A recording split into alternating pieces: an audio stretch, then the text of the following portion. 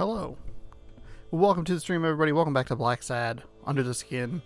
Picking up where we left off yesterday. We are doing some stuff, you know? That's what you do. In Blacksad, Under the Skin, you're solving a murder. Murder. I've been thinking about that joke all day. Everybody's having accidents. What? Good afternoon. Happy Sunday. It snowed here in the inland Pacific Northwest. And I walked around it in a bunch today. And there was something going on in the Kool-Aid with the children. Because I went to Best Buy and a little kid had a meltdown at like 10:30 at Best Buy because she didn't get to go in the toy aisle. And then I heard another parent. I overheard another parent. Neil's apartment? I told you, I'm on your side. Go ahead, search the place. I'll wait down here. When you're done, maybe you'll change your mind and share your findings with me. Or not. It's your call, Mr. Blacksad. I'll make sure you're suitably compensated. Wilson, come here. That sound was way off. And then as I was leaving Best Buy and going to Target, I heard a parent yell at their child, "Oh, because it's just all about you, isn't it?" And I was like, oh my god, something is going wrong here. Anyway, it was very exciting. Welcome back to Blacksad. We are in someone's apartment. Hang on, gotta get the controls back down. Let's see. We are in Bobby Yale's apartment.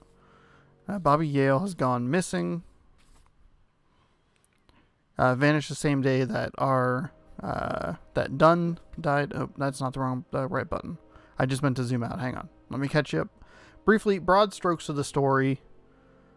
We are playing as John Blacksad, a detective, a private investigator, who is searching, detectiving about the mystery of Joe Dunn, who was originally ruled as hanging himself, but we've come to the conclusion that it was not. He was killed. On the same day that Joe Dunn died, Bobby Yale went into hiding. Bobby Yale was supposed to fight somebody. Let me see if I can come up with a name here. Shoot, this is what I was worried about.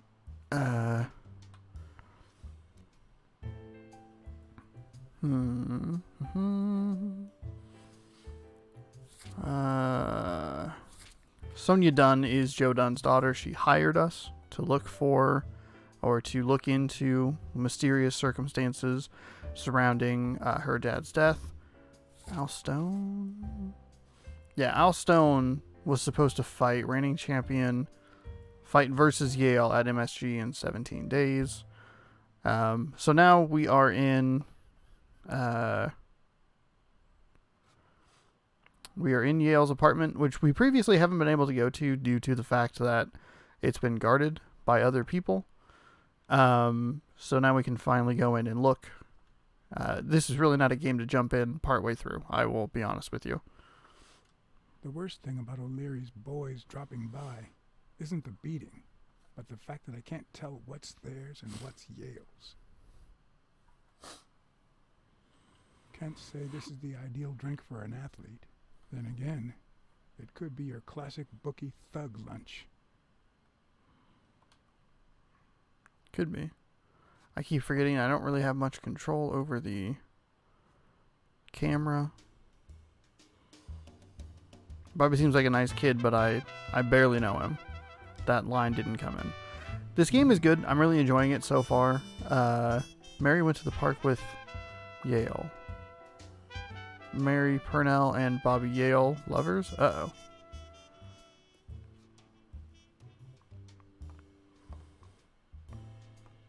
Wait, that doesn't make sense.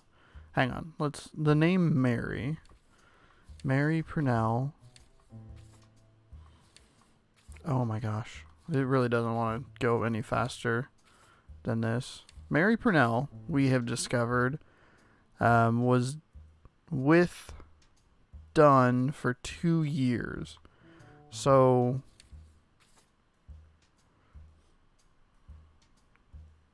let's see. Says he's an ally. This is the most recent turn. I almost said interesting, but I didn't mean it. We're now working with O'Leary here, kind of. He says he's an ally. Like, we kind of have that mutual interest. I'm a detective, supposed to be on the correct side of the law. He's a bookmaker. He's a criminal. But we have a common interest, common goal. We have Weekly, Frank Cassidy. So Mary Purnell.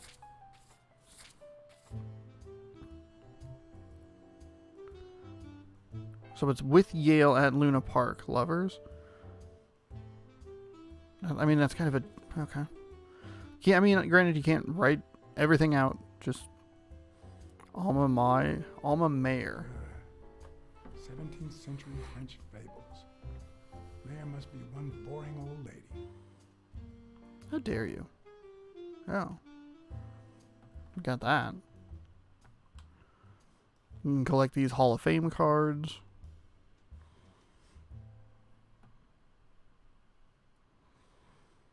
This doesn't load very well. So while I'm enjoying the game, it is technically not great. A lot of loading screens, a lot of long loading screens. Doesn't run at like it consistently could, like frame rate.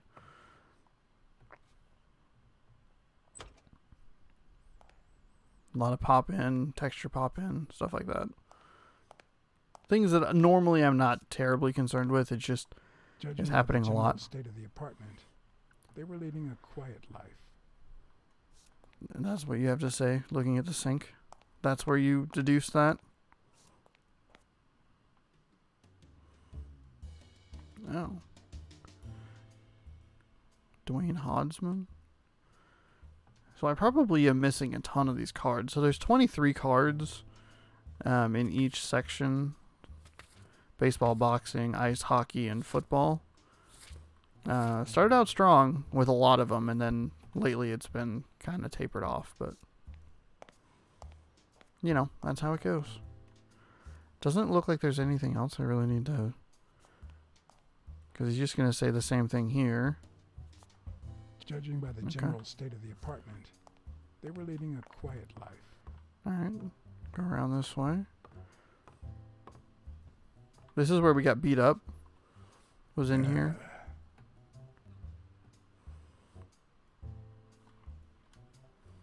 Yep, got a card. Do-do, do-do, do. Do, do, do.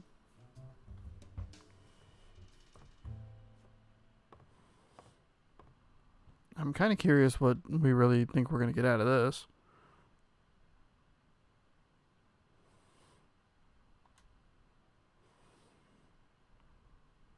My goodness. Why are there so many, like, just scraps of cards around here?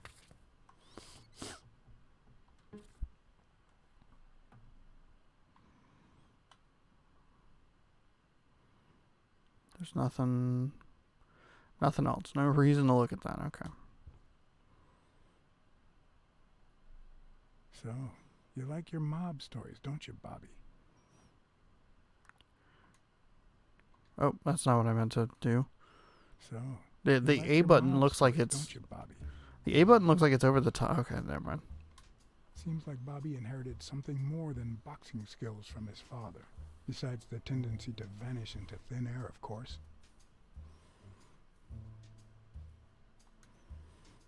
Nice chain.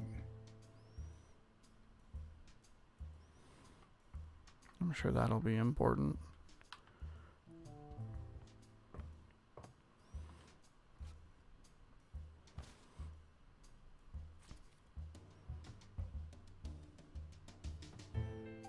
Evan Arias, complete Copy poems. 1 of 3. Do you know any of his relatives? His father, Abenarius. Avenarius? The boxer poet? Didn't he disappear 20 years ago?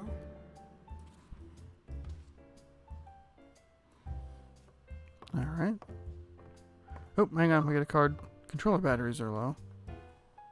Shoot, I don't have a thing to plug it in. Darn it.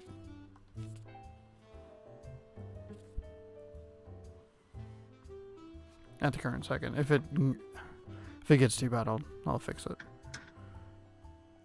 would you want such a big closet for so few clothes? Someone took the clothes? That's what I would guess. Unless someone emptied it recently.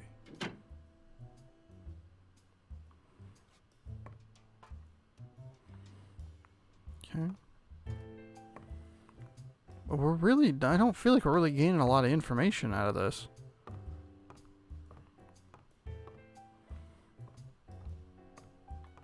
Maybe that's kind of what the situation is like, oh shit, it's her scarf. I'm not sure how Yale's love of pickles will help me crack the case, but it's good to know. Eat the pickles.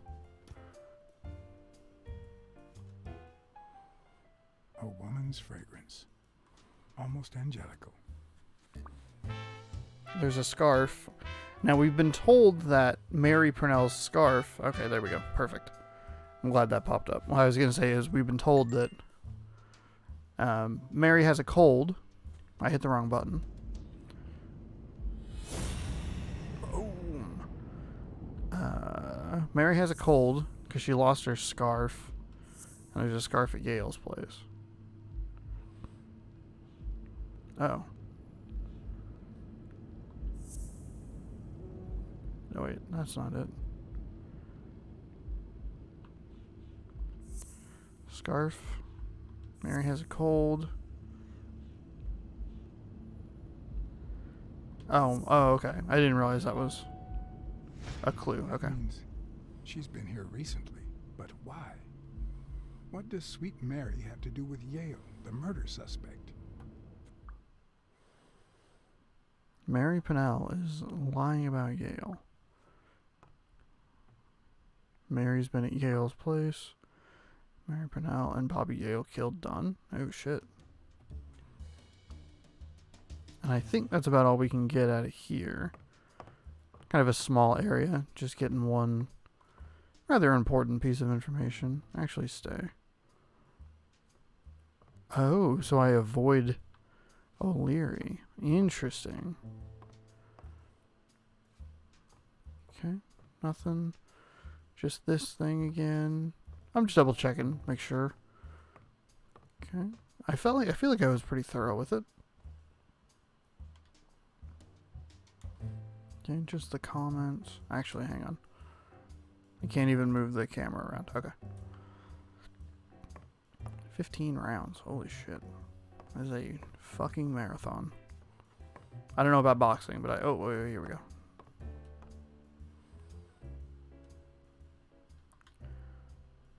With people like O'Leary, you just never know. I didn't want to put Mary at risk. Why not take her a little something instead?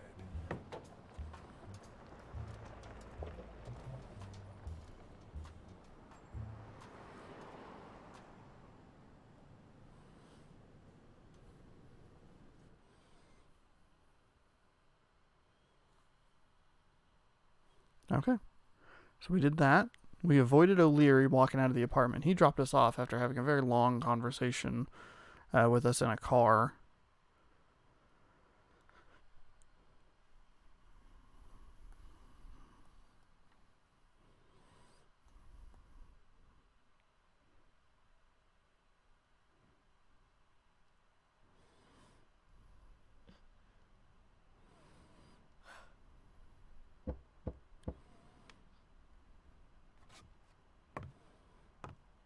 I've never trusted angels.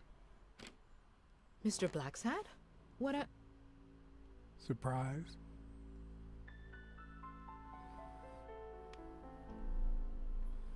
When they fall, they turn into demons. Joey told me he was going to spend the afternoon painting the gym and that Bobby would be fixing something up on the roof. So, after I found the body and called the police, I went to Bobby's place, but he wasn't there. How did you open the door to his apartment? I think it was already open. Everything is so confusing. I'm sorry, Mr. Blacksad.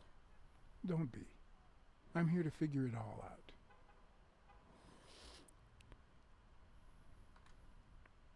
What's your relationship with Bobby Yale? He was like a son to Joey, and we were about to get married, so, you know. Okay, I think it's time to set things straight. Oh boy. I know you were cheating on Dunn with Yale. Or was it the other way around? No. How can you even think of something like that? How can you convince me otherwise?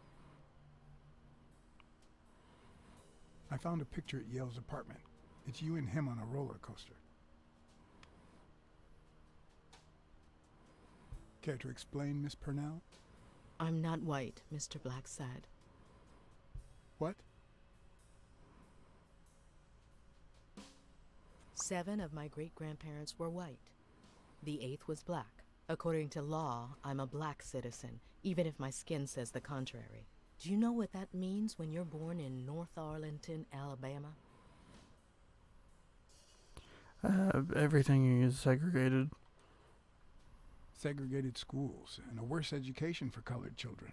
We even have different water fountains, for God's sake. The separate but equal doctrine and all that. That damn nonsense. And all the lies. That's why I moved here. No one knows what color my great-grandparents were. I completely understand. I completely understand you, Mary. Just think if you were also a woman. He's my nephew, Mr. Blacksad.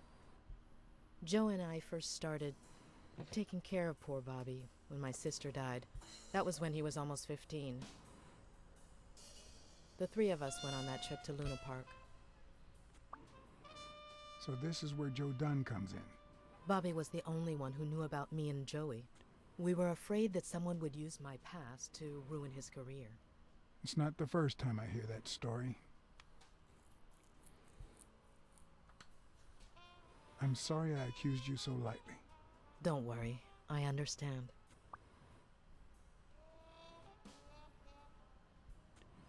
Okay, so let's do this. We have cat O-vision here. We have senses that we can use. What's happening here?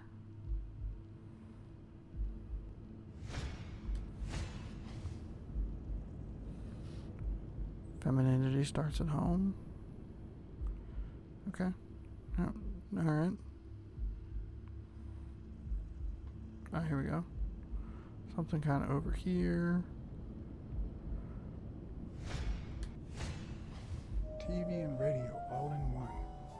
Where will these mad times lead us? Oh, we're going to play video games as a detective cat. It's going to blow your mind there, Blacksad.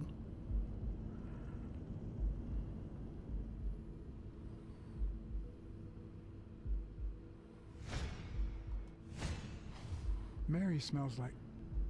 Actually, the whole room smells like a pie fresh out of the oven. So I can't identify any other fragrances. Alright, where is it?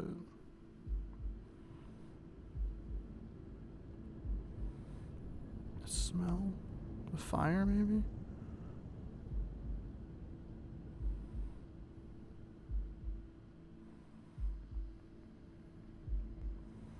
Oh, there's an arrow. Around here. Fresh out of the oven. The whole room smells like pie.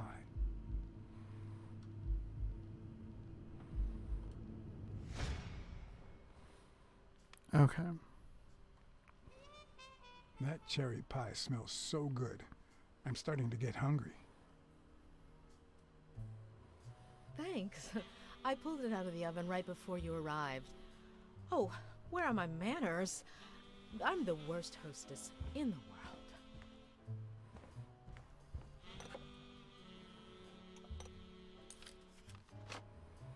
Let me go get a knife from the kitchen. She's gonna stab me. She can be like, how dare you accuse me? You son And of you a must be bitch. thirsty. Let me see. OJ, coffee.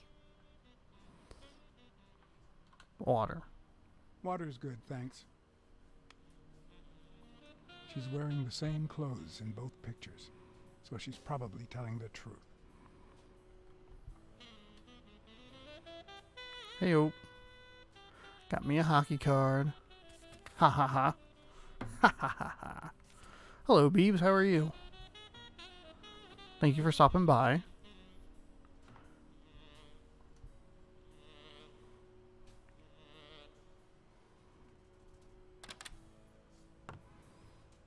Oh, wait, what? We got up? I didn't want to go in her room. She's getting you a pie, and this is how you repay her, by snooping around?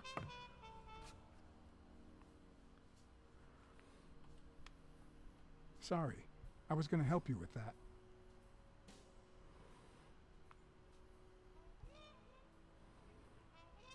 Wait, why'd that fade to black?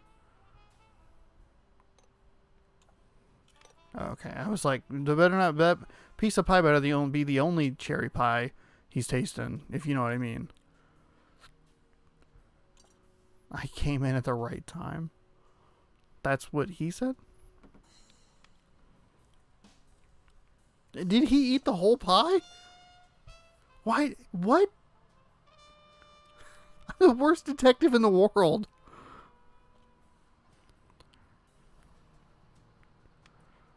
I don't think I should ask her about the queen size in the bedroom. That sounds like such a bad... I noticed while I was rummaging around your house while you were getting me this pie that I ate literally all of. God damn it, Blacksad. You should open a bakery and sell these pies. Thanks. Joey used to say the same thing. Where's Bobby Yale? I couldn't help but notice a queen-size bed in the room. You what? Sorry. I had to make sure Bobby Yale wasn't hiding in there. Oh, yeah, sure. Joey bought this place. It was going to be our home after the wedding. I left my apartment and moved in so I could save some money. If he had left his own apartment and moved in, you could have saved twice the money. I'm no hooker, Mr. Blacksad. Okay, that was a bit of a jump, Mary. That is not what I was referring to. Your literal cherry pie was the only thing I was talking about.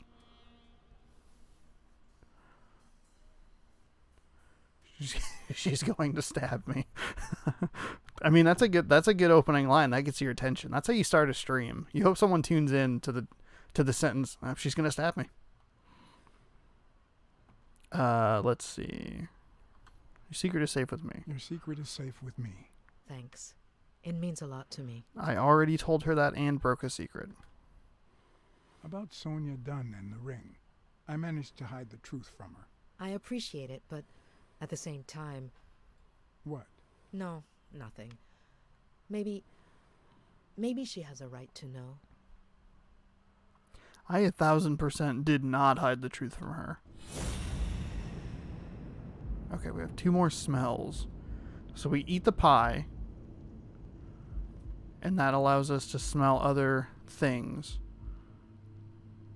So it must be on her, I would guess. Now that there's almost no pie left, the scent has also disappeared. Interesting. Now Mary smells like a huge dog. You were the Mary, worst. when are you going to stop lying? I know your nephew is here. I can smell him. What? No. I already told you I don't know where he is. Stop playing around and tell me. Where is he? You can search the whole house if you want. Go ahead. He's not here.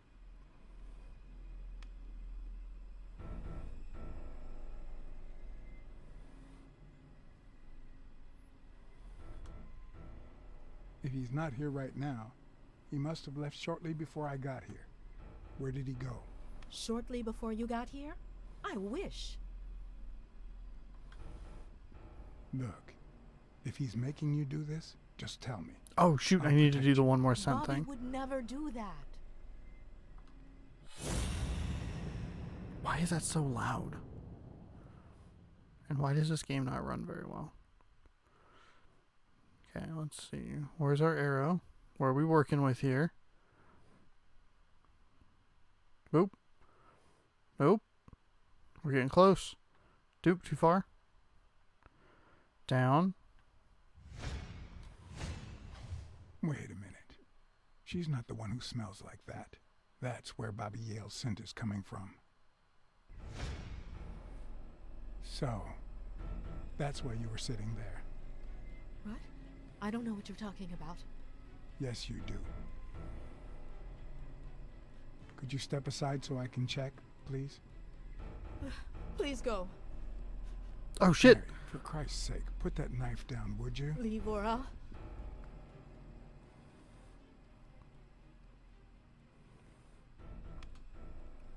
Mary, please, calm down. That was the wrong thing to say. I mean it. I don't want to hurt you. Leave her alone! Ow.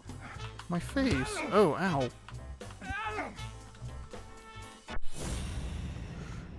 What? What am I doing here? This seems like an inconvenient time to do this. Oh, there we go. What? What?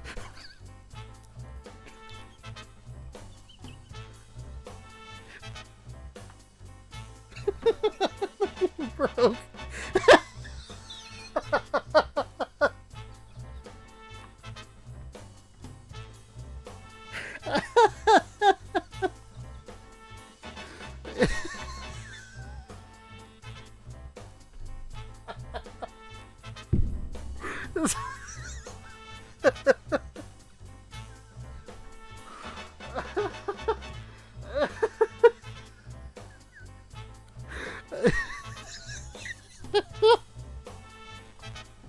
Oh my god. They just keep blinking at each other. Something intense is supposed to be happening right now and everything's just broken. What? When his eyes blink, his ears move.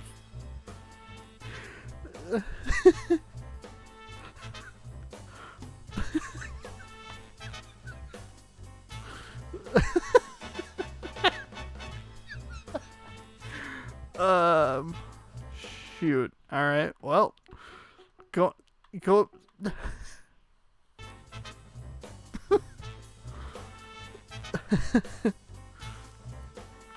Something is supposed to be happening here. I zoomed in to like look at the thing. I'm assuming that I'm supposed to grab it, but maybe I ran out of time or something.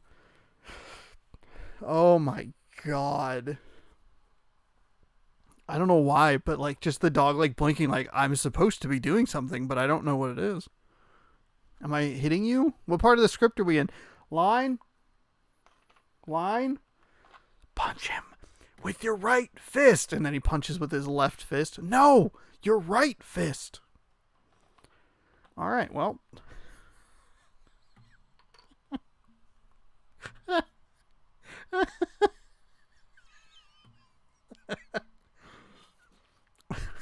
Everything froze except for the eyes.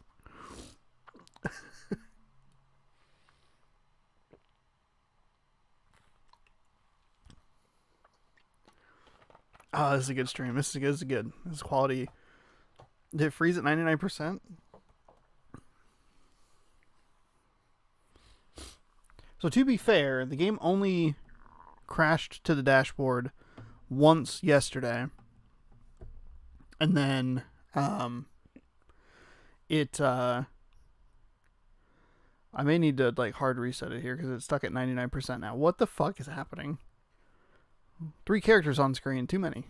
But it did like soft lock weirdly. It didn't load stuff in correctly. There's no reason it should be stuck at 99 like this. So let's do this. We'll go ahead and we'll just quit all the way out. And we'll restart. And while that's restarting, I need to plug my controller in. So give me just 1 second here.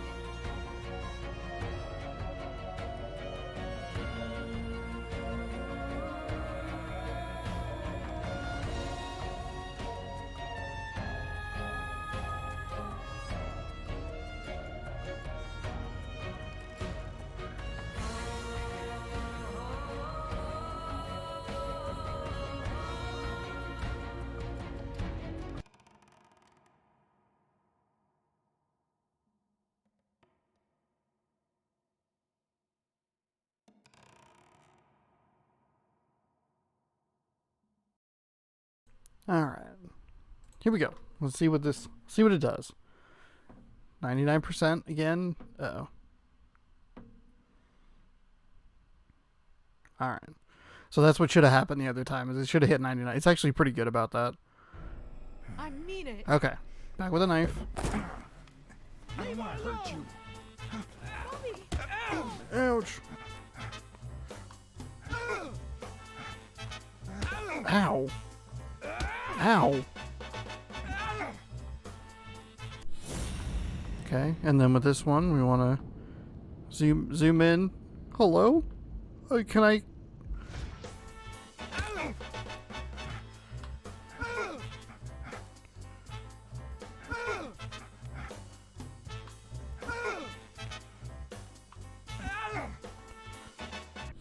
Did it break in a different way? Game. Oh, for the love of God. Are you fucking serious? It's broken in a different way. It loaded incorrectly and the frame that it needs to hit is off. So here's what you're supposed to do. 1, 2, like this. I need to be able to go lower. Because the arrow is down at the bottom. It's in the bottom, like that left area.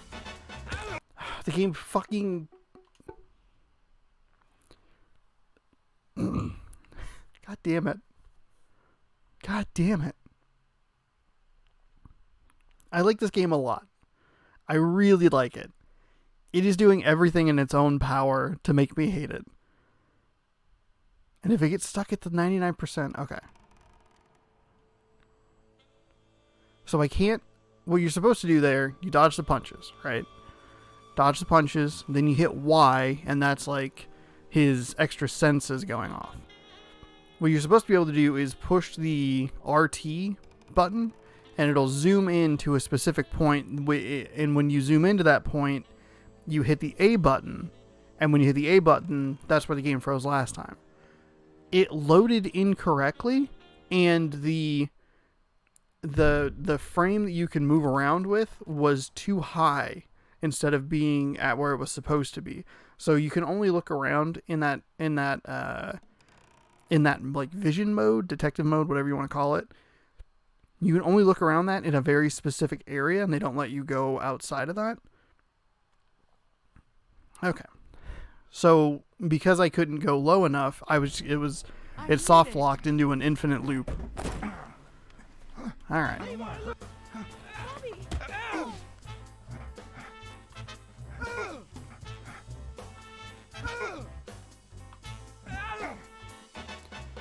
Okay. It's still too high. It's still too high. Oh my God, game. Are you fucking serious? So it needs to be low. Yeah, I can't get it. I can't get it.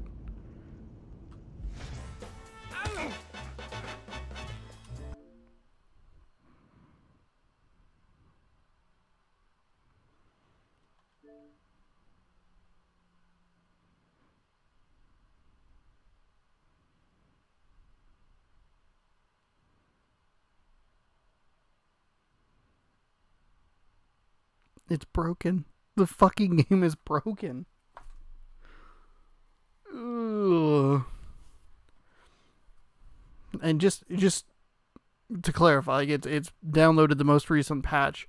So what's weird about this game, I mentioned it yesterday, but what's weird about this particular game is it actually got released too early. Somebody hit like a wrong button on the Xbox store, and instead of getting released in December, it ended up getting released in November without the day one patch. Try zooming above towards the table, then move down. Okay, I can try that. I'm gonna give it one more reload and see if that fixes the problem. I hope this fixes the problem, because otherwise the game is soft locked, and I might have to redo a section. This is inconvenient.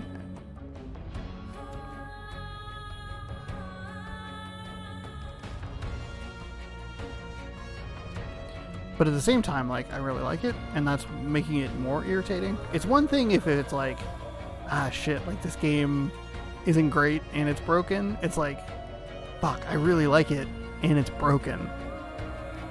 So what I might be able to do is I might be able to go back to the restart of the chapter, and then from there I just have to redo some dialogue options, and then get to that point and hope that it loads in correctly. Because the thing is that it actually did what it was supposed to do the first time, except when I hit the A button, I think when I hit the A button, the timer in the corner, I think the only thing I'm covering up is there's a little timer that you have to do it in.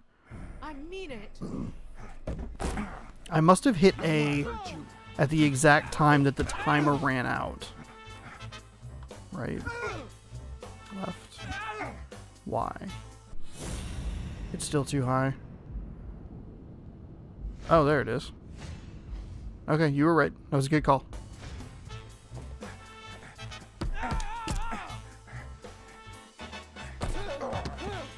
You were right. Good call. Excellent call on that. Textures didn't load in correctly.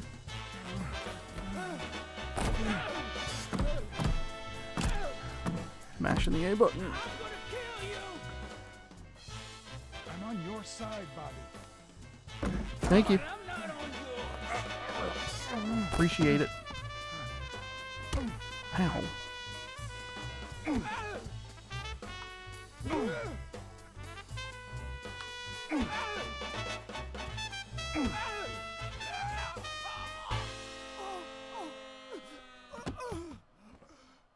Is he done already?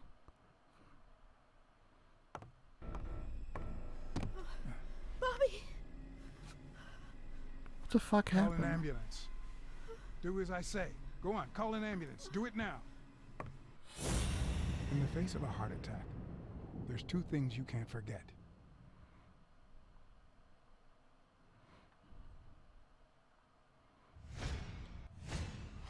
One, stay calm. Two, 1 chest compression per second. 1 Mississippi. Oops. 2 Mississippi. 3 Mississippi. 4 Mississippi. 5 Mississippi. 6 Mississippi. Bobby. Oh, Bobby. Thank you. I got an achievement. Take my 3rd beating. Bobby. Thank you.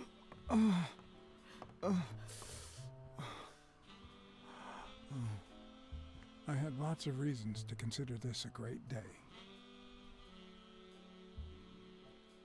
I had investigated a suicide case. I had discovered that, in truth, we were dealing with a murder. I had found and captured the prime suspect. And I had saved a life.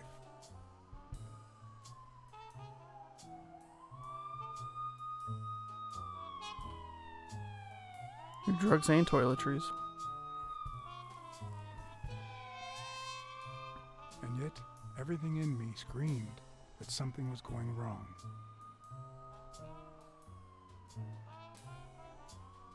Terribly wrong.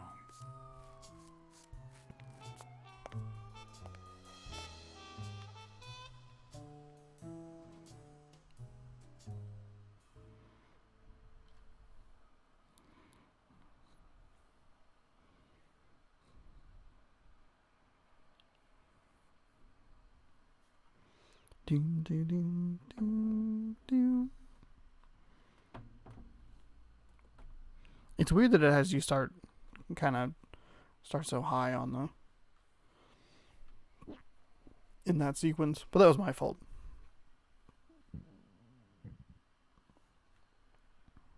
Shout out to the Beebs.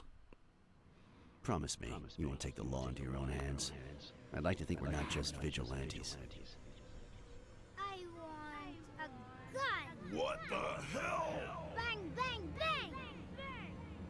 A fair amount of violence, extortion, and casualty.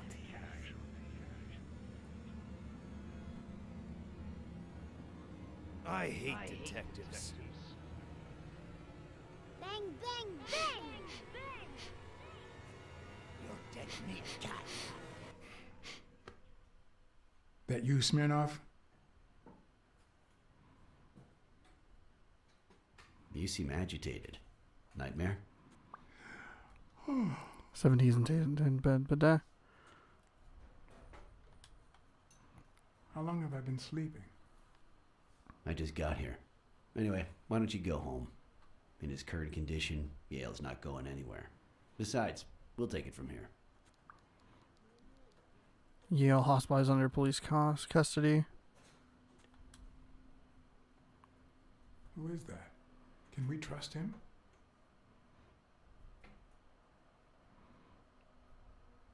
I know how to pick my men, John. You? I'm not so sure. I asked you not to get involved, or at least give me a heads up.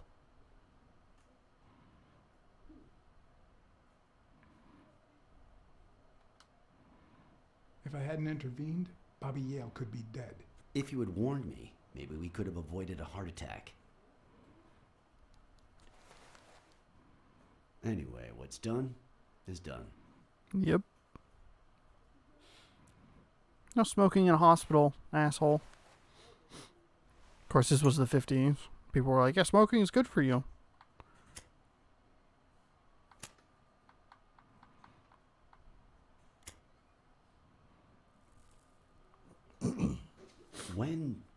When exactly did you realize that he killed Dunn?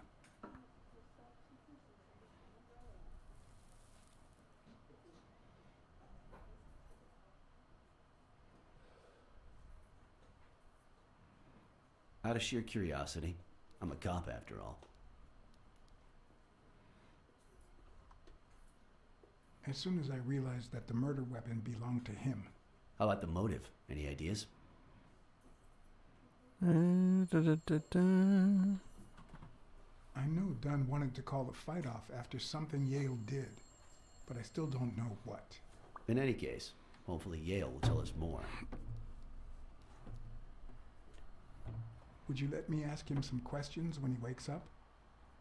I know you will, with or without my permission, so I'd rather not feel betrayed. In exchange, drop by the station when you can. Your investigation could really help my men. Who, by the way, must be waiting for me to interrogate Mary Purnell. Boy, she was hard to pry from Yale's side. She's been through a lot in the past days. Be nice to her. Of course. In spite of it all, we're not just vigilantes. Tried to And as protect for her. you, go get some rest. God knows you need it. I will. Thanks for the advice. Tell the nurses to look at that face of yours. You look like a film detective in his last scene. I'm afraid this film isn't over yet. For You your didn't have any sake, control over that there, don't be John. wrong. You're in charge now, officer. Okay. I'll send you relief in 6 hours. Understood? Doctor, Who are? Oh, detective. Congratulations. You fared pretty well against that kid. Better than most would have. Now, if you'll excuse me. I got lucky. Yeah, he had a let's heart just attack. say I got lucky. It's like, thank God that guy had a heart attack. Whoop. Whoa. We, as a society, simply don't trust reptiles. But that's not the real problem. The real problem is our extended belief that there's logic to that distrust, that it's natural and well-founded.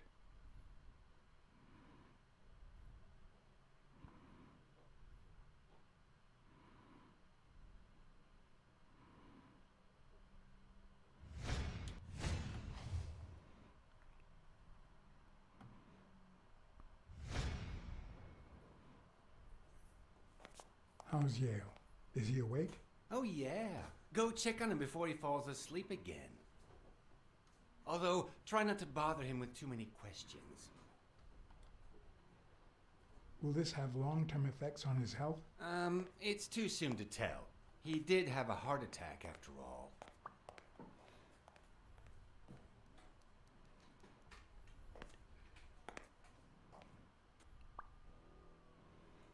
Dr. Palmer suggests that Yale rest after his heart attack. Yeah, I don't think that's a clue. John's writing everything down. Go away. They say that vitamin I C don't is good wanna for see you. The doctor told me to sleep. I rarely get to interrogate a suspect with his guard down in a place as quiet as this. Getting the chance to study his body language with no distractions is a rare gift.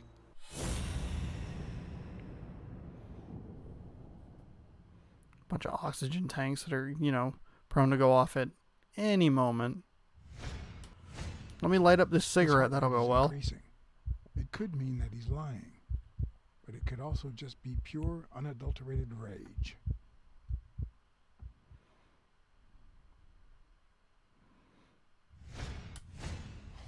He's clenching his fist, a sign of contained anger. Well, he's a probable murderer there, Blacksad. Seems upset about something. I don't think he likes me. He writes that down in his book. He's looking straight at me. If he couldn't hold my stare, I'd think he's lying. But that's not the case. Clenched fist, fast heart rate, fixed stare. He feels some genuine rage towards me. I'm sorry you don't want to see me, but I saved your life, son. Maybe my aunt feels gratitude. I certainly don't. Luckily, I just got my medication. I'll be snoozing soon. Ooh, I like this All right, aspect of it. I'll just cut to the chase.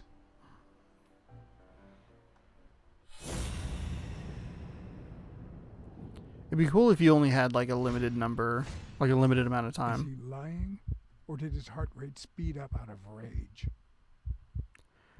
Oh, so you can probably look at the... Oh, okay, this Can't is look me neat. in the eye. I'd say he's lying. Okay, so we're kind of getting a general idea of what he looks like now. Is he holding back his rage? So his heart rate's slightly elevated. Who killed Joe Dunn? What? Are you trying to confuse me? Joe hanged himself. Okay, so then we can look. We'll take a look. We should have the same... Oh, we don't. Why is his heart rate skyrocketing? So he might be lying about that. Is he being honest? And it kind of has the same LA Noire rules of if they aren't looking at you. He seems about to burst into tears. Is he angry or sad? Okay, so his facial expression has changed. Dunn was too short. I mean, all of these are good. The murder weapon was yours. That's what I want to go with. I know the murder weapon was yours. What? The rope? I don't get it. What weapon do you mean? Don't play with me, boy. The chest expander. An expander? I've never had one of those. Oh, so we can... Okay, so we can look, ask a question. Okay. It slowed down a bit. Is he saying the truth, or is he falling asleep? I mean, the evidence could have been planted on him.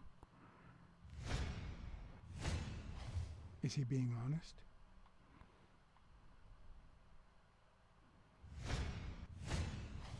He's holding my gaze. He's not lying. Okay, so he's never owned a chest compressor. Dunn was too short to hang himself with that rope. So, it's true? He was murdered. All right. Let's just say that I believe you.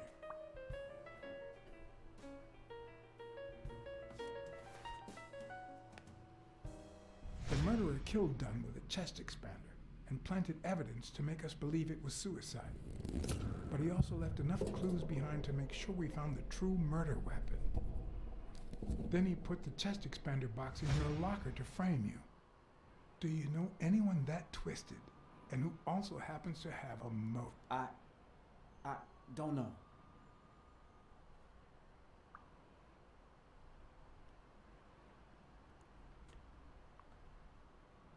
What about Sonia Dunn? Sonia? I doubt it. She's odd, but she's his daughter. I've seen worse, believe me. And she also would have a lot to gain from her dad dying. Desmond O'Leary certainly seems twisted enough. Did he have anything against Dunn? I'm not sure if they knew each other. At least not in person. About a month ago, Joe kicked one of O'Leary's men out of the gym. He was trying to give a business card to... Jake Ostione. Yeah, exactly. Did Jake tell you about that? Something like that.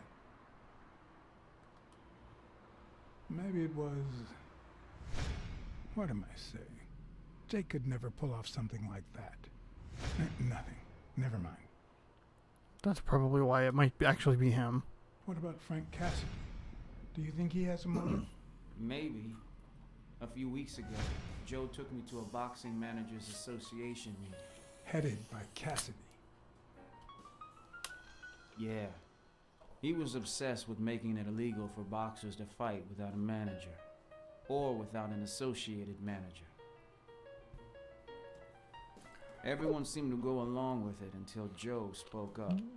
He said that would lower us to mob status. That Cassidy had founded the association just to make money by monopolizing the sport. Interesting angle. That made others think twice. And Cassidy ended up empty-handed. Poor Cassidy. Blacksad. I think I owe you an, You know, my father disappeared when I was 6, right after winning a fight. We never heard from him again. Do you know what that does to a kid? Who knows where I'd be if Joe Dunn hadn't been in my life. Even when I lost my way and put a gun to his head years later, he still took me under his wing and managed to steer me in the right direction. And now that he's gone, you're risking your life to find his murderer. Thanks.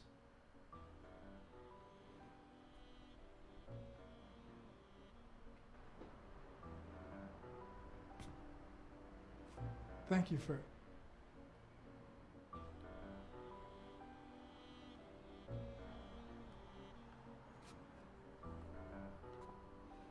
There's a baseball The number card. of cigarette butts is inversely proportional to my hours of sleep. Ah, damn. Yeah, give me them Hall of Fame cards. Didn't read that I pushed the button.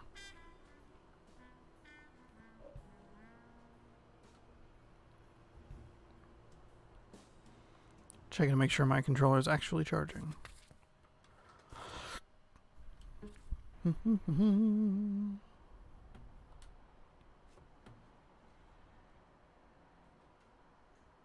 Uh-oh.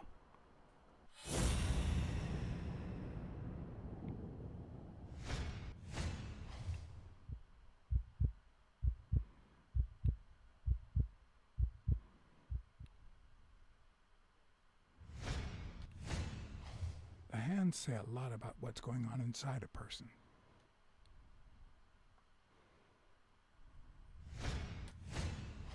Is that eye movement normal? Oh shit. Should we check his like thing? What if He someone... seems restless. Should I tell someone? Yes. Who can I tell?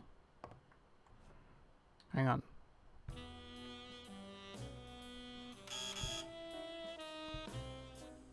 Oh shoot, I think there was something under there. See, there's no fever whatsoever. He must be having a nightmare. Are you sure? Wouldn't you have nightmares too after what he went through yesterday? I know I sure wouldn't sleep. I have nightmares myself, but those go way back. Oh, the poor thing. Do you know what my nightmare is? It's that witch I have to work with. Oh, good thing she's got trauma surgery at 12:30, but I wish it were a little sooner, you know? Anyway, thank you for letting me know. And for bringing him in. You don't know how excited I am to be involved in a criminal case. It might not be important, but I need to take a look at his medical report.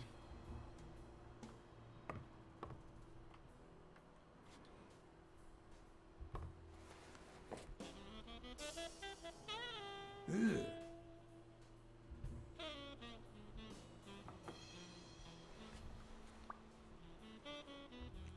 Yale's shoes smell like a dead man. I need to take a look at his medical report.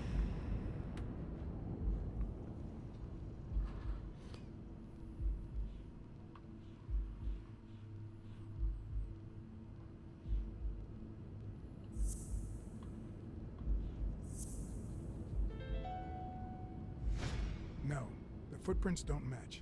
If Yale killed Dunn, he did it without stepping in the paint or in different shoes.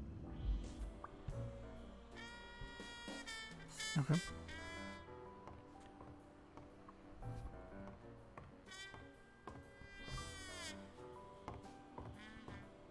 Well, cool. That one finally gets erased off of our...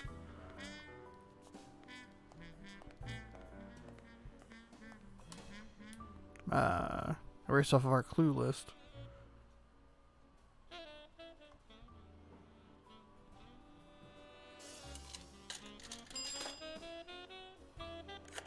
Red Apple Cigarettes has to be a reference to Tarantino. Dunn's Jim. Sheikh Ostiambi speaking. Jake, it's Blacksad. I just wanted to... I have work to do, John. Call you later. Ronald, get on that ring. Okay. Oh, I can, you know what I can do? I can call weekly. See if he has anything. I keep forgetting that I sent him on a mission.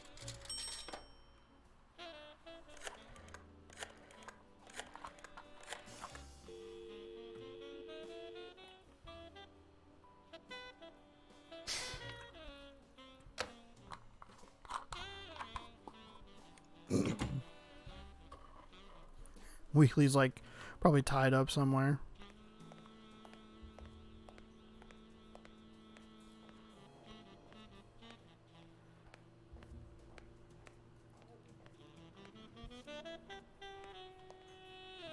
Hi. You're awake, handsome? Hell yes, I am. How are you doing today?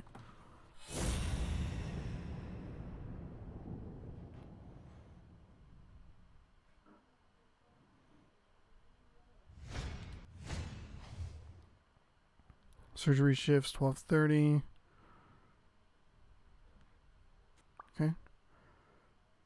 Well, we knew that. That's not really a clue because we already...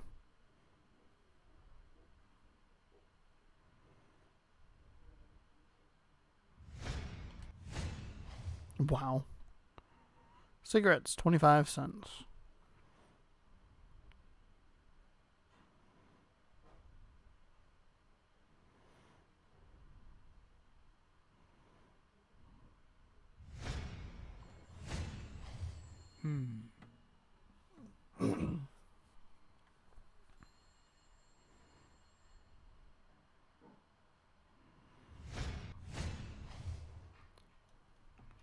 Okay.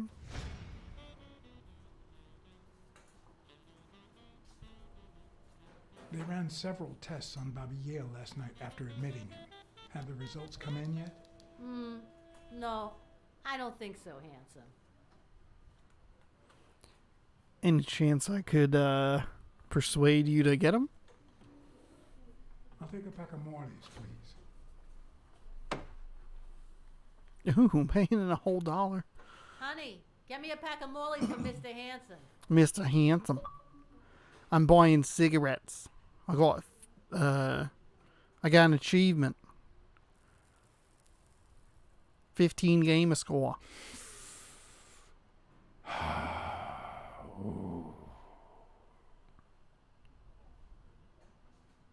I won't be able to read Yale's medical report if she's around. New clues allowed a deduction. Okay.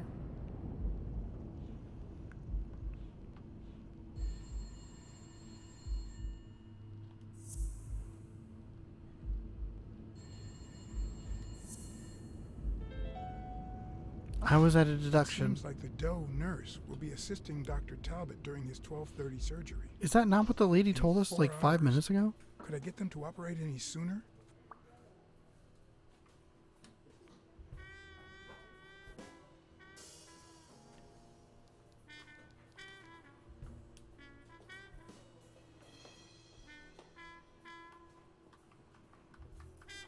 Okay.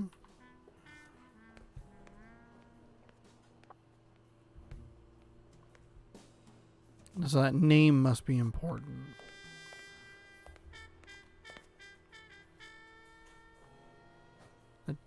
What?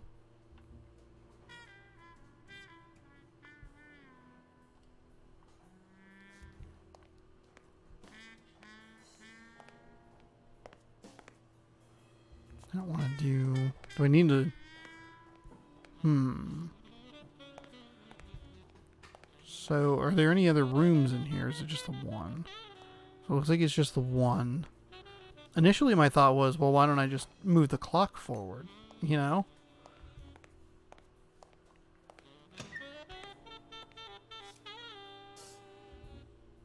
Jerry Highfield. Long time no see.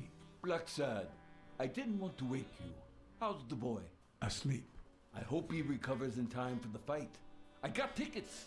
Although between you and me, he doesn't stand a chance. It'll be a fun bout, nonetheless. Not like this. God, this is...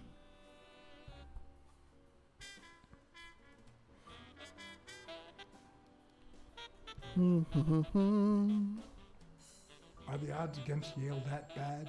The boy's talented, don't get me wrong. But stone is stone, you know? I bet half my pay, but you know, no vice for me. You say you've got a good job, and yet you're bored. Well, it's just a figure of speech, really. I like my job. Is it boring? Yes, but I can entertain myself with a good fight or a football game. Well, watching them, that is. You want to smoke? Don't smoke or drink. No vice for me. Smoking's dirty. Alcohol goes straight to your head. And women, they're all just mean. Well, What? everyone except mine.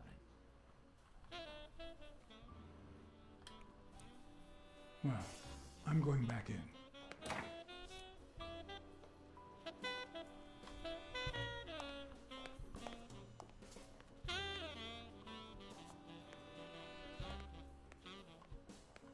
That's a card. Give me. Card.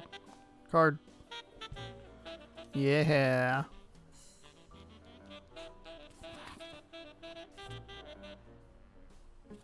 So who are they operating on?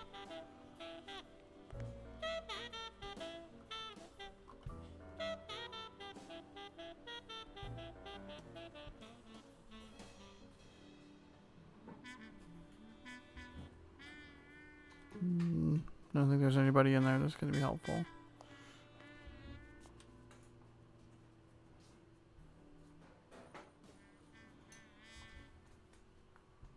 Come on. You've got Yale's report on the table. I can see it.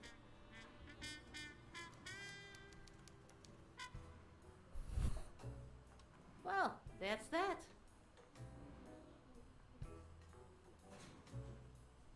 Ooh, yeah, how about a date? What if you show me Yale's report and I buy you dinner? You're handsome, all right. But I'm not stupid. I won't be able to read Yale's medical report if she's around.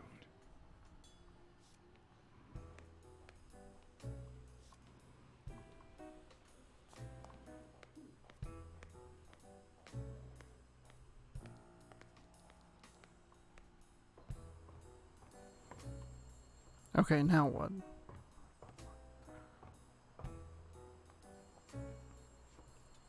need to get my hands on his test results. Okay. There's not really a whole lot I can do. I'm kind of trapped in this area. It's actually something I like about this game is all the sections that you have to look around are actually quite small. I won't be able to read Yale's medical report if she's around.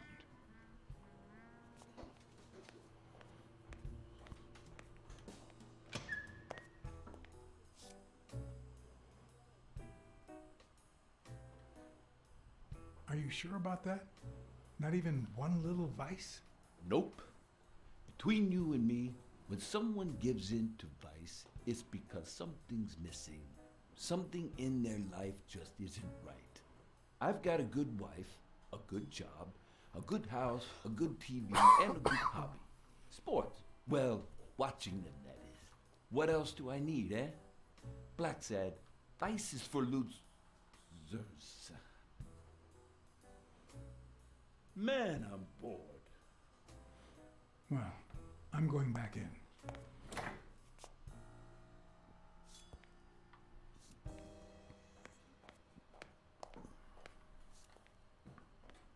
Wait, no, he left. Okay.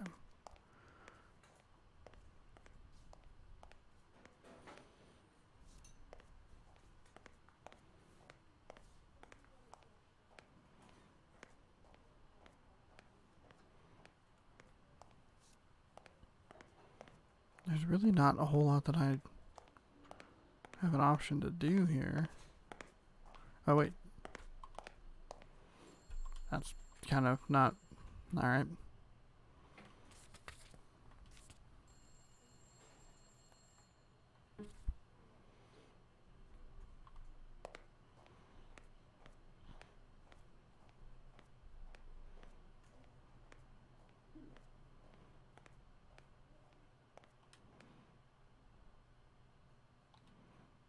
Oh, okay.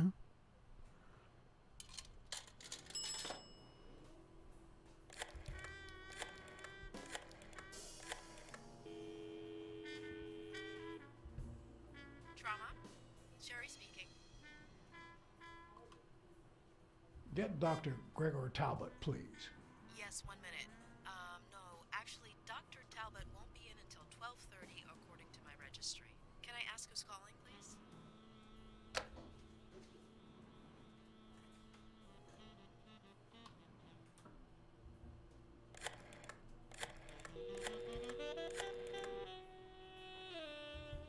Sherry, this is Dr. Talbot. We have to reschedule the 12:30 procedure. I want everyone in the operating room in 5 minutes. If anyone gives you any grief, tell them it's a matter of life or death. Understood?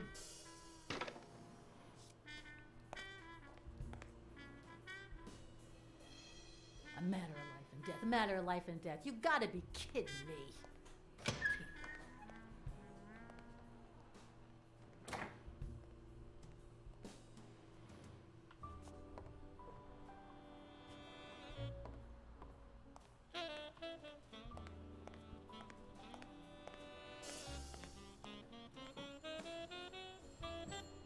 All right, now.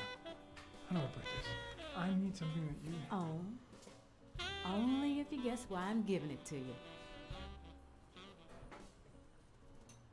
Because you want to help a criminal investigation. You want to help me solve a criminal investigation. Well, aren't you smart? Hell yeah. But be quick about it. You hear me, huh? If that witch comes back.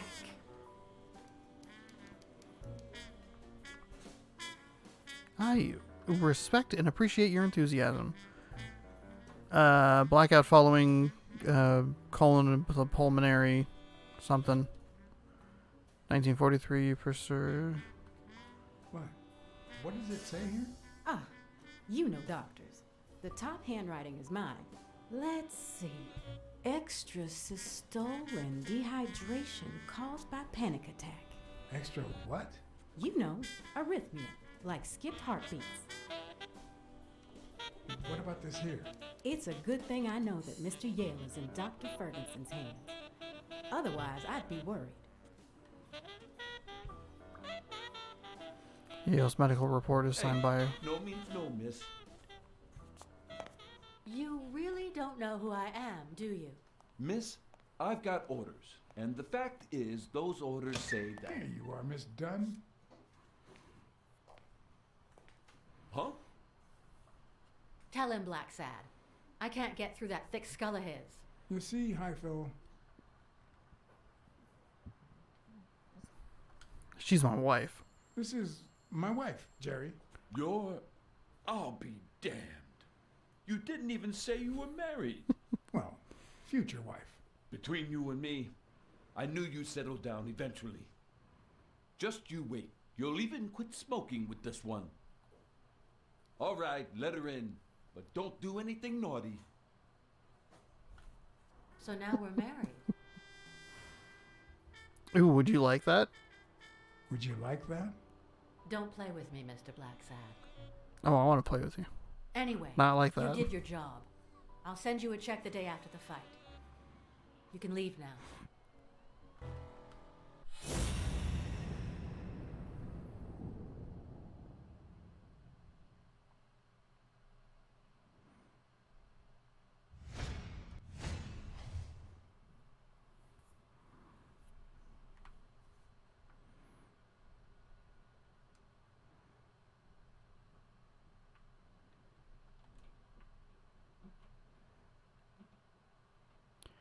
She's pulling out a gun, Blacksad. Huh, no. She's gonna do something stupid. Sonia, don't. He killed my father. You said so yourself.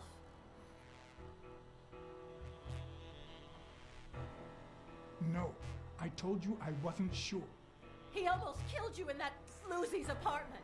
How could he not be guilty?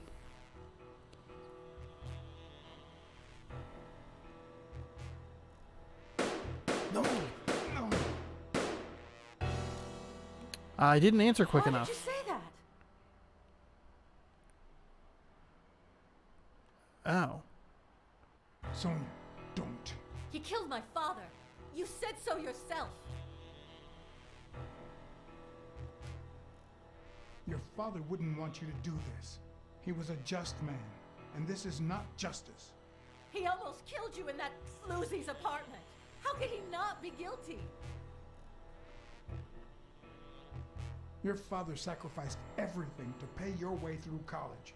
If you do this, you'll destroy the future your father wanted you to have. Shut up. None of that matters. How could he not be guilty?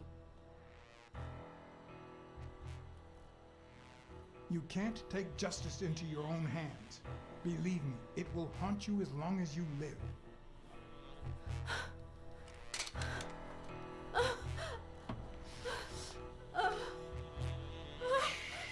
It's okay. It's okay. Sonya Dunn versus Hug. I gotta hug my wife.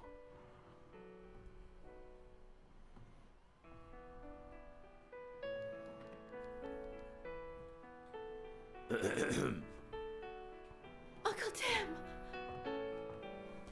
Sweetie, I came back from Los Angeles as soon as I could. I told you not to rush back. Come on now, honey. Aren't you going to introduce me to your friend? No, this is John Blacksad, the detective who found Bobby. Oh, so this is strictly professional. I thought... No, Uncle Tim, don't be silly. Come on, we'd better let him rest.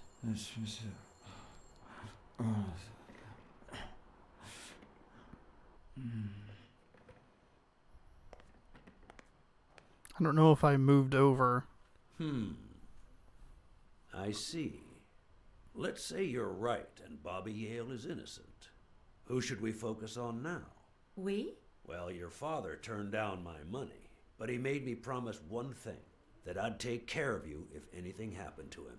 But I can... I know you're perfectly capable of managing that gym on your own, but we don't even know if he'll be ready to fight Stone. Besides, someone seems really invested in stopping that fight, and someone has to pay Mr. Blacksad to get to the bottom of all this. Please, talk some sense into her.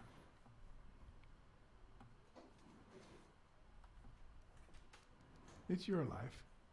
As much as you love your uncle, it's up to you to decide whether you want his help or not. Blacksad, I was just starting to like you.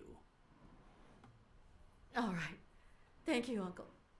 Thank you so All much. right, stop crying or you'll ruin your makeup, honey.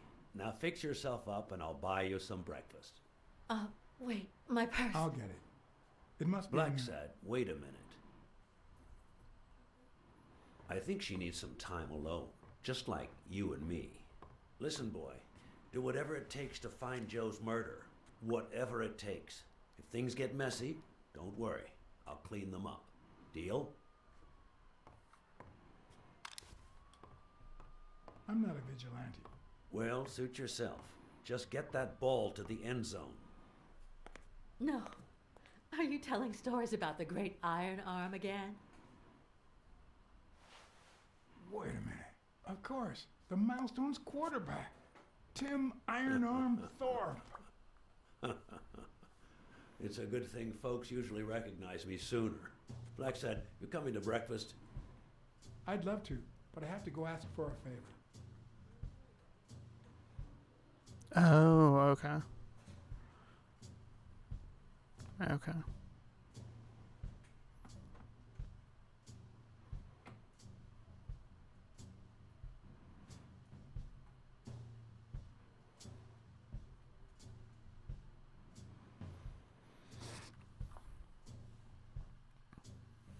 That's right. Because he really wouldn't let my wife through. Ooh, clues, new deduction.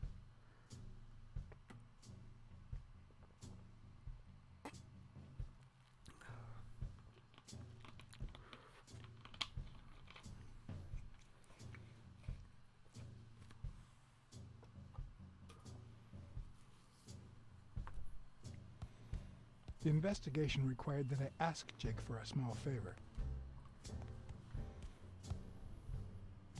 Or demand it, if worse came to worst.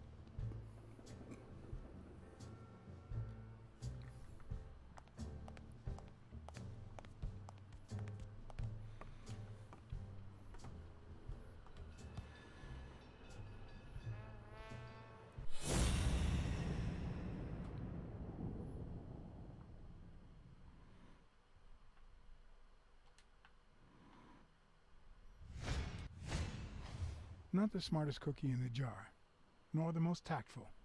But do I trust him? No. Do I consider him a friend? Yes.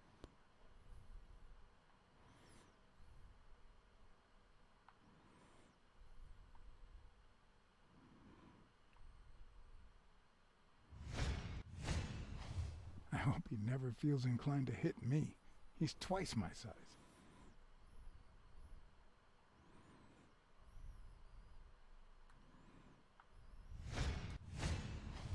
He's been training with those same shorts for who knows how long.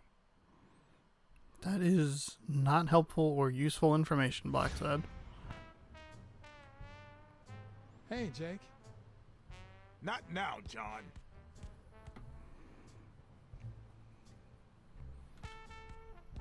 Hey, Jake. Damn it! Wait a minute. That's fine. We'll just deduce something. Alright, what do we have here?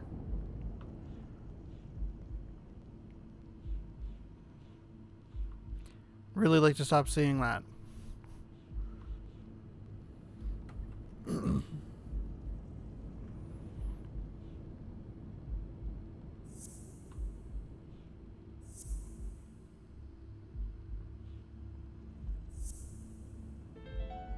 Oh, that went surprisingly well. That lizard isn't Yale's doctor.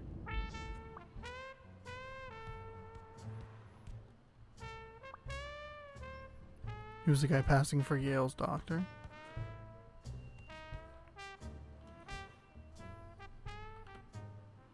Hey, hi. Hey, focus, will you?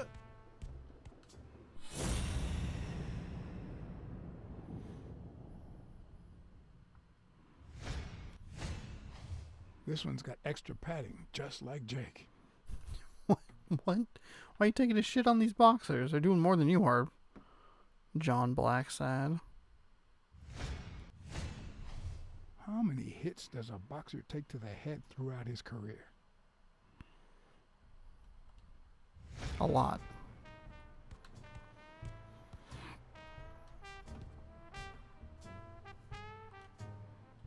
Hey, Jake. Damn it! Wait a minute. Hey, Jake. I said not now. Hey, Jake. Damn it! Wait a minute. So I just like hang out?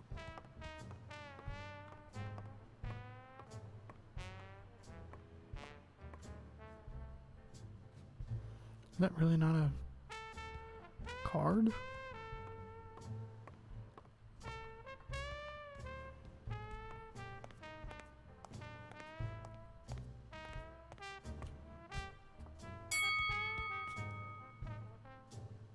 All right, that's enough. Take 5. Go on.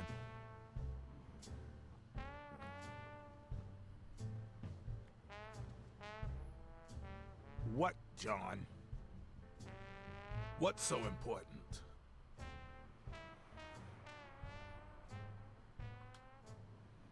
Why are you coaching that guy? Oh, that's right. You don't know. Sonya asked me to run the gym. Well, at least the fun part. As soon as Bobby Yale's back on his feet, I'll turn him into a champ. I'll make him crush stone. Just you wait. What? Why are you looking at me like that?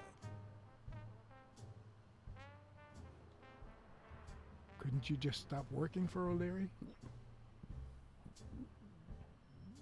Yeah, I guess I could. Could you tell me where O'Leary's headquarters are? What for? No. You could get me into trouble. No way.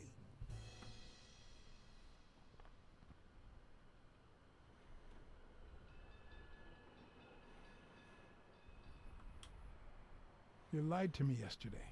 And being the good friend that I am, I kept your secret. You owe me. I don't think I'd keep protecting you if we weren't friends. Although, if we were friends, you wouldn't hesitate to help me. Tell me, Jake, are we friends or not? Damned cat. All right. O'Leary's hideout is in the basement of a Chinese restaurant. But I don't even know how to get in. Have you noticed anything strange about Sonya? I don't know. Yesterday she said she hated the gym. But it also seemed like she wanted to save the place. Do you get any of this? I sure don't.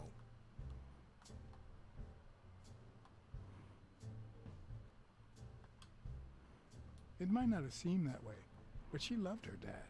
Believe me, I've got reasons to be certain. Well, I'll see you tonight. See you there. What? Ronald, the break's over. After 30 hours of work and several beatings, every bone in my body ached for a bed. Now it's my turn. So I went home to recharge. Because the night ahead was bound to be promising.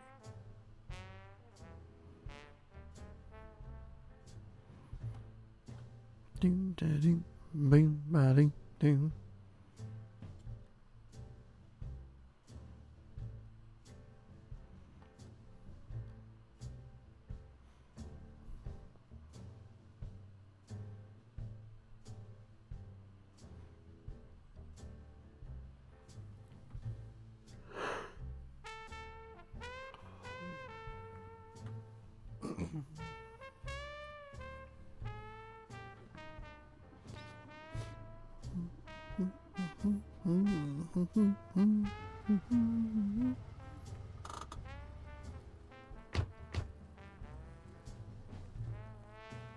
What do you know about that basement?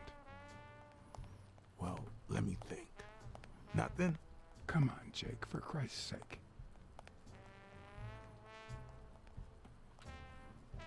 I'm running out of threats to get you talking, Jake. And frankly, I don't want things to get violent. I've come to get O'Leary several times, but they always make me wait in the dining room. One day it was so late that the restaurant was closed. They made me call from a payphone in that alley over there to let them know I was here. A few minutes later, O'Leary came out the back door, that red one there. All right. You stay by the payphone. Wait till I'm inside. If you see anyone, call the same number you did that one time. That got it? Screw you. A promising night indeed. At least my black eye healed in record time.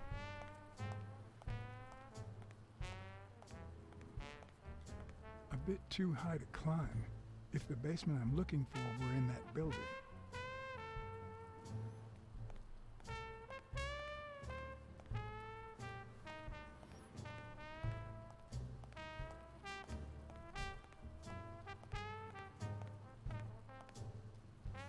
Nothing? Nothing over here?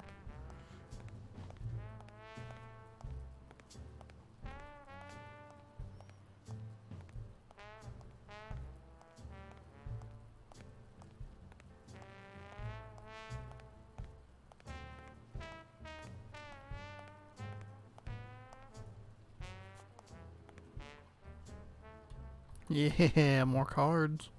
Hell yeah.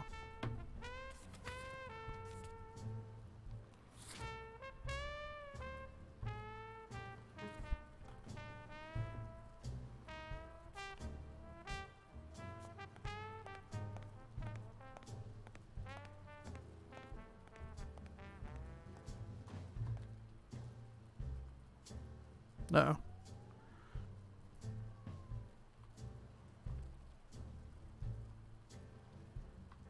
Game? Oh, there we go.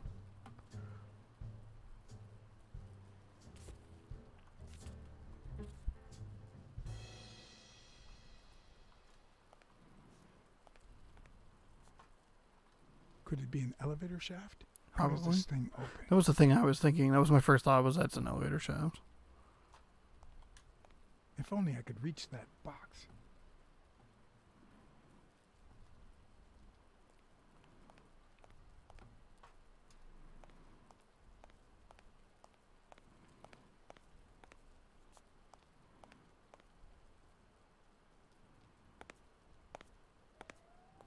What happened?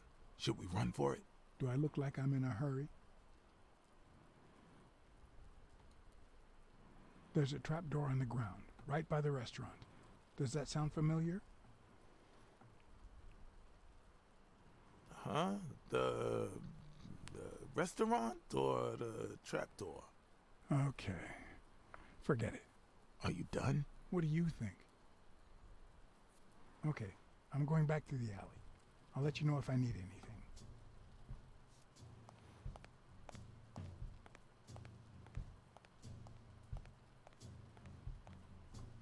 Oh, wait, here. This one.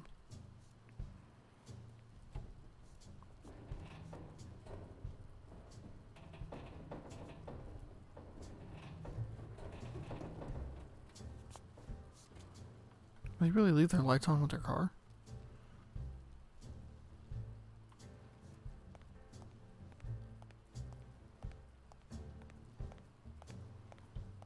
What's taking you so long?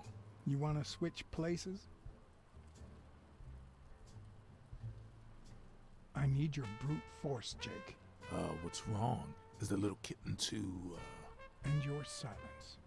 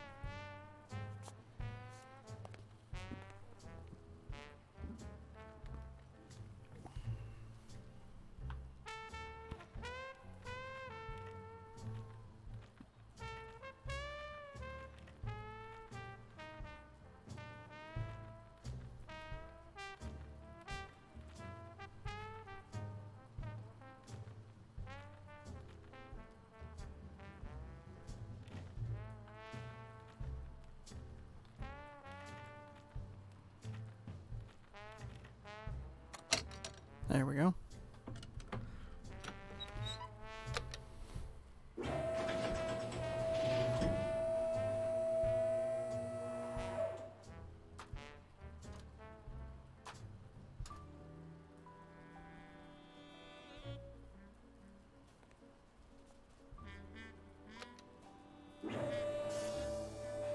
Alright, rip in peace, John Blacksad.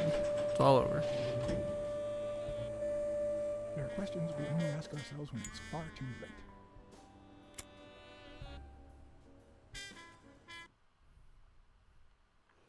Oh, timer. Find a source of light before the lighter runs out.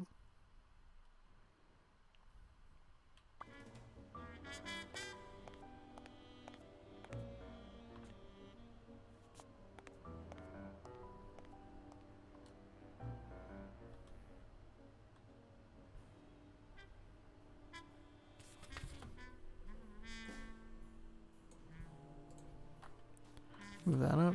Stick that card there.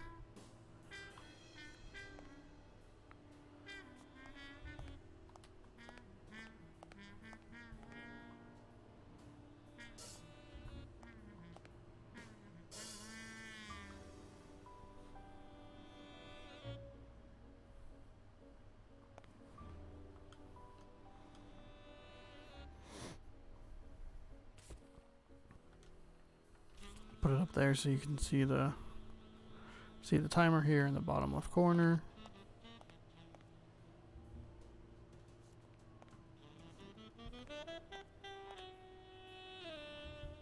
There's a bunch of cards down here. What is going on?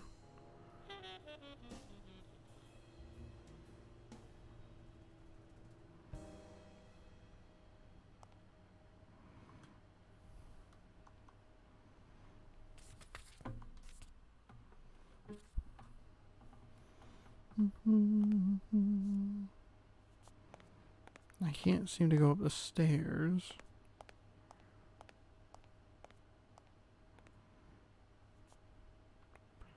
Okay. Can't do anything with that.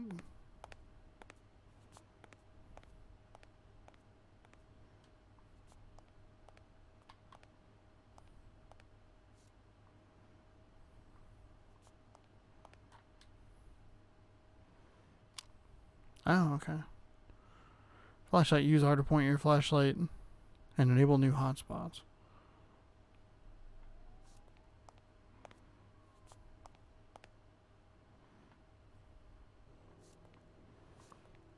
Okay, hold on.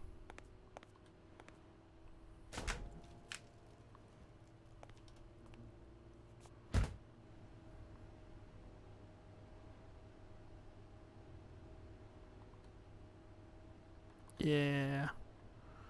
Got that one? Okay.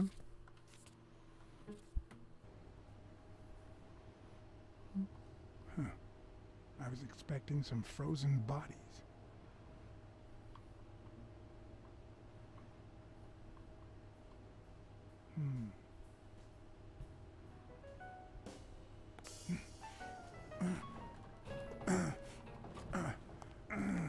It won't budge.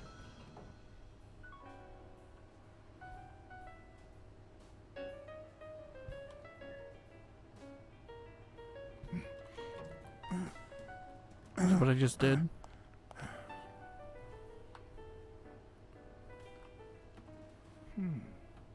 Oh, there you go.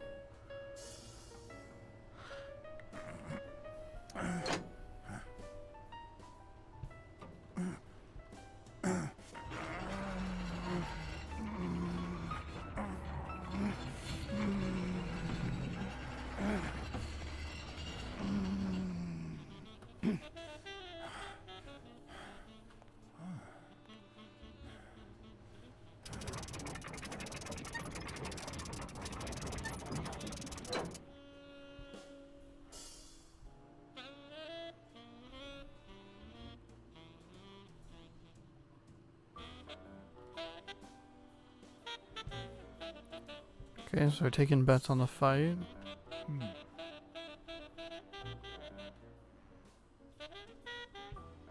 Football, other, hockey, baseball, boxing.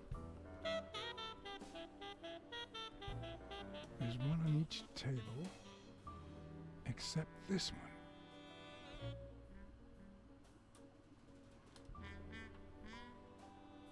The odds are incredibly in Stone's favor. I guess that he's the reigning champion, and Bobby Yale is just a contender, but maybe word got out about his condition.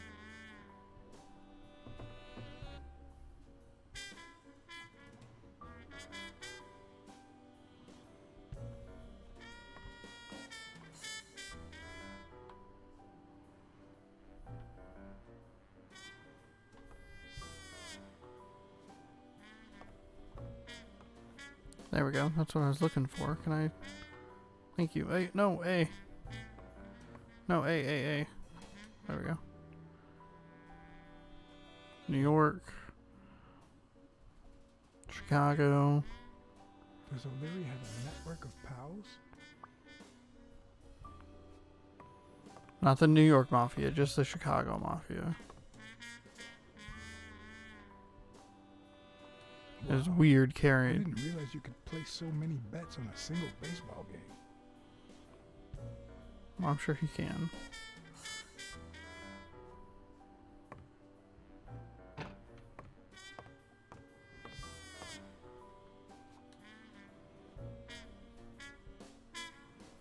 Wild strawberries.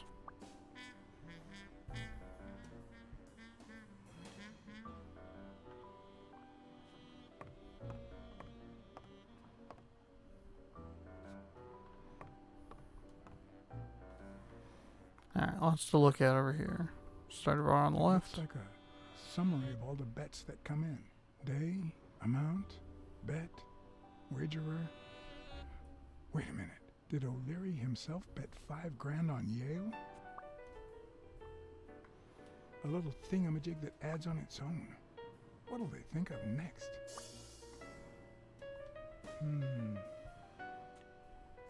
Sometimes I forget that criminals, even the office variety, have family and kids.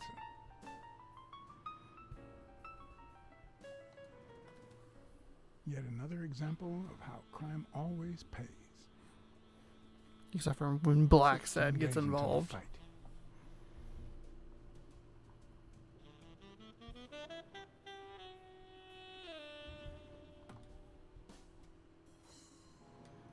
Is that it? There's nothing else to look at.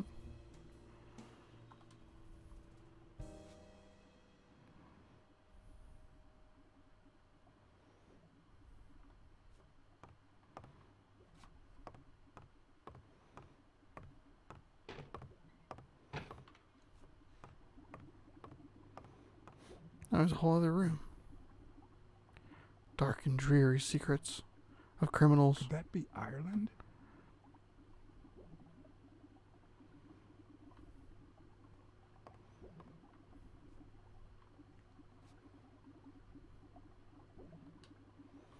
I'd say that's Ireland too. Okay.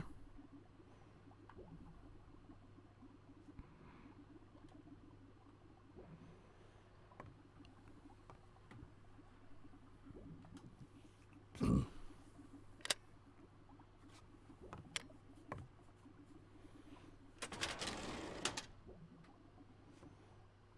painting concealed file after file of celebrity reports with all sorts of shady information, ranging from S to Z. Almost all of them were athletes. Is that what O'Leary meant when he said that detectives and police officers were his friends? I wonder how many spy for him. If I were to pitch in, who would I spy on?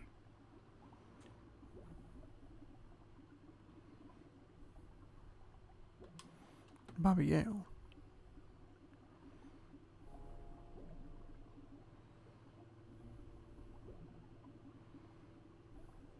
In Bobby Yale's folder, all I found was a log of his incredible stats as an aspiring champion.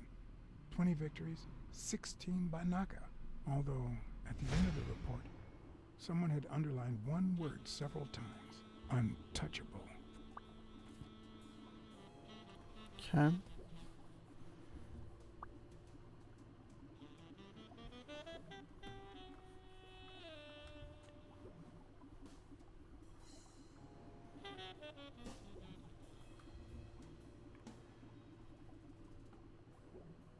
Thorpe had been a rising football star before the war, which he came back from with honors and decorations.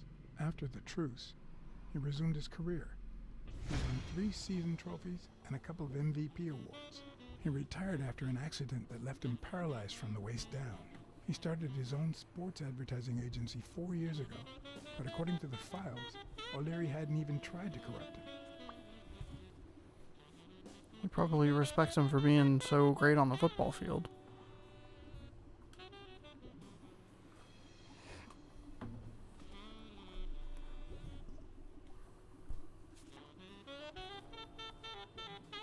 According to Stone's report, he was so clean, not to mention hard to corrupt, that O'Leary opted for a more subtle strategy.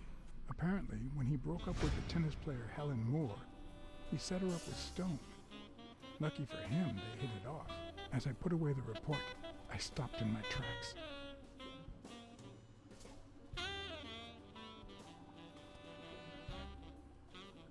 Did I really want to risk knowing what O'Leary had on my good friend, the incorruptible police commissioner? I sighed in relief. O'Leary had tried to buy Smirnoff on several occasions, but failed. Luckily, O'Leary had nothing on him, or me.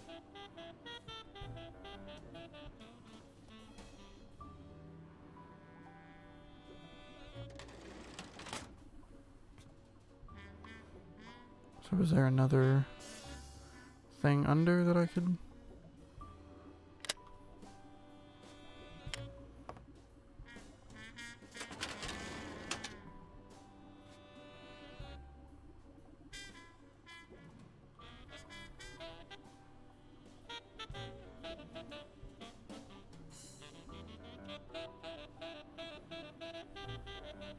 Helen Moore's file was, by far, one of the juiciest. She had been just a run-of-the-mill tennis player until O'Leary launched her career by rigging enough games to help her climb the ranking. However, shit. O'Leary hadn't fixed any of her games in over a year. In spite of that, she remained undefeated. Be as it may, it was clear that O'Leary had enough information to ruin her career.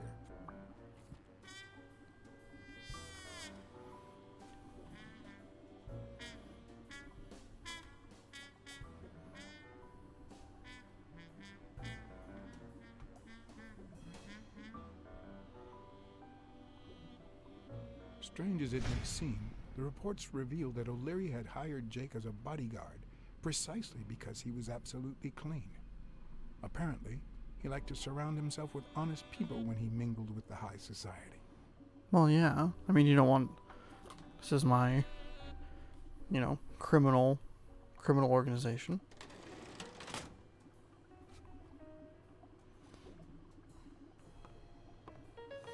Plus, I wonder if it's going to try and go down the route of, criminal who thinks he's good. Seems like they're already going down that route with the explanation that we got in the car.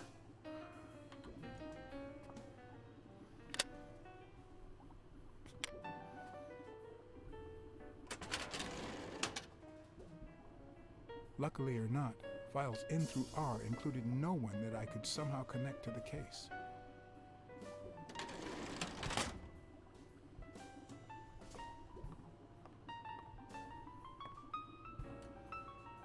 Ireland, of course. This guy's obsessed.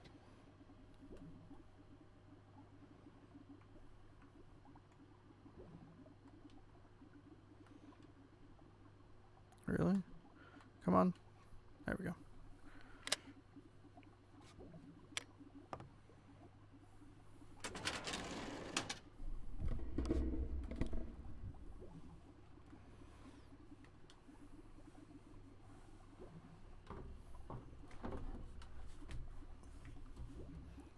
Do-do-ba-do-do.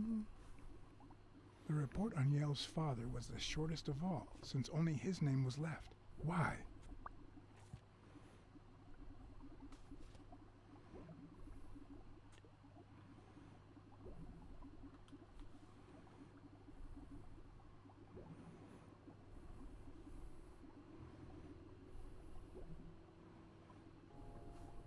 Cassidy's report was possibly the longest among all of O'Leary's files.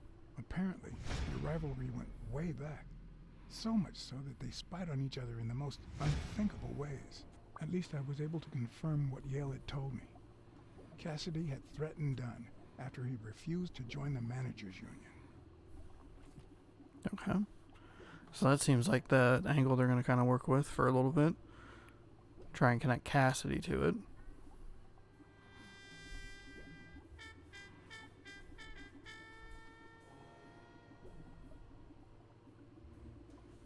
Dunn's integrity was legendary, even in O'Leary's shady reports, just like Yale had said.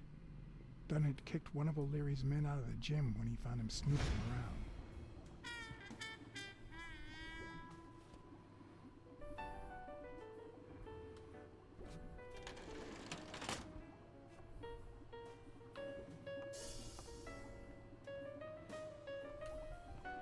A Crossler? The good news is, I don't need lockpicks to open it. The bad news, I didn't bring explosives.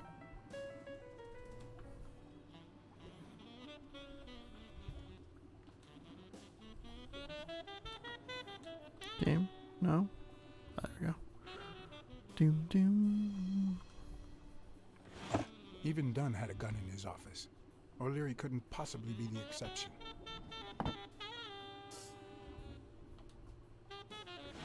Dunn had $200 in his safe. O'Leary had about $20,000 in a drawer.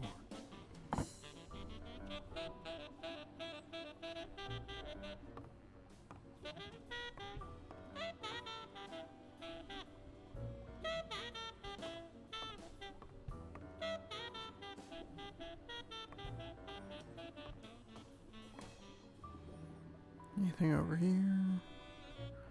Boop doop boop boop. No.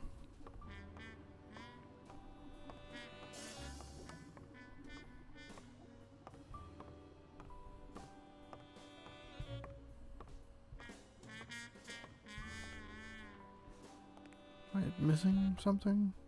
Can I deduce anything?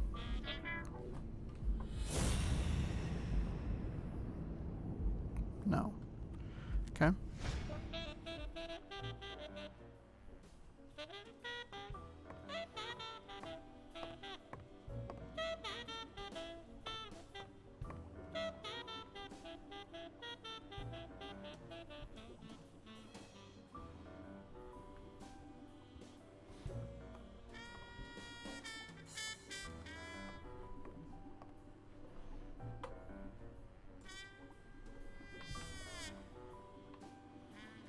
Come on.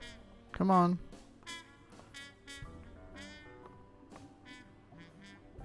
I really can't look at all those trophies.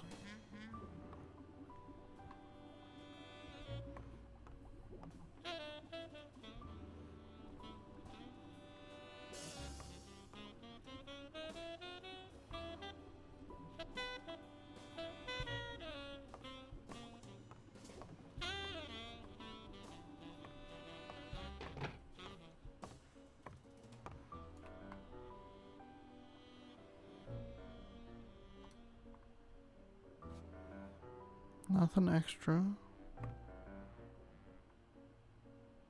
I can't really even, I can't look at this desk. Game? No.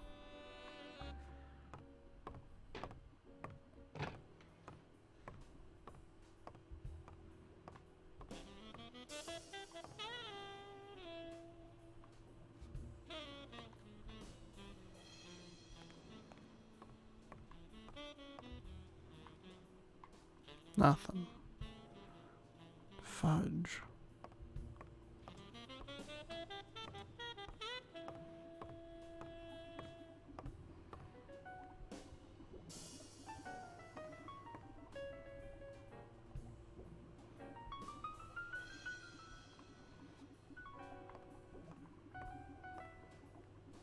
Fish tank. That doesn't do anything though. What am I looking for? What am I missing here?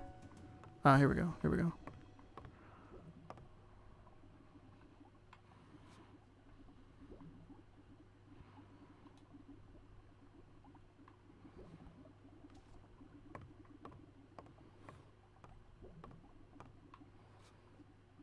Okay. A pen. Wait, no, please. Game, no. Oh. Wait. It's drawers.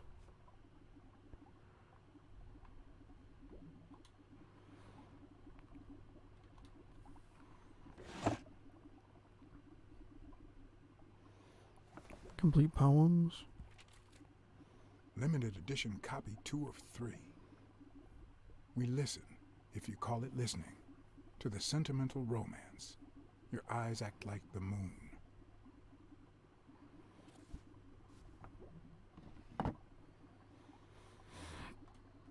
Okay, so we've seen 2 of those 3 If they're books. not together anymore, why does O'Leary keep so many pictures of romantic moments with Helen Moore?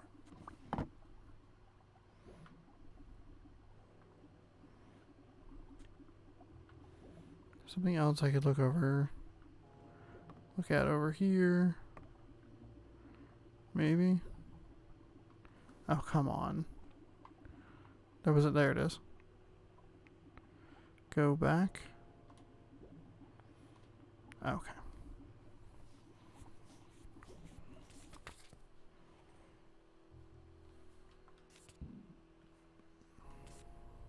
I completed one.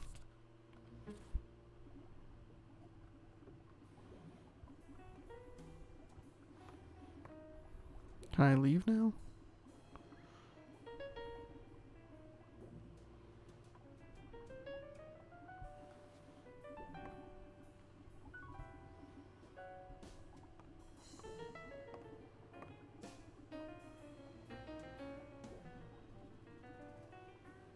I would assume that the answer is yes, I can leave now.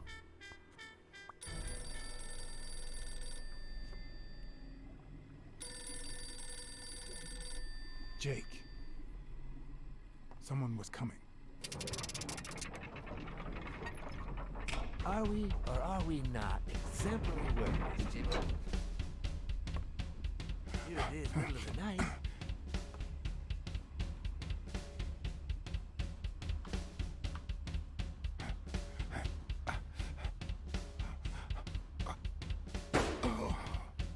Oh. I died. Well, rip that achievement.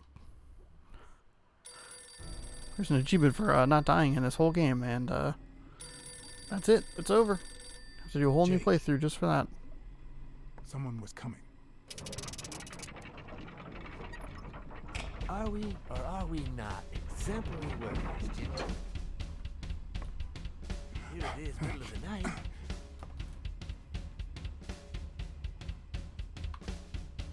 And we're working extra hours. That feels like a 50-50 shot, too. You can do the brain thing.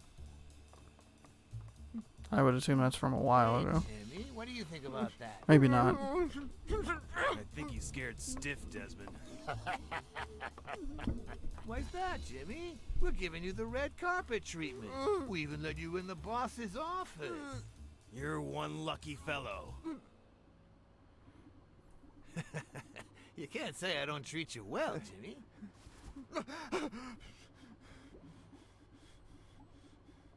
Yeah. Speak, you moron. Yeah, very well. Why are you... Shh. Calm down. How long have you worked for me, Jimmy? 3 months. 3 months. Oh, yeah. I hired you right after your cousin Martin died. I need your opinion. How would you punish someone for ruining an innocent man's life with a hit and run, Jimmy? I don't know. And tell me, what about you, Wilson? What would you do? No, please. I didn't do anything. I swear.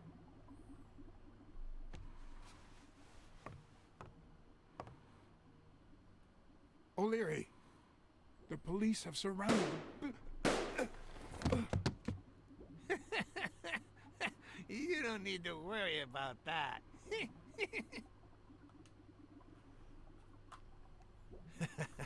You can't so say that- I don't treat alright. you well, Jimmy.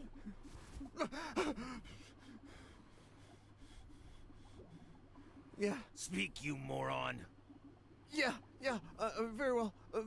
Why are you... Shh. Calm down. How long have you worked for me, Jimmy? 3 months. 3 months. Oh, yeah. I hired you right after your cousin Martin died. I need your opinion. How would you punish someone for ruining an innocent man's life with a hit and run, Jimmy? I don't know.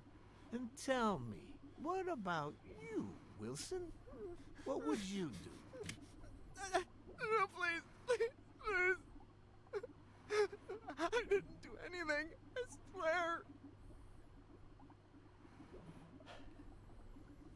He was a good guy. Of course, you already knew that. You knew him better than me, right?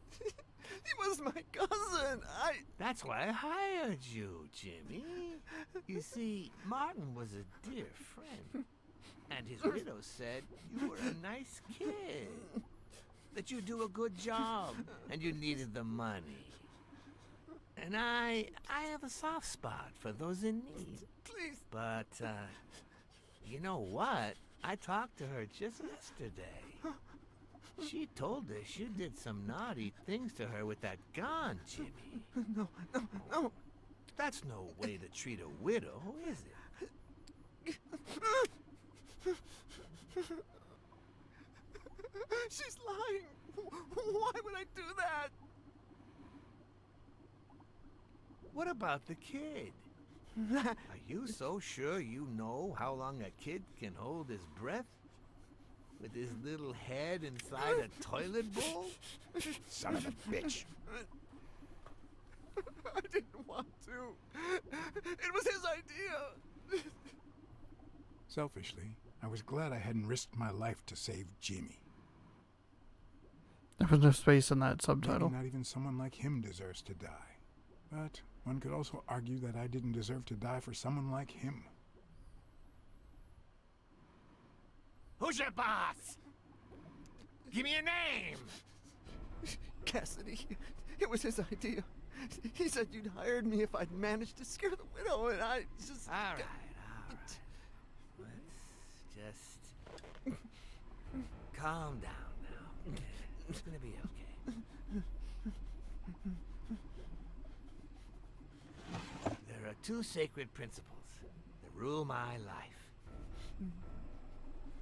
The first principle is the love for my family. I do anything to protect them. The second principle, I never put my future in the hands of fate. I always play it nice and safe. And I would even add a third principle, or better yet, a rule. If anything threatens either of these 2 crucial principles, I take matters into my own hands. You see where this is going? Nice pajamas. For the first time I got someone killed, even though all I really did was rat him out. No, I just... Stop interrupting me, Jimmy! It's not polite! We're all the same. So rude! You know what? Let's leave it at that.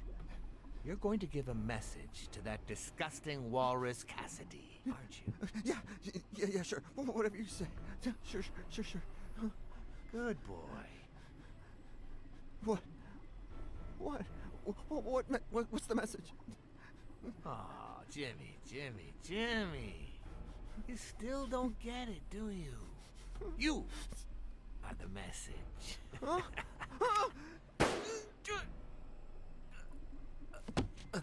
Come on.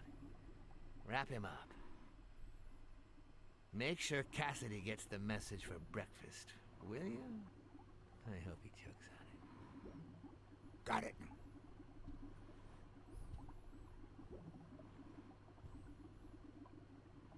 Where are you hiding, little fishy? Once again, you didn't get to hear the end of my story.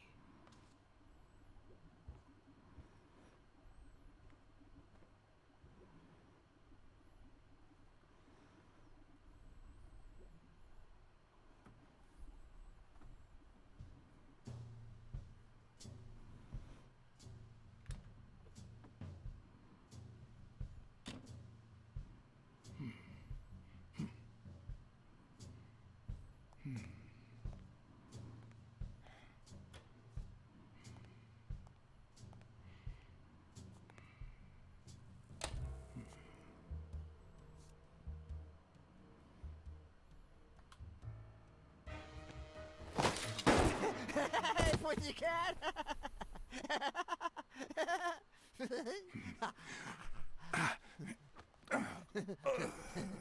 What the fuck?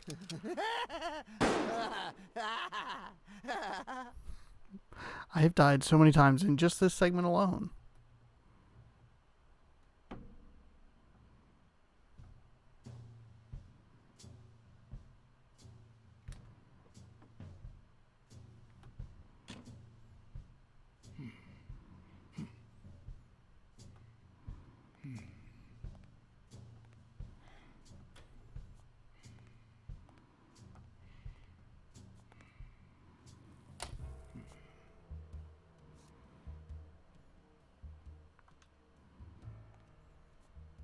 What? Just where do you think you're going, putty cat?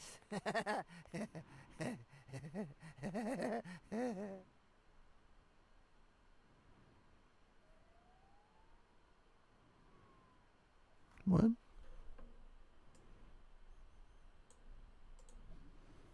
Two sacred principles rule my life.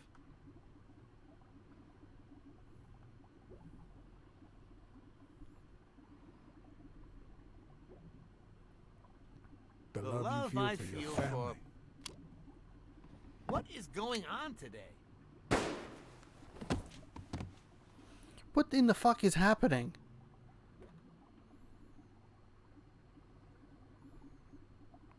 Oh, don't interrupt him. Two sacred principles rule my life. The first is the love I feel for my family.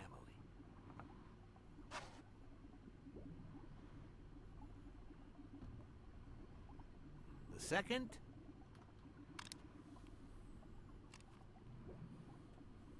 never leave destiny in the hands of fate. I always play it nice and safe. And I'd even add a third principle, or better yet, a rule. If anything threatens either of these two principles, I take matters into my own hands. The first time that someone died because of me, even though all I did was rat him out, well, that guy ended up in the Hudson River, right off Pier 27. He's got to be even wetter than that fish by now. You should have seen his face. It's interesting what comes to mind when you think you're about to die. Suddenly all I could think about was how much I wanted a pet fish. Me too, bro. Anyway, I was fortunate and I still dream about a widow and a son. By then, I was adamant about buying a fish. But first... That was that. Never again. Nowadays, whether it's me who pulls the trigger or not, I have zero regrets. What's more, I sort of enjoy it.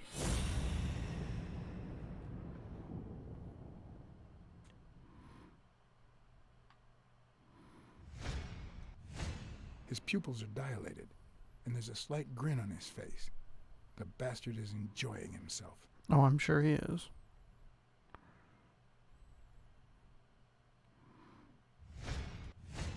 In case anyone had any doubts about who's the boss around here, I'll put my dirty feet on his luxurious table to prove that all of this is mine.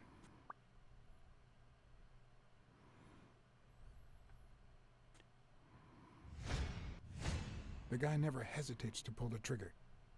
Even if I hadn't seen what he did to Jimmy, I'd know he's not bluffing. So is this like a forced path that you have to go through?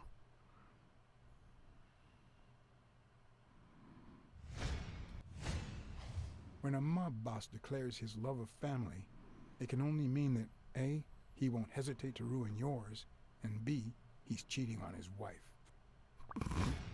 I knew I had it in me to get out of that place alive.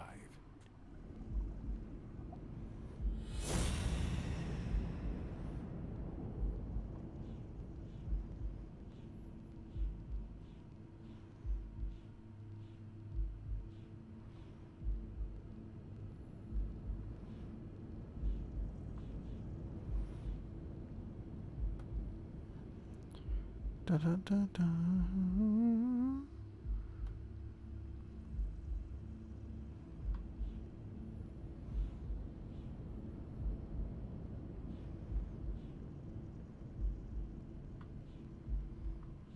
Oh my god. Family unconditionally? Do anything?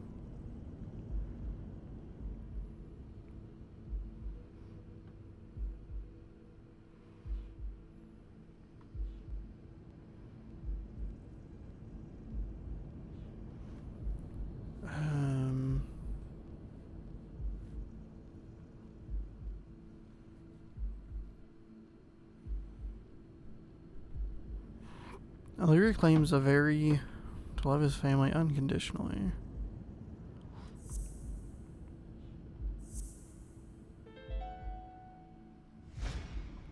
No. O'Leary's wife is having an affair with Colbert? Should I serve this to O'Leary on a silver platter? Or threaten Colbert so he'll get me out of this mess? And, well, that's it, I think.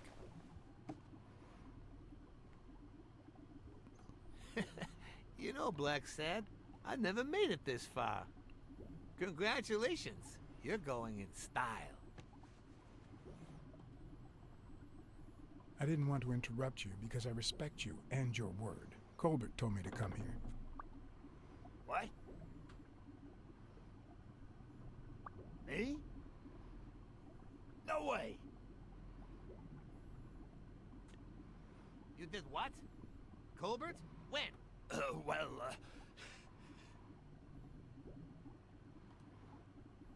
Yeah, remember when I called you on the phone? Don't you remember that cocky drunk guy? No.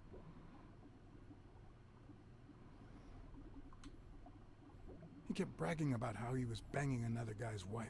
Oh? Oh, yeah. Weird times, huh?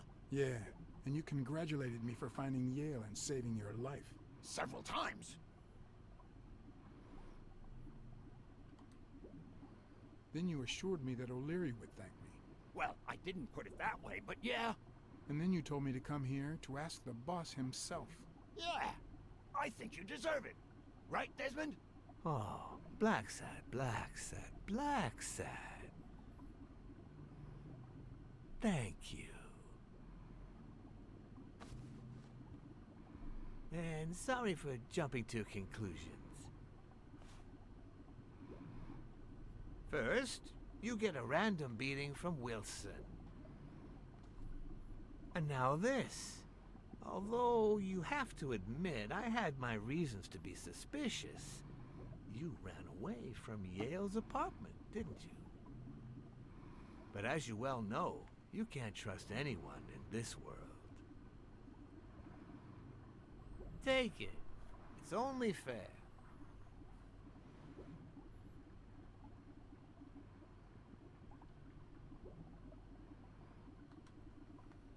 As much as I appreciate the gesture, I don't want your money. All right then.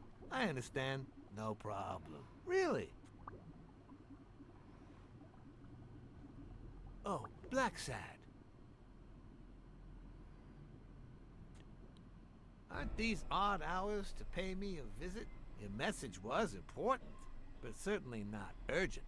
It could have waited until tomorrow, don't you think?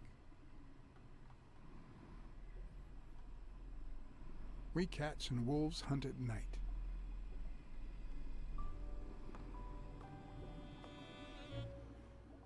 That guy's fucking his boss's wife. Man. What a dream, you know?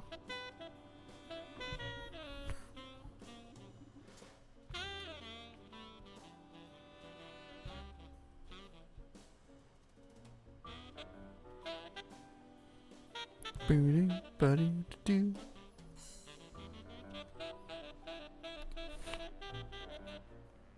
I wish I was a noir fiction writer. At this very moment, I could write a couple of pointed, ironic remarks for the narrator to recount what I just lived through. The dark, crooked alleys of New York reminded me of the state of my own soul. Yuck. No. Fall loomed over me Fall struck me with the full force of my long-lost youth. Nah, not that. fall descended over me with the full weight of a guilty Whoa. conscience. God, that's worse.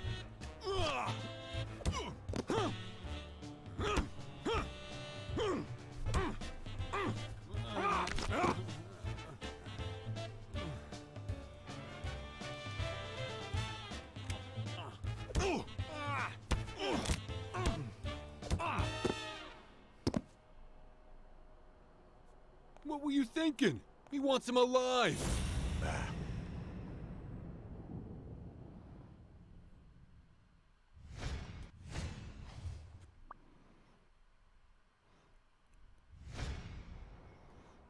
I felt fall seep through my bones like the pain of a good beating. Achievement. Mediocre, but appropriate. Achievement, achievement. We keep getting beat up and we're getting achievements for it.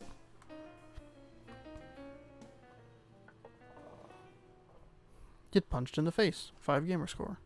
Get punched in the face again. 5 gamer score. Clues allow a new deduction.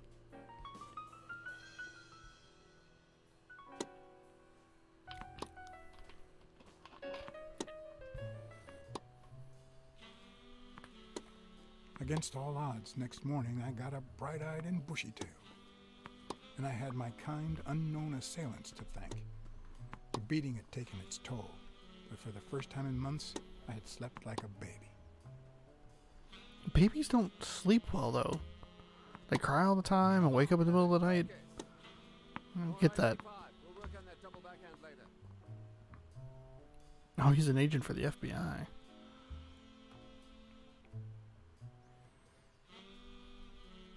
Well, Mr. Blackmore, what can I do for the FBI? You looked right at it.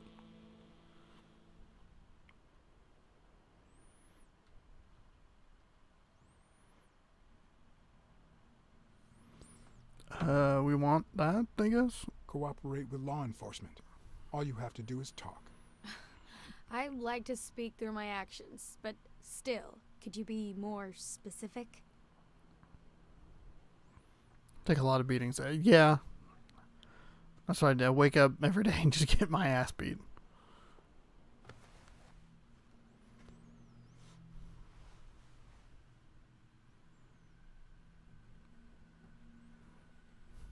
That's what he meant. He got up If we could speak in private. bright-eyed and bushy-tailed to just get his ass kicked again. Alec! Coming. You've got 4 minutes, Mr. Blackmore, so make them count. I only need 3.5.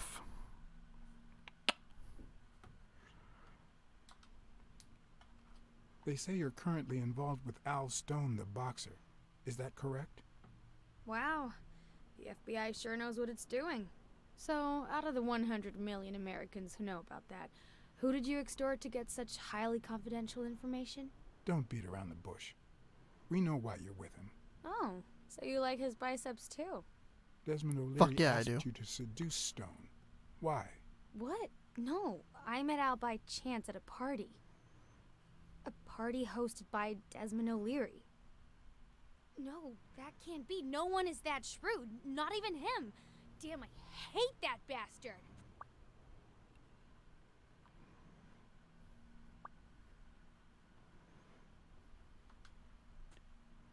We know you smuggle contraband during your international tournaments. Oh, really?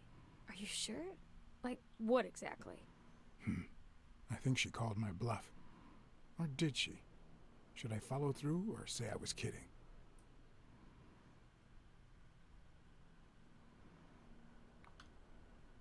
You smuggle jewelry. You're just making it up as you go, aren't you?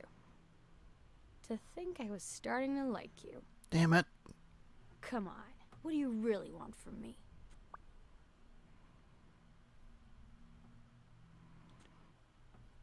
We're aware of at least 6 rigged games during your first year as a professional player. And? You won all of them. Are you trying to offend me? I give my all on the court. I can't be held accountable if my rivals don't do the same. Go interrogate them. We know about you and Desmond O'Leary. Wow, your sagacity never ceases to amaze me. Wait, I get it. They must wrap your FBI sandwiches in gossip magazines. The thing is, well... You see, I'd love to wipe out that part of my past, but whatever. Do you have any regrets? Ads pay more than trophies. Can you believe it? Being associated with such a shady character could only damage my reputation. Trust me, never get involved with a married man. Noted. Anyway, at least now I know why you mentioned the rigged games. I can't blame you, Mr. Blackmore. I understand why I seem suspect. Although I doubt the FBI would ever get this involved in a sporting scandal. What do you really have against O'Leary? And please don't say illegal gambling.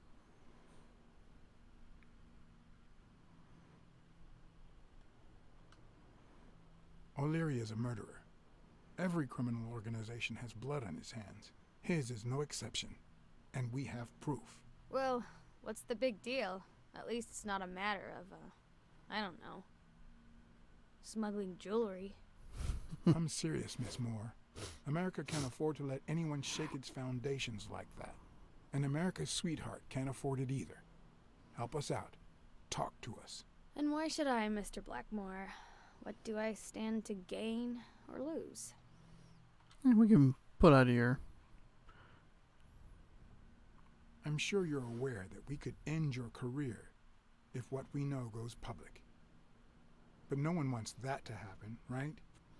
This is actually quite simple.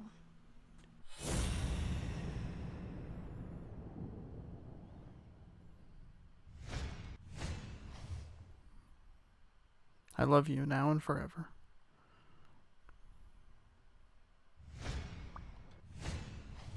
One lucky gal. You have a light, sir?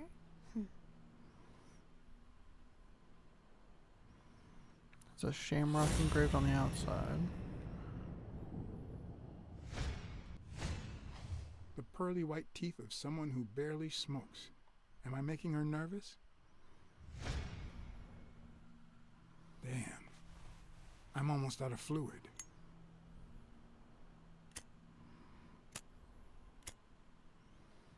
Wanna know my trick?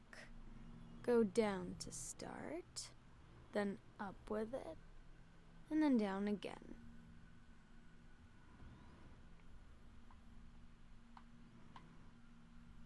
Don't worry, I'm not making any assumptions about your masculinity. I swear this never happens. Don't worry, I'm not making any assumptions about your masculinity. This rarely happens. What is going on?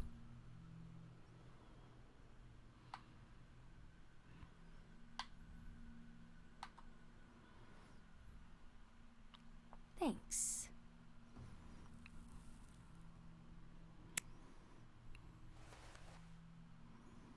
I don't know what you want me to say. You're trying to frame O'Leary, perhaps rightfully so, but I think you're barking up the wrong tree. Believe me, if I had the slightest... Come on, Helen. Time to work on your backhand. Let's go. Do you smoke?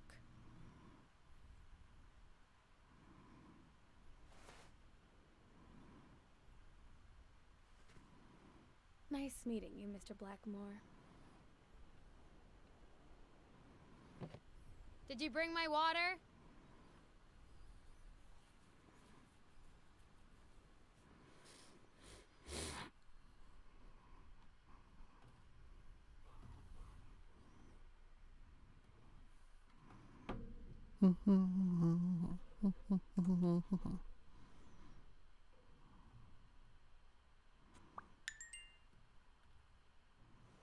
New deductions. Nice.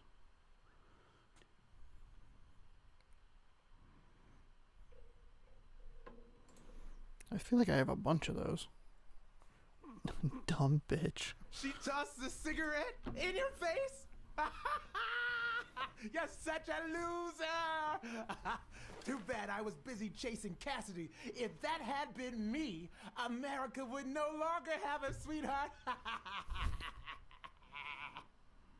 So, what do you say, you and me, we change places next time, huh? Your turn. Now tell me, what did you find out? You're gonna love this. You ready? I've got news, but I happen to also have a Blacksad. Thank you so much, Mr. Blacksad. Huh? Oh, Mrs. Colbert. When you told me about my husband, I kicked him out.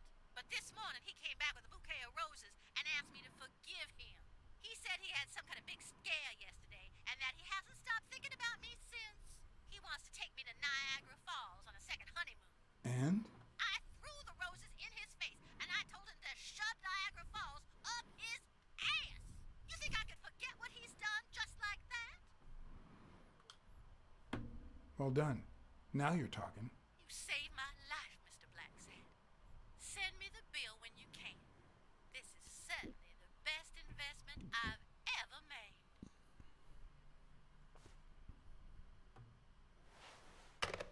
Why is he always so surprised when people hang up with the phone on him? But what just happened? Is there anything you didn't tell me? Maybe. But now it's your turn. Tell me about Cassidy. Come on, spit it out. I didn't find anything suggesting that Cassidy had anything to do with Dunn's murder, but... That's quite the tale. But I know Cassidy will be playing poker tonight with one Howard M. Farnham II, a Texas tycoon looking to get his claws on the boxing business. I also know that he and Cassidy have never met in person, and that Farnham, who's staying at the Balford Hotel, hasn't left his room. Apparently, he spent the night with 3 bottles of bourbon. So, here's my incredible plan. I'll go to the hotel, I'd knock him out, and then take his place in the poker game. That way, I'll get Cassidy talking. What do you think? Incredible, right? There's no way that works. Didn't we agree that you would handle Helen Moore while I dealt with Cassidy next time? No?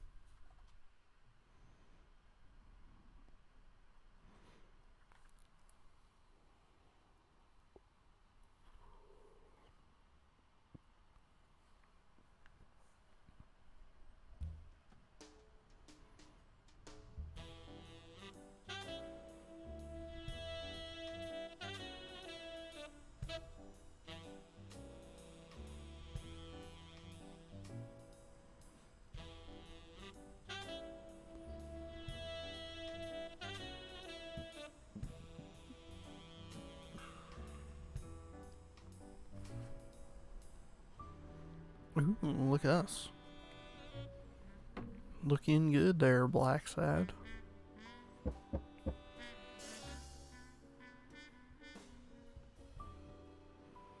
I'm gonna punch a moose in the face.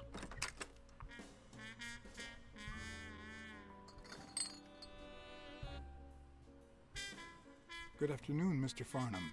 What's going on? Allow me to introduce myself. Room service. I've brought the bottles you ordered. I didn't order me no drinks, and you're not wearing the hotel uniform. Move on, you drunk.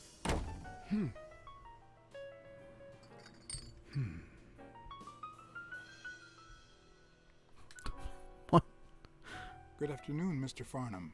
What's going on? Allow me to introduce myself. John Blackmore. I work for Frank Cassidy. He asked me to bring you these bottles so you could choose which one you prefer for the game. Oh, sure. I was fixing to leave, but I guess them monuments ain't going anywhere. Well, come on in then. Getting in Farnham's room was easy. Earning his trust was another story. I always have an ace up my sleeve. Blackmore? You okay, partner? The best way to earn someone's trust is to make them believe they've earned yours. And sometimes, the best way to fake it is to tell the truth. I don't know where to begin.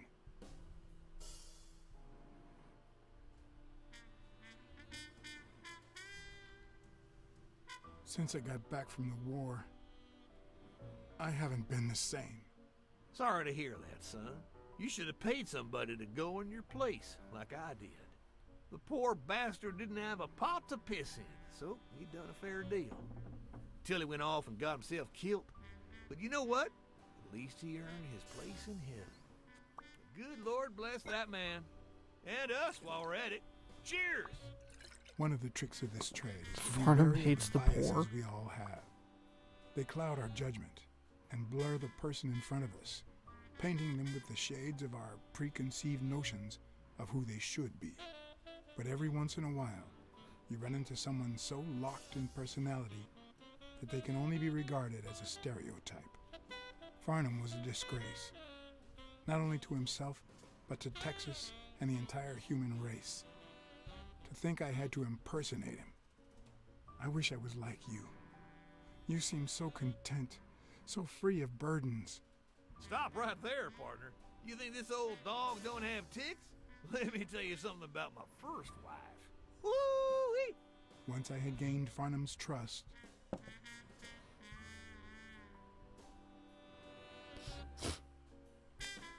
the hard part was deciding what I needed to know to become him and not get myself killed.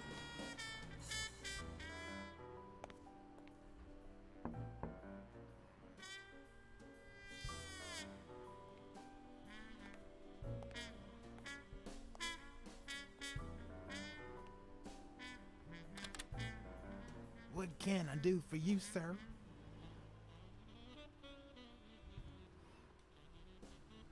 I'm here to play me some poker. You got the wrong place, sir.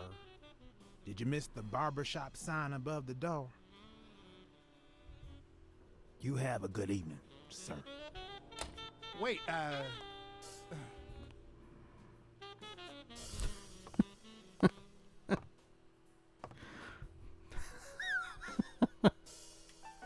These plans are just, they're going so poorly.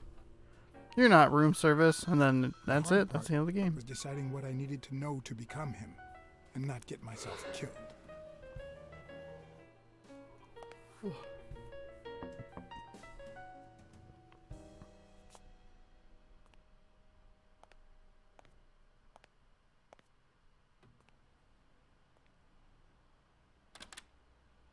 what can I do for you, sir? Howdy. My name's Howard M. Farnham II. Okay. Should I know you? What can I do for you, sir? Farnham was one hell of a drinker. I had to get the information out of him.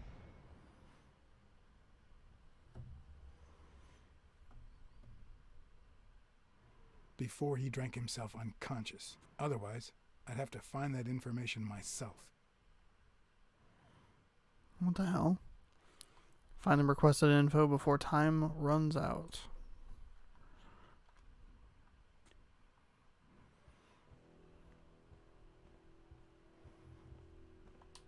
Ding Dong? Interesting name for a town.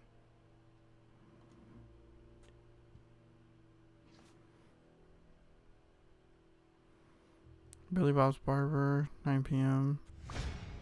Yes, I got a Vietnamese shave last night. No. Please, come in. Of course. I remember you. Take a seat.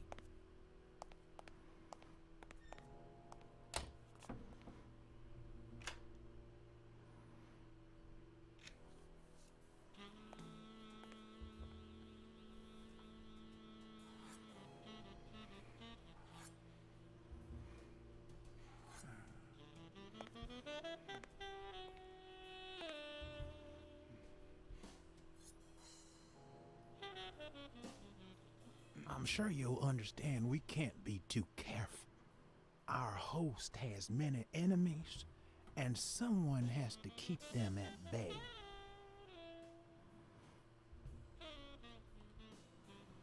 Sure, I get it. I'm glad to hear that. Now, please answer my question. How much does it cost to get yourself a clean Vietnamese shave? Yeah, sure enough, booze put the nail on the coffin of my first marriage. You know, the wife that caught me cheating with the maid. My second marriage, too. You know what I did to her daddy? Same old with several mistresses. So I decided to stick to my guns and only deal with hookers. Even if I did end up marrying some. I feel you, Mr. Farnham. So I'm going to be honest with you. I'm Cassidy's slave. He lent me the money for a game deposit, and I lost it all. Now I have to work off my debt. Oh, Cassidy's not your problem, son. It's poverty. Sure enough, I had to pay my own deposit this morning to y'all. And that was just petty cash to me. Petty cash, to be honest. I asked you how much. Of course, they gave me my receipts. These things I am, boy. Wait, I'll show you. I gotta get somewhere. Let's just say, I get it. I just put it over. I think I'll be right back.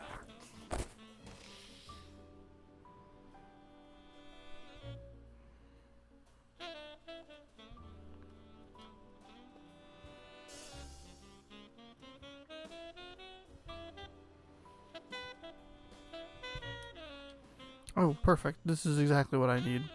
Right at this second is a baseball card. Or hockey card. Great.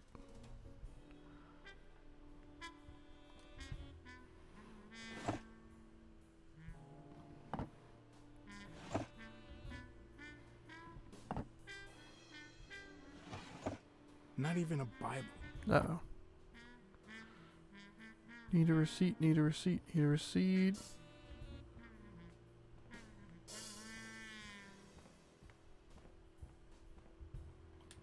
Ding Dong? Uh-oh. Interesting name for a town. Nope. I'm gonna run out of time. Ah, shit. Oh, there's the A. I told you, nothing more than petty cash. Never given a second thought to them small numbers. And you never will.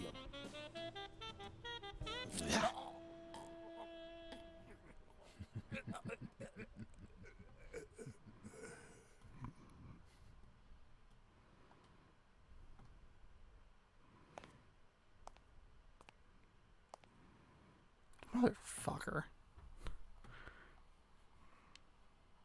This is a bad checkpoint.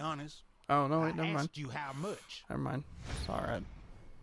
Of course, they gave me Fuck. my receipts. I keep dying. Well, These things I didn't die a am, single time in the last Wait, part. I'll show you. I gotta get somewhere. Just a sec. I'll get it. I just put it over. I think I'll be right back.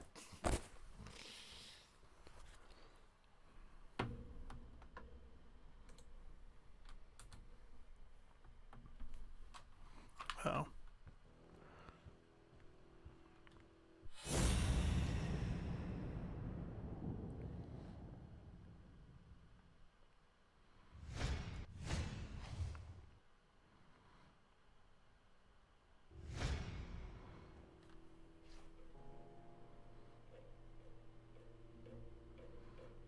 $20,000. Why didn't you just say you had the receipt in your pocket? I'm almost certain, but tell me, who told you to come to this barber shop? Yeah, one after another, just over and Let me over tell and you a over little again. secret about my first wife, sonny boy.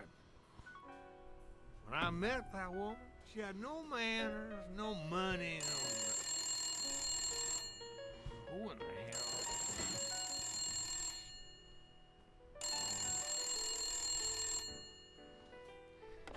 Farnham. My God, if it ain't the hero of the day.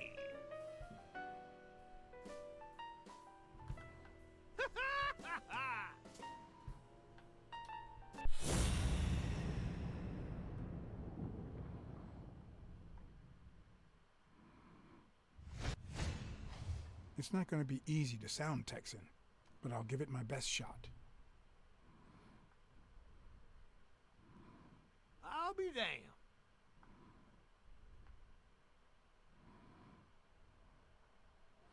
Please, stop moving your hand. I probably don't need to imitate his gestures during the game, but it certainly wouldn't hurt to try.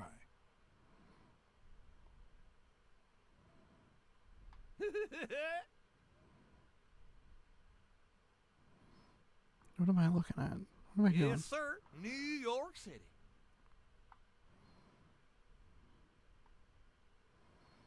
What? Oh. Sure enough. This will surely I'm imbue fixing to me play with the poker Texan with spirit.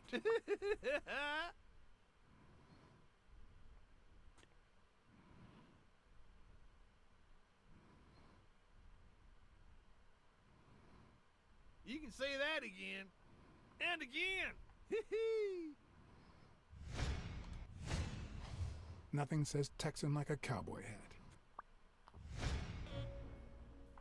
Anyway, Kenny, thanks for fixing the game with Kendi. Cass. Kenny. God bless you, brother.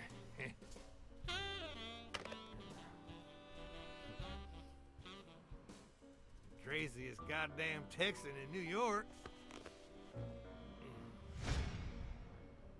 My good old friend Kenny.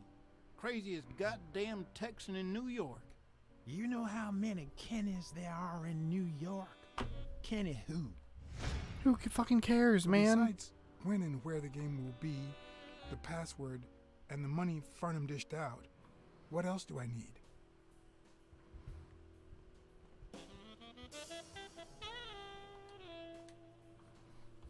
Did I... Oh shit, did they not give me credit for this? Shit.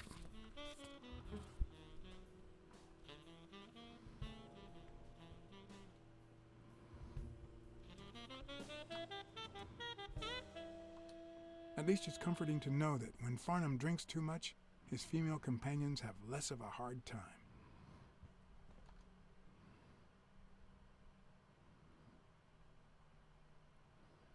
Uh-oh. Game? Game?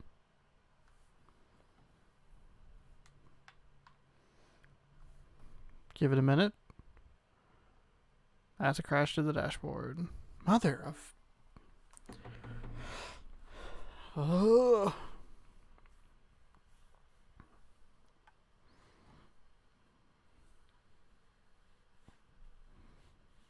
Unfortunately, the checkpoints are at least alright. You do have to get through dialogue a second time, which is not always fun, but...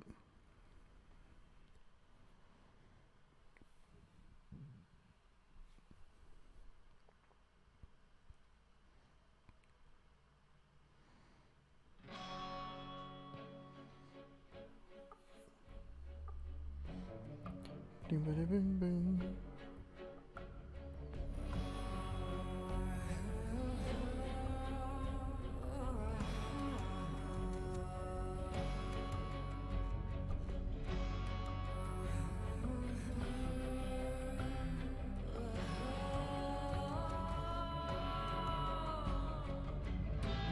The section that I'm doing, though, is probably my least favorite part of the game. I've enjoyed a lot of the other stuff a lot, but this one's just not as interesting. This guy's sitting, oh, Kenny who? Who fucking cares, man? Fuck. I want to play poker.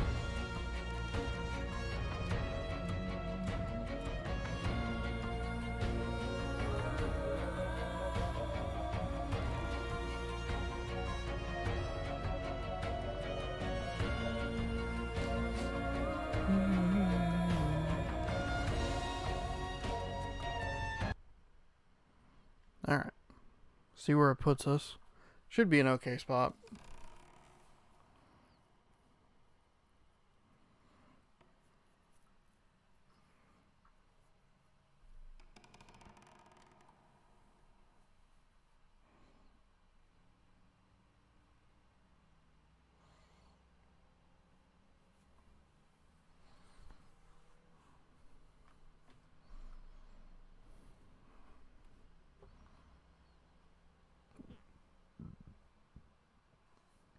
Why didn't you just say you had the receipt in your pocket?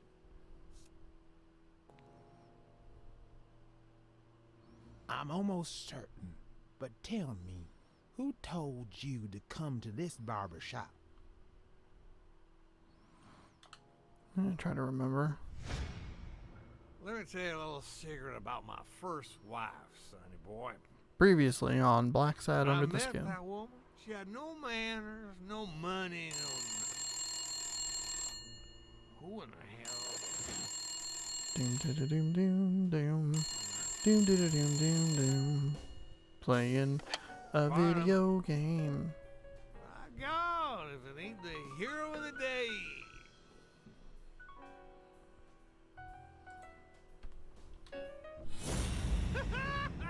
Okay, so we need to look at his hat. There's nostrils or something. Stop moving around. Oh, you're making this so much harder. It's not going to be easy to sound Texan, but I'll give it my best shot.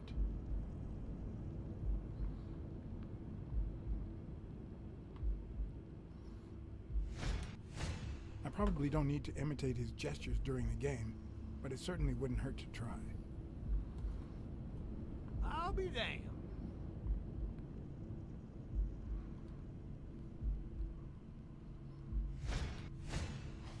Nothing says Texan like a cowboy hat. Nope.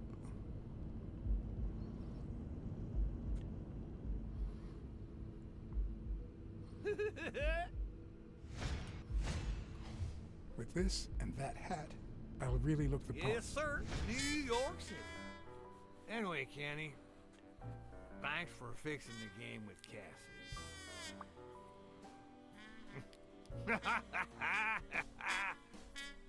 God bless you, brother.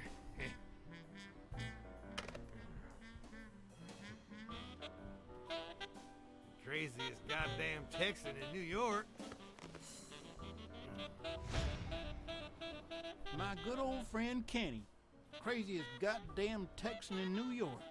You know how many Kennys there are in New York? Kenny who? So besides when and where the game will be, the password, and the money Farnham dished out, what else do I need?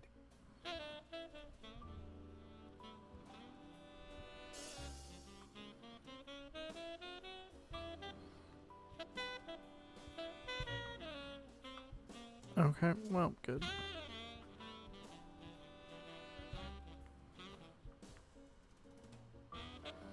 Oh, I'm gonna die.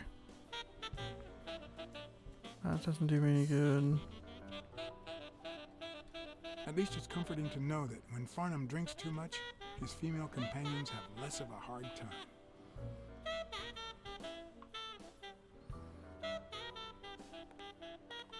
They smell like a party.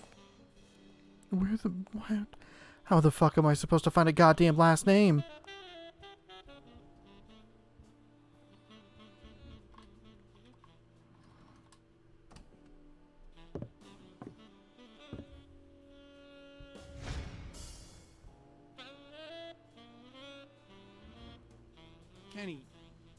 Kenny.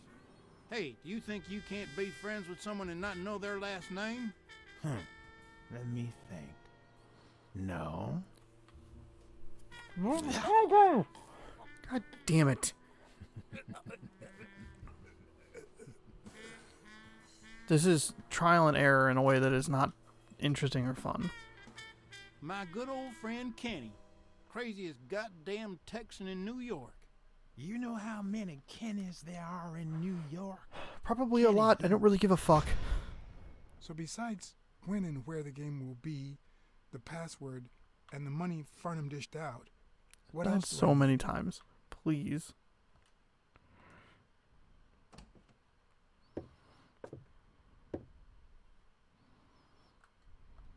Luckily, there was only one Kinney in Farnham's address book. I was right there, too. Residing at...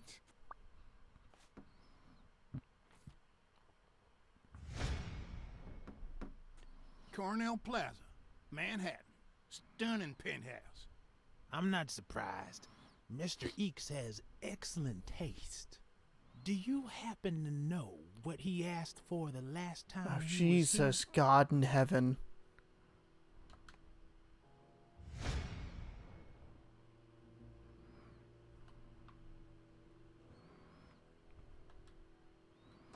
I feel like the Vietnamese shave is a trick.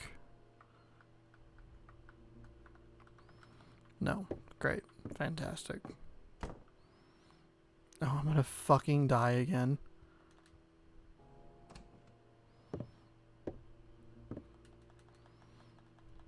No matter how superficial someone may seem, there's always a way to win their heart.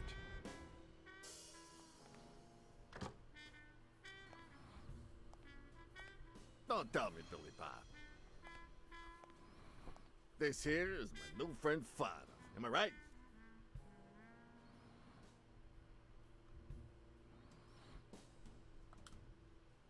Sure enough, your barber was fixing to give me a shave. You can get a good shave at another time. Billy Bob is always at our beck and call. Of course. Hey, come on. Let's get in there before they finish all the bourbon without us. I haven't frisked him yet, sir.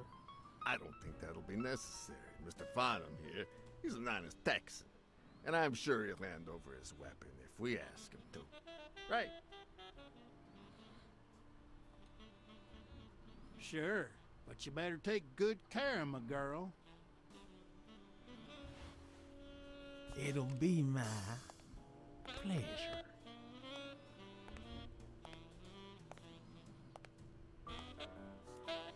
Oh, thank God. Welcome, gentlemen. Chips are on the table and guns are in the safe. Now, we got a lovely night of poker ahead of us full of smoking and bourbon. So let's get started. Take a seat, Mr. Farnham. Let me introduce you. To my right, wearing gray boxers and weighing in at 140 pounds, the owner of Pink Vice, the largest meat market in all of Manhattan. In other words, a real son of a bitch. No offense to the women he exploits. Our reigning champion, Oswald Quince. A title I aim to keep, provided our new contender here doesn't interfere.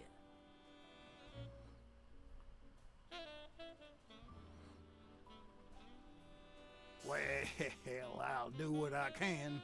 Now you got me worried. Never trust a humble player. The truth is that our friend Farnham owns the largest and, I dare say, most entertaining establishment in Texas. Really?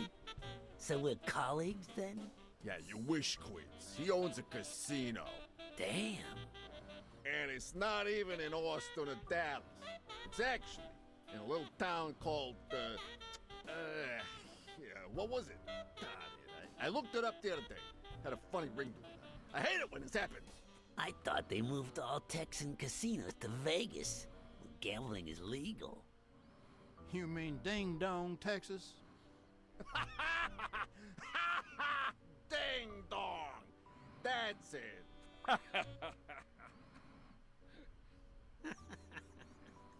Who'd ever think of a name like that? Well, casino or no casino, let's just hope he doesn't keep as many aces up his sleeve as the late Ventimiglia, huh? Amen.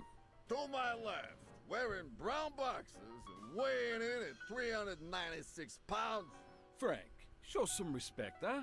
The hospitality tycoon. 395 pounds. Paulie, no. Tycoon? I just own a small bar with pool tables. Clients drink close to nothing and play even less, but certain business transactions just couldn't happen anywhere else. Damn it, Paulie. Why don't I know your last name? Because they took it away from me. You have no idea how good my ex-wife's lawyer is. Women, they even take our damn names.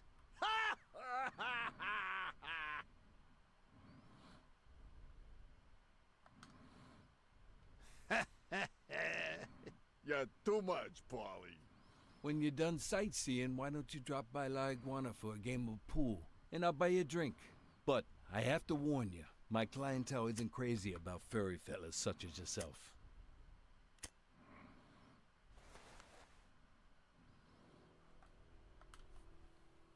Thanks. I love me some pool. Perfect. It'll be my pleasure. You looking to start your own pool business, Farnham? This guy here wants to start a boxing association in Texas. Guess who he's turning to for advice? To be honest, several things got me worried, so I'd be much obliged for any counseling. So, what worries you? Athletes hooking up with each other. Those there athletes hooking up with each other, like Al Stone and Helen Moore. I see you subscribe to What's News. Yeah, my star boxer, the reigning champion. He's having an affair with America's sweetheart. Hey, I got nothing against those two idiots falling in love. Don't get me wrong, but it's taking a toll on his performance. I don't think he'll lose against Yale, but I'm starting to worry a bit. Billy Bob, bring out the bourbon. We're drying up here. I'll deal with a fresh deck, of course. We respect traditions in this establishment. Poker is as boring as it is simple. All you need to do is read people's faces. And even the worst detective has that trick up his sleeve. The real issue is knowing what to play for when there's much more than just money at stake.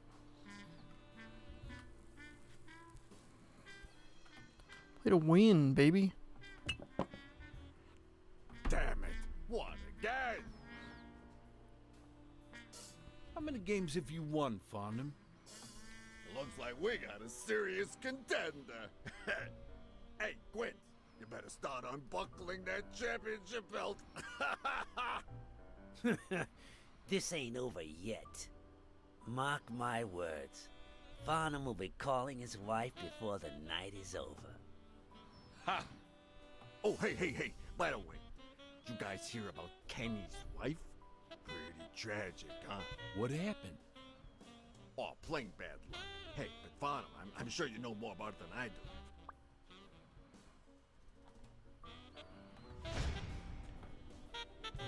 Anyway, Kenny, thanks for fixing the game with Cassidy.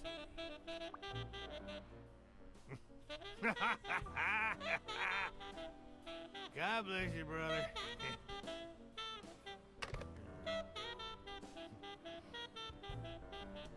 Craziest goddamn Texan in New York. And the poor fellow's already got enough on his hands now that his wife.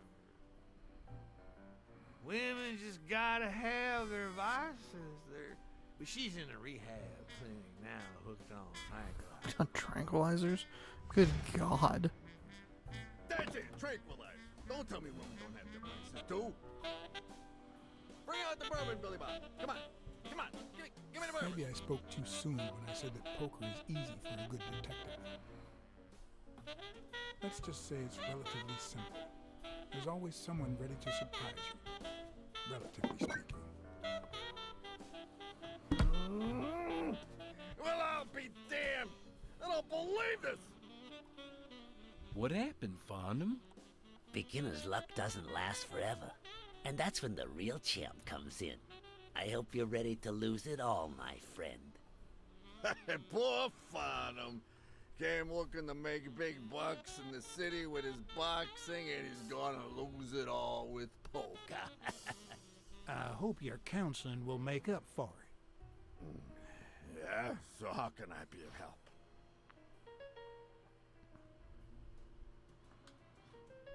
Having to compete with illegal gamblers like that old Leary fella. Oh? One would almost think that you live in New York, my friend. That son of a bitch killed one of my men and left the poor bastard on my damn porch. but he's a goner now. Ever since the sport got put on TV, people want a fair game, honest boxers, and no shady business. You can't break the law anymore like before.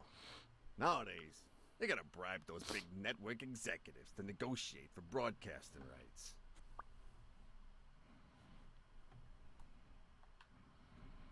Rebel coaches like Joe Dunn. Oh, I see you done your homework. That bastard wouldn't accept the most basic rules. For example, banning boxers from official competitions when the managers don't belong to my association. Hey, don't get me wrong, I'm sorry for his death. But if they ever find the murderer, I'd be glad to pay his lawyer fees. Come on, let's steal another hand before Quince accuses us of trying to break his winning streak. Ain't gonna happen. Gentlemen, I suggest you never tell your sons about this game, unless you want to lose their respect. Hey, you can't lose what you don't Our have. sons actually respect us? I hear you. There's no way to set boys straight these days. They don't even respond to a good old beating.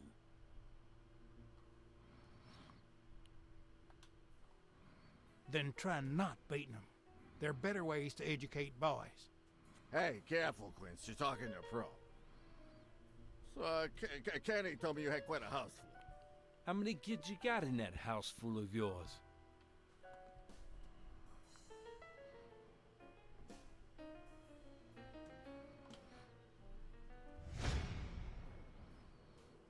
No, that son of a bitch was about to choke on his own vomit. If I'd been a communist, perhaps the vision of a millionaire choking on his own vomit would have made my day. Even so, I doubt I could have just stood there and watched him die. Oops. Unfortunately, I didn't break a sweat trying to save him. Oh, wait. Whoops.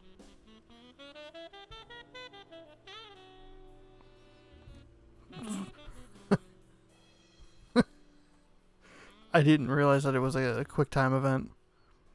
How many kids you got in that house full of yours? No, that son of a bitch was about to choke on his own vomit.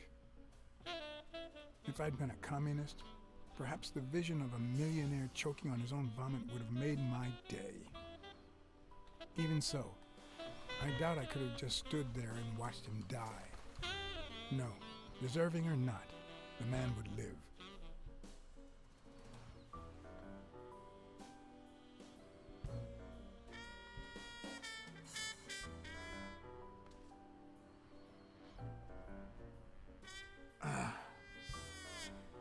Six.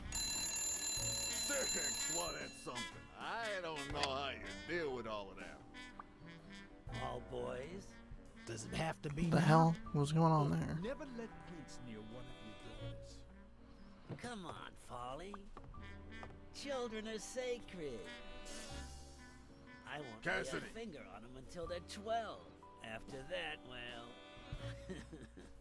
let's just say... some men have needs that, What the fuck is wrong with this dude? Jesus. if you know what I mean. Are you alright, Farnham?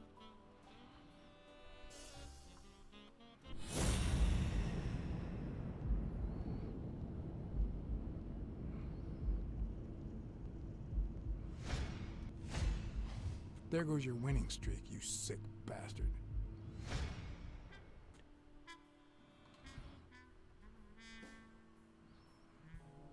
Sooner or later, the police are gonna bust your ass. Quince. What the hell are you talking about? I bet you're as bad at hiding those poor girls as you are at keeping that ace up your sleeve. What? You lying piece of shit. Quince?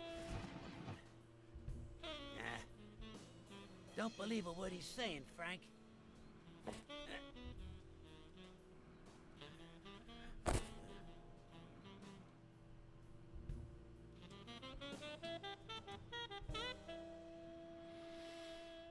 Don't you dare call me Frank.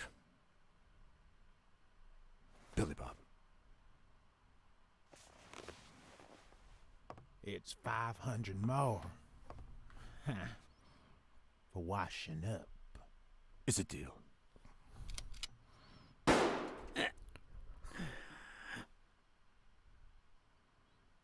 good call, Farnham. I owe you one. Please, take that flying scumbag's tokens. And mine too, if you want them. I'm feeling generous. Hey, turns out the governor accepted my suggestion to let Bobby Yell out of prison on the day of the fight. Hey, this is turning out to be the perfect night. If you decide to go ahead with your new venture, call me, Farnham. Achievement. Your behavior at last night's game was utterly insulting. Never contact me again, or I'll put an end to your pathetic life. If our common acquaintance should ask you about your business endeavors, tell him that boxing is too violent for you. Signed, Frank Cassidy. Why was it so quiet?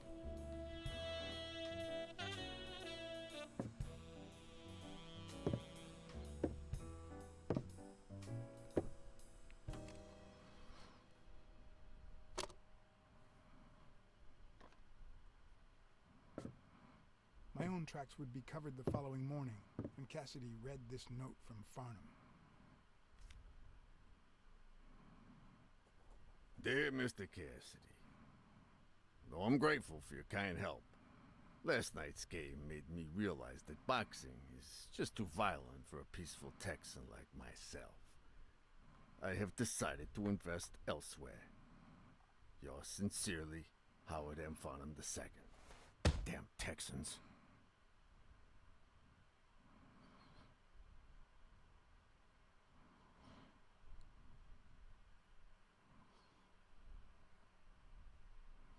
Thank God that section's over.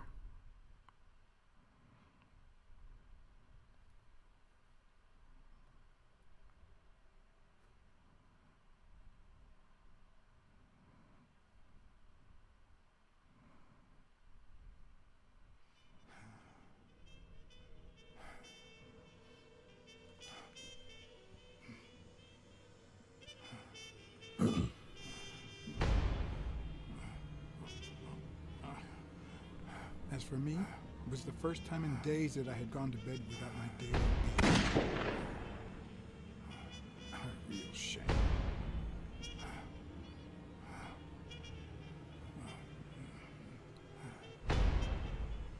Nothing like a bruised body to help you to sleep like a baby.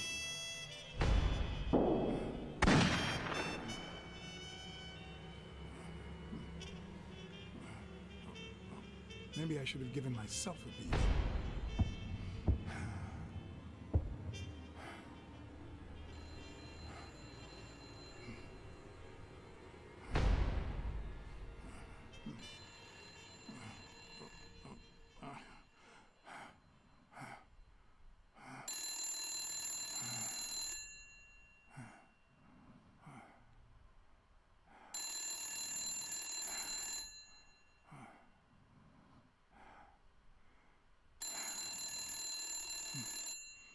Answers the goddamn phone.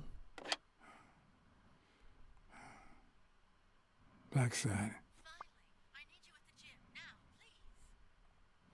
14 days until the fight. I'm sure we have a bunch of things we can put together now.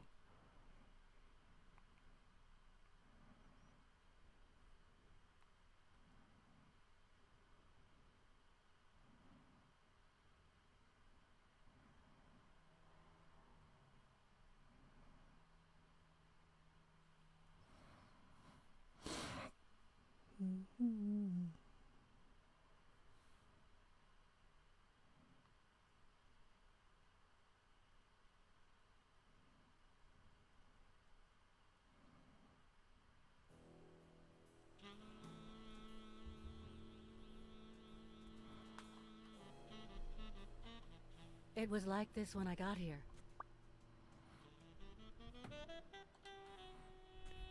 Did you call the police? No, only you. Good. Calm down. I'll take care of this. She seems perfectly calm to me. Okay, so I can put two things together. Do that real quick. Maybe.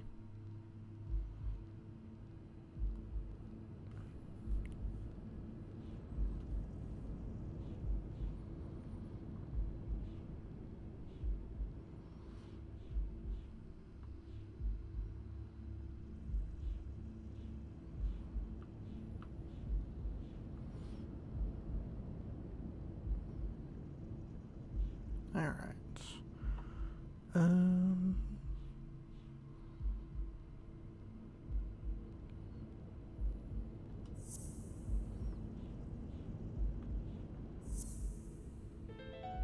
Okay. It's pretty clear that Helen Moore's cigarette case was a gift from O'Leary. Helen Moore and all right. So we can still do 2 more.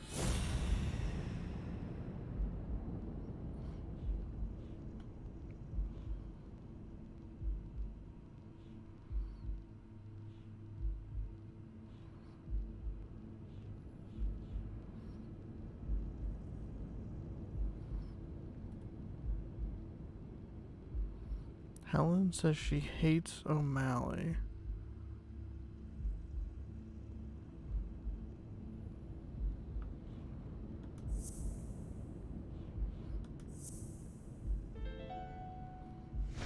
If she's still in love, why does she claim she hates him? What is she hiding?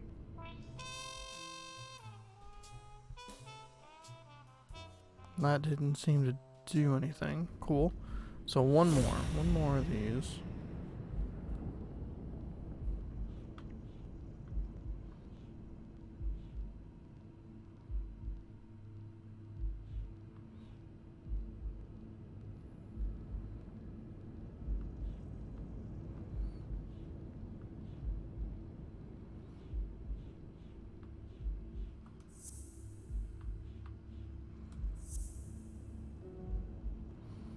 Okay. Do you wonder, do you have to put them in? No, okay. So it just doesn't work.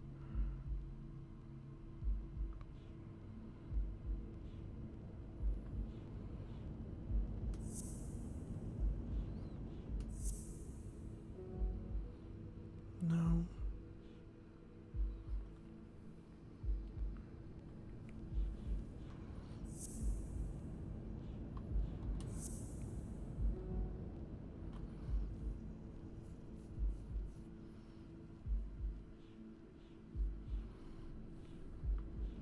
Dunn's murderer had it carefully planned out.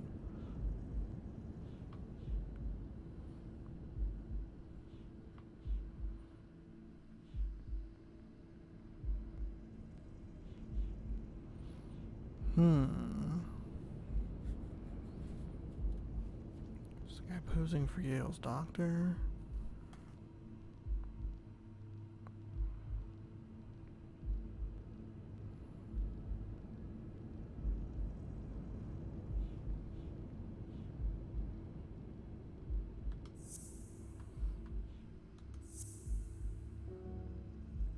No.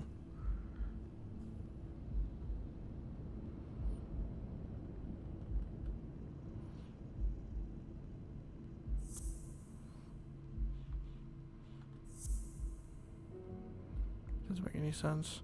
I feel like it's been a while since I've like had any sort of like agency in the game, and to be able to do this. The shoes.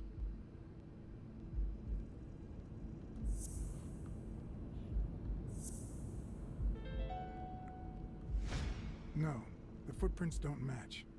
Or if O'Leary killed Dunn, he did it without stepping in the paint, or in different shoes.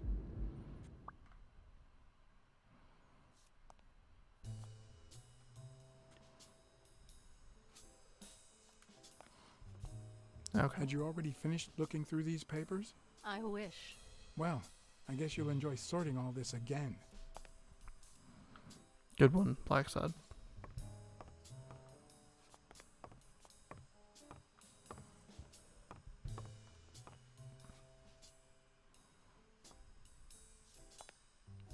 Bingo.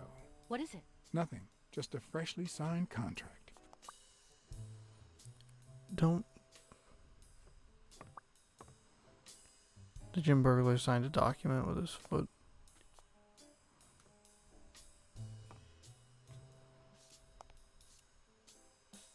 What are you doing? Do you like sardines? Excuse me? Do you like sardines? Ugh. Smell of sardines. Okay. Paper tissue that smells. Okay, I thought it was a sock.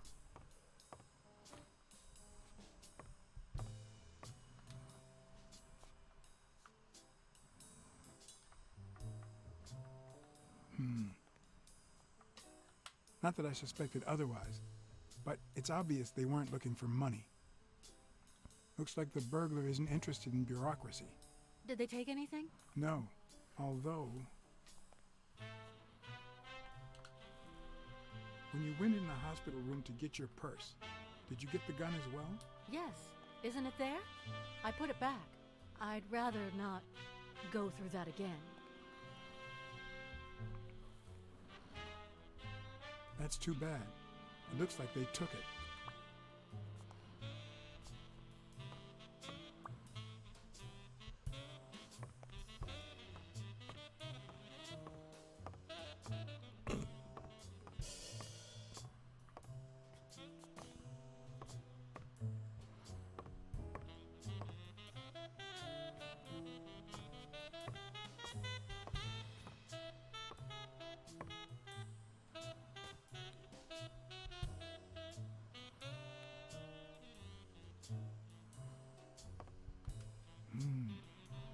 Whose is that? Mary Purnell. You think she did this?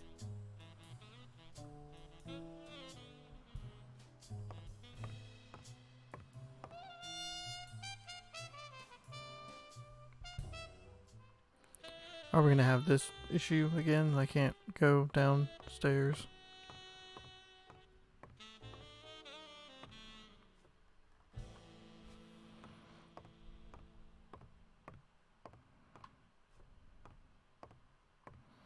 Oh wait, there's something on the rail.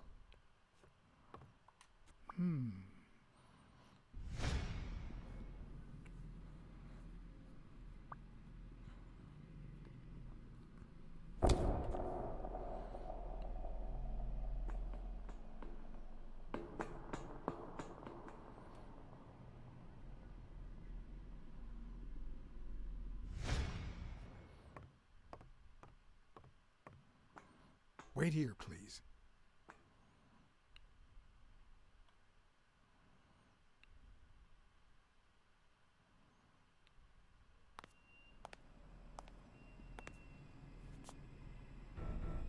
Oh no!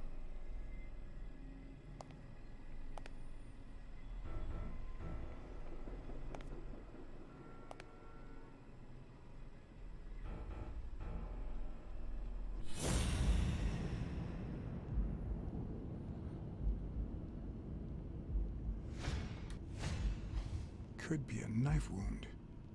The murder was brutal.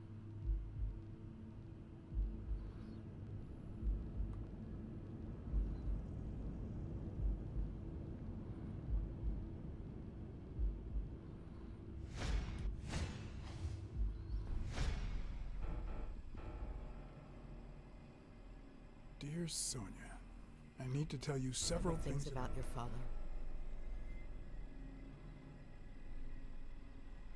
In fact, I know he would have wanted me to tell you. Among them is the fact that you co-owned an apartment in Manhattan. Please call me. Yours truly, Mary Purnell. I don't know why the voice totally dropped out of that.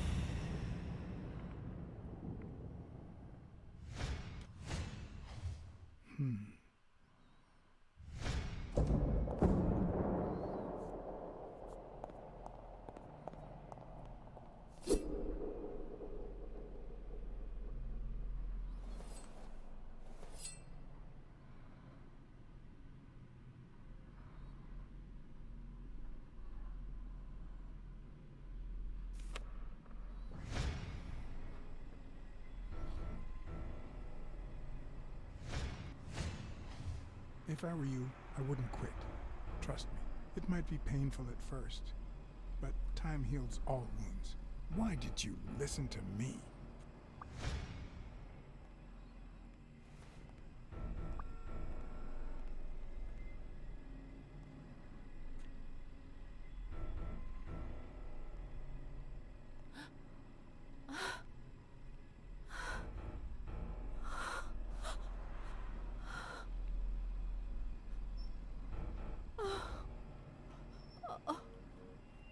I want you to call the police, Sonia, and then go straight to a friend's house. Don't even think about going home, and definitely don't come back here. I'm staying at a friend's house. I haven't even set foot in my father's place yet.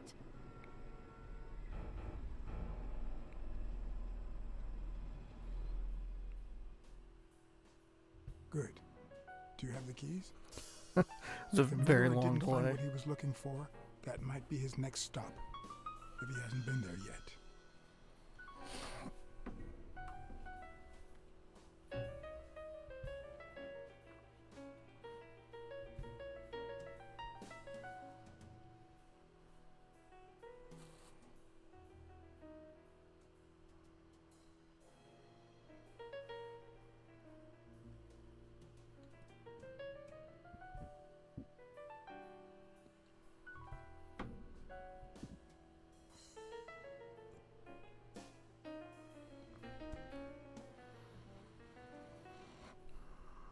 Boom,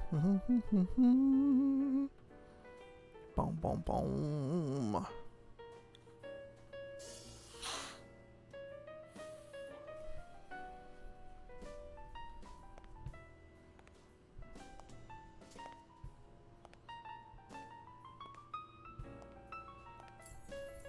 For once I had the keys to the place, which meant I wouldn't have to use my lockpicks or...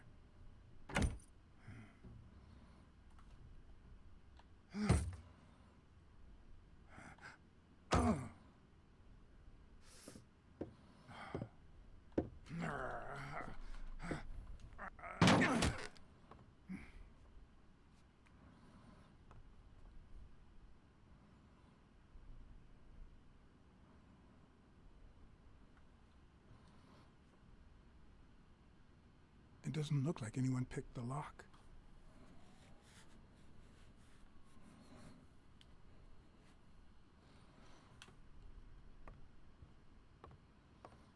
All right.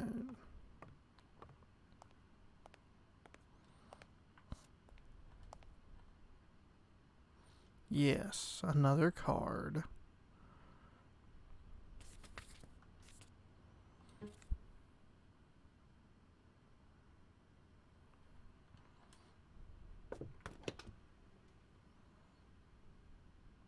Ready-made meals on airplane trays in front of the TV.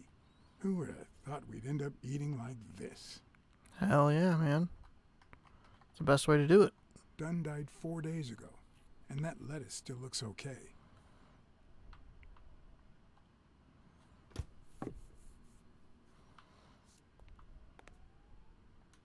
He's like such a hard-boiled old man. Property sale agreement. Now I see how Dunn bought the apartment he was going to share with Mary. This place has to be empty in 2 weeks for the new owners. I wonder if Sonia knows about this. Joe Dunn was going to move in with Mary Purnell.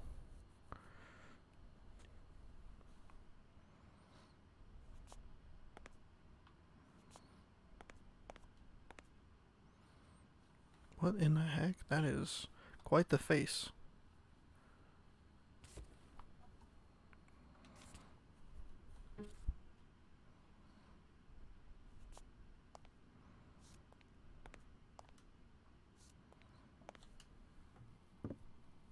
Sardines. It's been open for a few hours.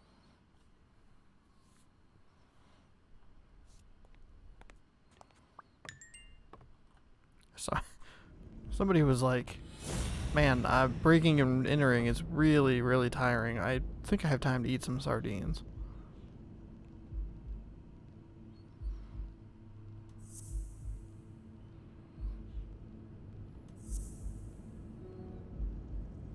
No, what? Really?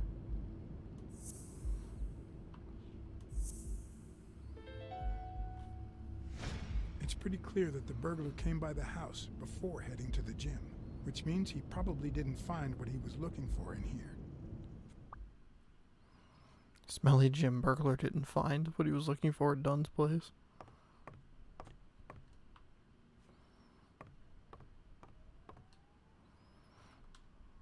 Hell yeah. Just a shirtless crocodile. Boxing. You know?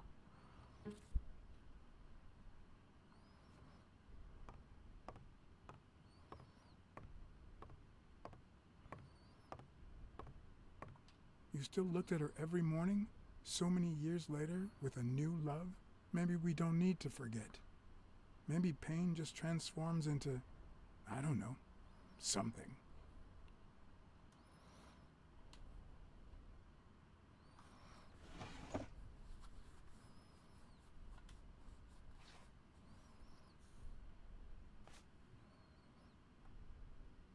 Dear Mary, I bring you to this rooftop, the place where our love was born. Where the love I feel for you was born, to give you this ring and... This is too private. What? Let's burn through a quick chapter of this diary.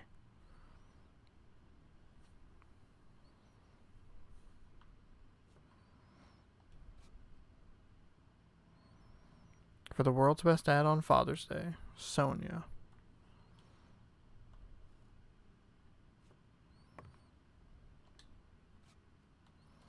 Hell yeah. Getting all these cards.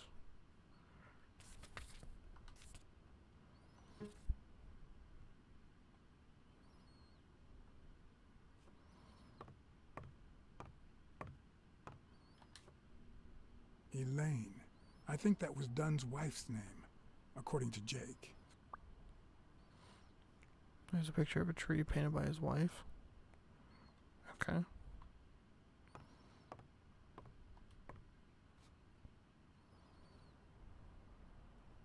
Is this how he got in?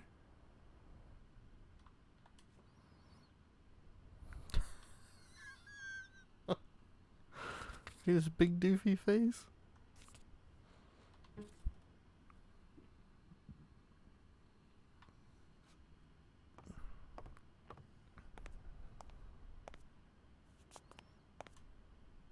Wow. Could Dunn really afford such luxuries? Or did he only want to impress Mary? Why not both? Oh.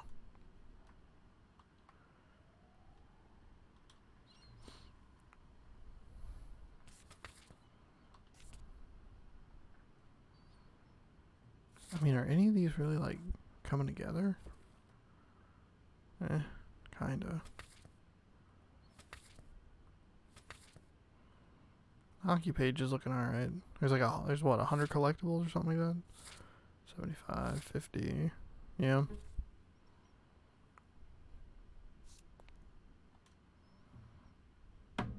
Masculinity starts at work. There was a book earlier that was like femininity starts at home. So, just in case you were curious what time period we were working with. It was a shitty one.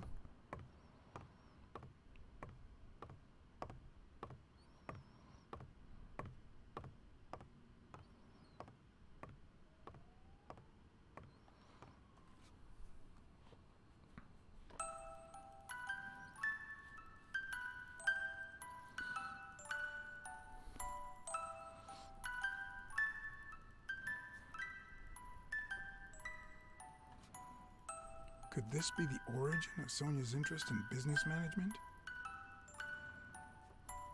Sure. I'm sure that's what she was interested in. She's like, I like moving these things around, business management. Frank. One of the very few teen idols who only got better with age.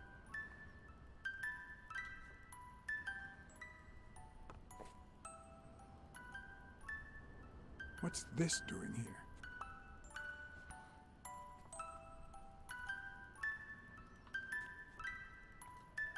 Got another card. Ba-dum, bum. Ba-dum-bum.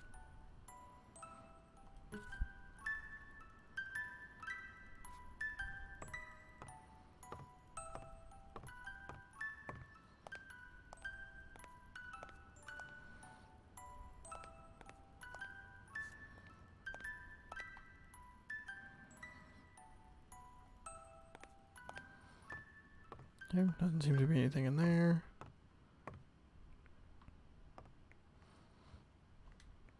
Kind of in the main area now. A quiet lion.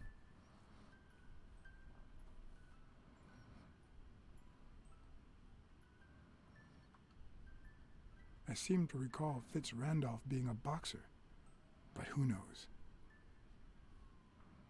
It looks like Dunn had already begun to move his things.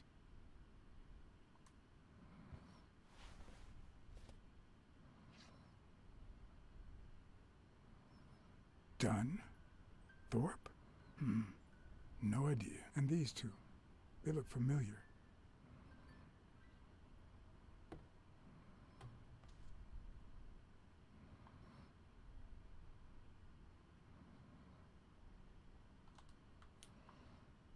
Okay. Saxophone. It's hard to believe that a pair of boxing fists could play something like this, although I'm sure he had the lungs for it. Saxophone. As I glanced at the Saxophone. telephone, I remembered the weekly password for O'Leary's illegal gambling operation. Even though I had rejected his reward for finding Yale, I had managed to make my own dirty money by ratting out the Eagle Pimp during our poker game. How much damage could a small bet do? Yeah, sure, why not? Make a small bet. You sold out that child hater? That guy was awful. He deserved to get shot in the chest. Yes. Wild strawberries. Welcome, sir. May I ask for the beneficiary of your bet?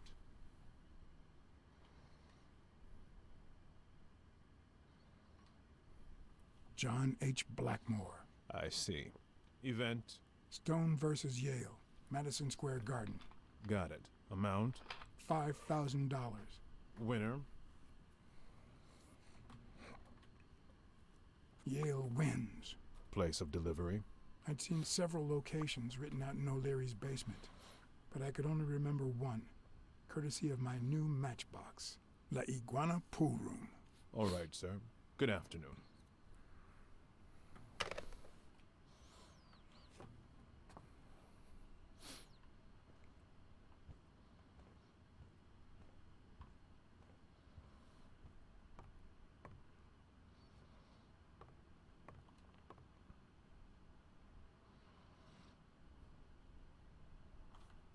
Look at that. The guy sure had good taste. Okay. The art of boxing. I see more art in a boxer's hypnotizing footwork than in certain modern paintings. Yeah, you're also a dumb detective, so.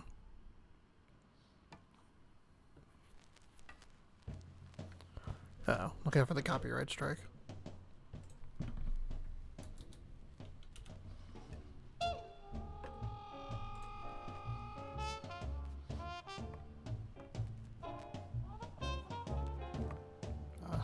The soundtrack is very good. Okay, what am I looking for here? This couch cushion got slashed. Just gonna ignore that one there, Blacksad.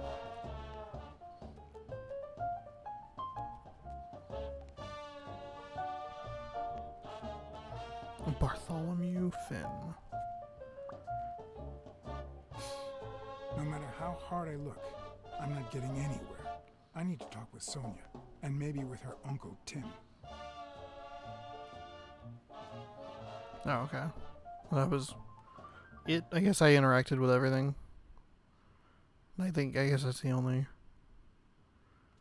It brings back, I don't know. Good memories? An optimist, are we? It's like remembering the last day of summer. Scenes full of joy, picturesque landscapes, and yet the light is faint and the air is still, the calm before the storm. I know that feeling. I figured that much. I can see it in your eyes. We met in the Army. We were all professional athletes. They called us the Olympic Five. Who's the guy on the right? Angus Mitchell, our combat medic, and a doctor with the New York Warriors. It was Spano who got him assigned to our platoon.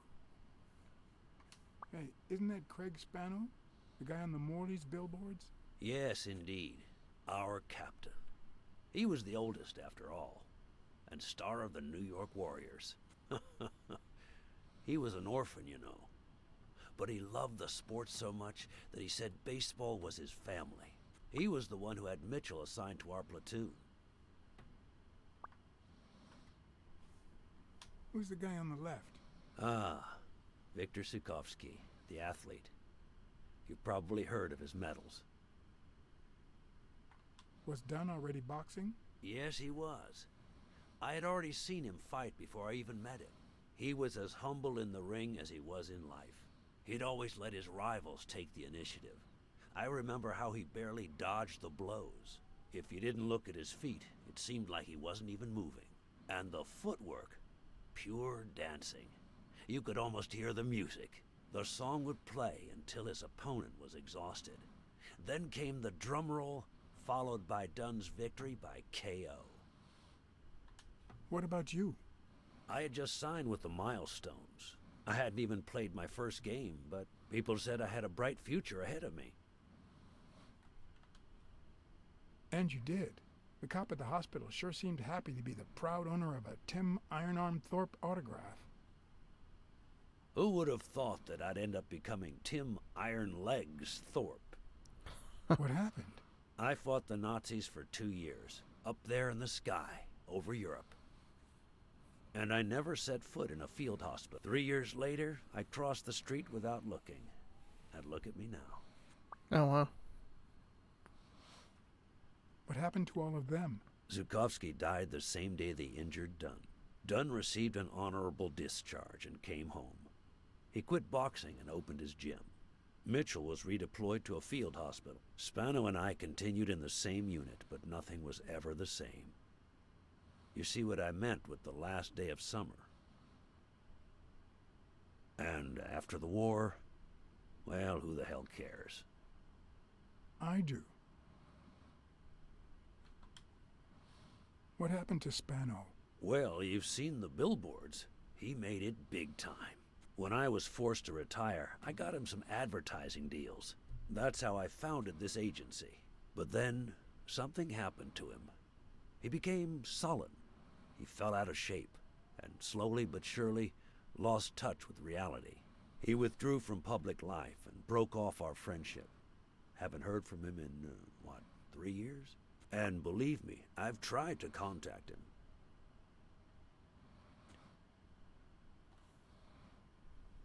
You think Spano might have been involved in Dunn's death? Spano? No way. He and Dunn were always... Well, Spano's changed so much that it's hard to say. What happened to Mitchell after the war? Mitchell? Who knows? We lost touch. I hope he's doing well. I think I saw Mitchell not too long ago, but I can't remember where. Seriously? Please try to remember.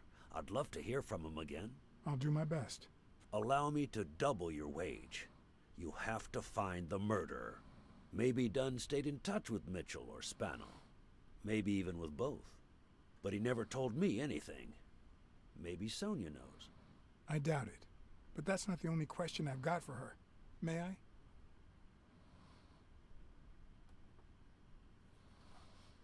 Ding, ding, ding, ding, ding. The plot thickens. I feel like it's just expanding, honestly. Had it kind of narrowed down there for a little bit, but then it's opened back up. There's all kinds of people doing all kinds of stuff.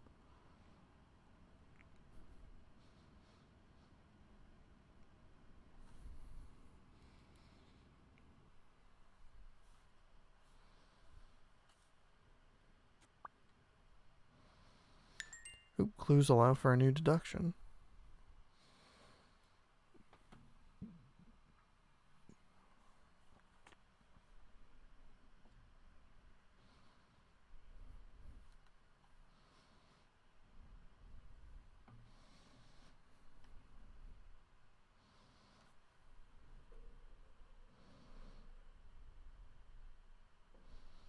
Uh-oh. Game? Game? Okay, there we go. Yes? Sonia, No, she's not here. Who's calling? where is she?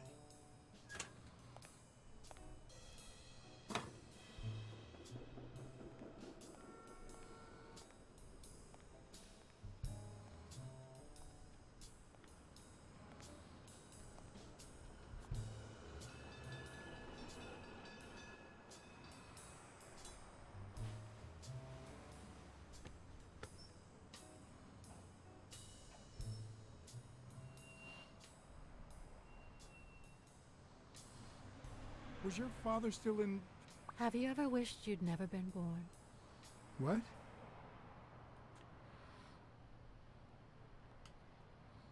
Luckily, that has never crossed my mind.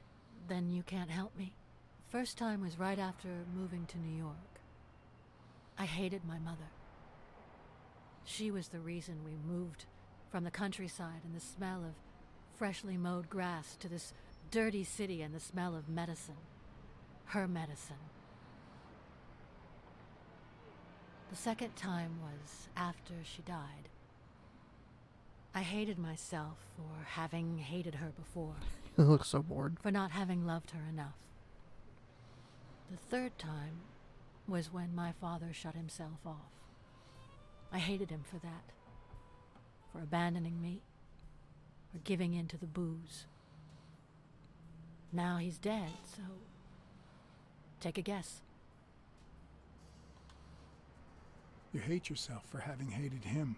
Yes, but that's not the worst of it. The problem is I don't know how to live without hating him.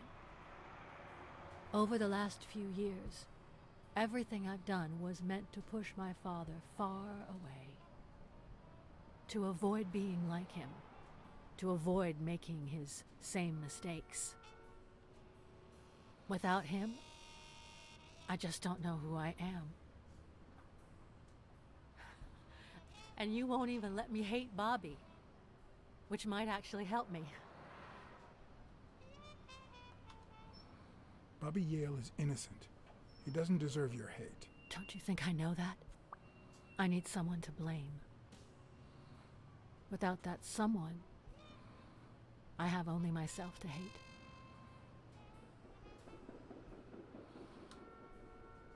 Hate me. A good detective would have found the killer by now. That's nonsense. You've already come so far. I'm sorry I haven't been a little more grateful. In any case, you shouldn't hate yourself. You are...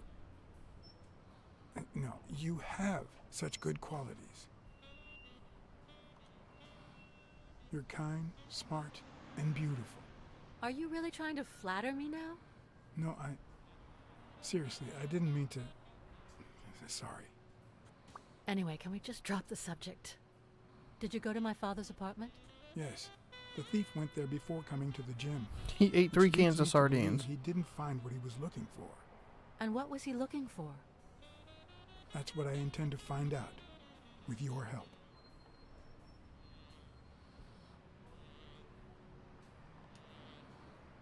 Your father sold his apartment. The new owners move in 2 weeks. What? I'm sorry. I think he used the money to buy a new place with Mary Purnell. The letter you're holding explains the rest. I wish I'd had the chance to talk to her. I saw your old room. That's embarrassing. I see you were dead serious about me hating you.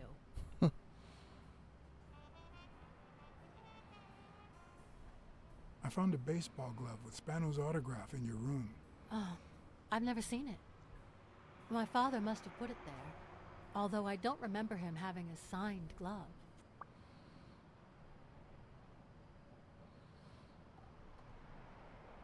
It's odd that there are practically no toys or memories of your childhood in the room, except for a small music box. That box? It might just be my last happy memory.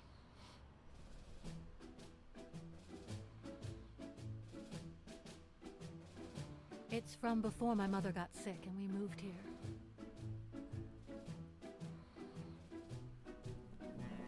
I loved reading stories about pirates.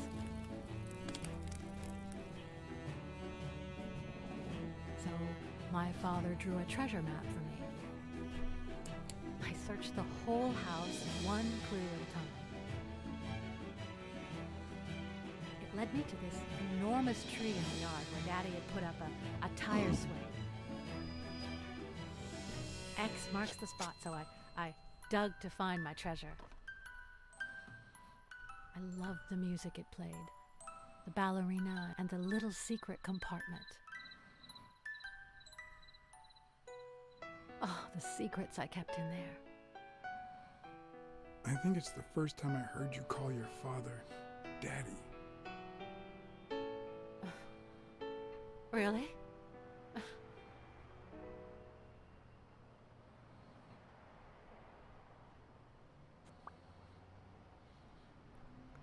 Okay, new clue. Did the abacus inspire you to dabble in finances? The most useful gift anybody has ever given me.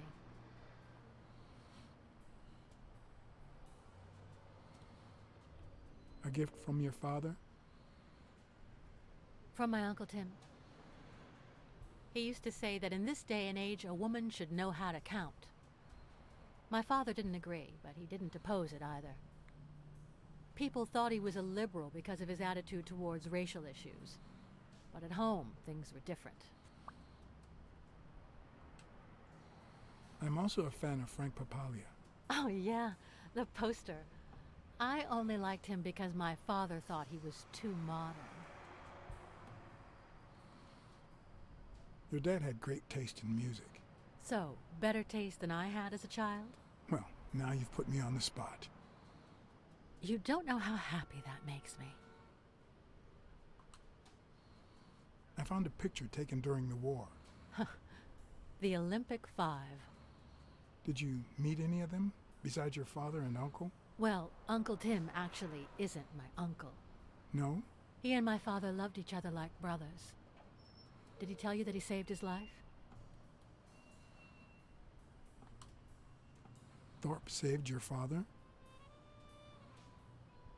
They were flying over Brittany in a 3-unit fighter plane.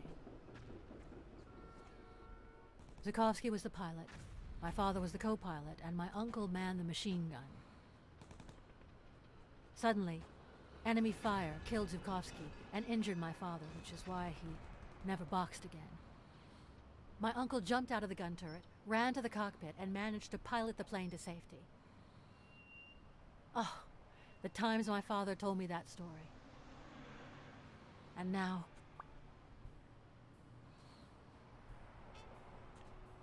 You still have your uncle. Yes, I guess you're right. Maybe he can also save me.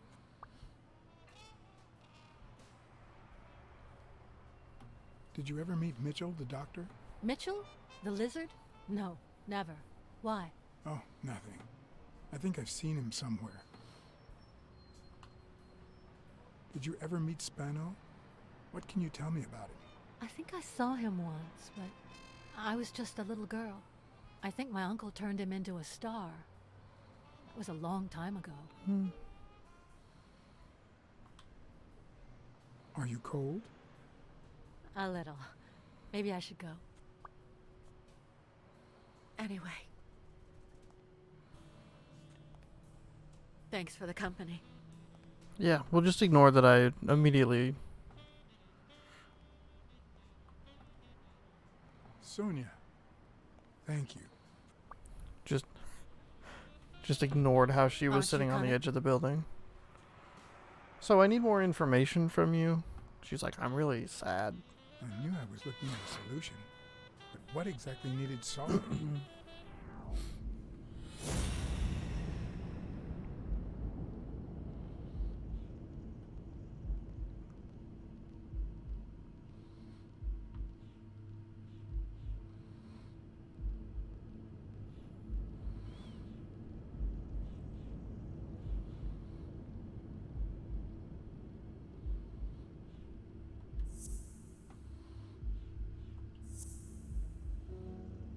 No.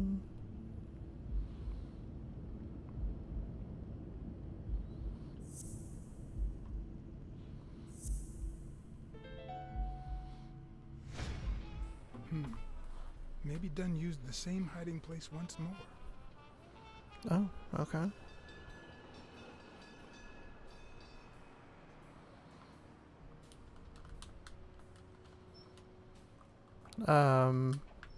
Hello?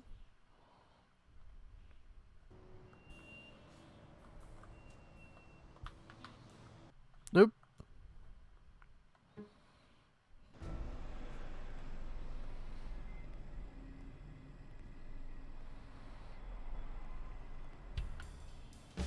I'll never understand why detectives and criminals bluster while they fight each other in the pictures.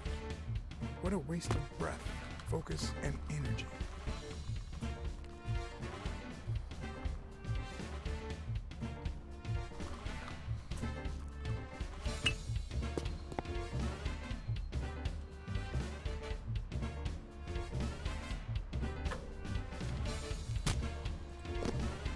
I can excuse you.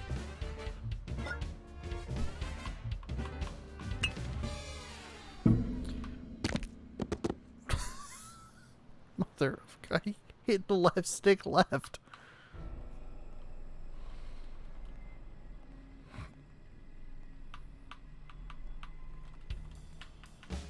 I'll never understand why detectives and criminals bluster while they fight each other in the pictures. What a waste of breath, focus, and energy. Okay, so it doesn't do anything.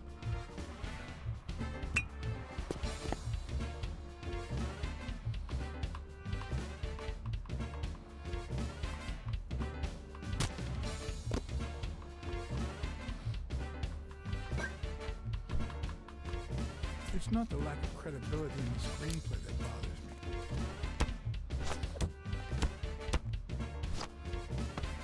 Plus, it's actually pretty handy. When a crook talks to you in the middle of a fight, you know you're up against a rookie.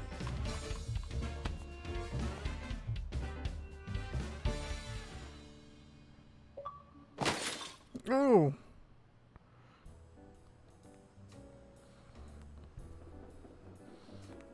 Maybe those garbage bags saved his life? You think he'll be alright? It's like, oh, my coccyx. Guys, I broke my butt. There's a big crack in it. They all have a laugh.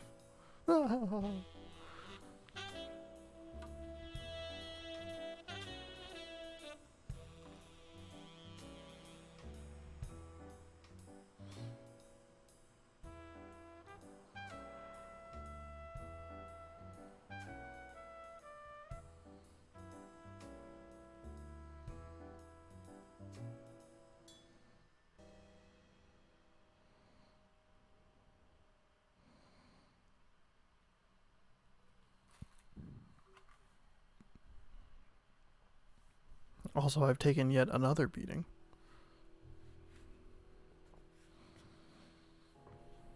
What did they say?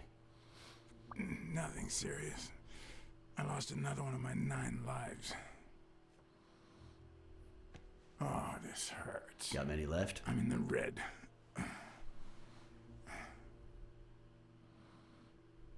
You hasn't woken up yet? Nope. We're gonna be here a while. Vulpine, 7 letters.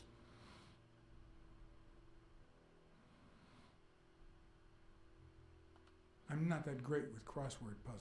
That's a shame. Helps a detective learn to think.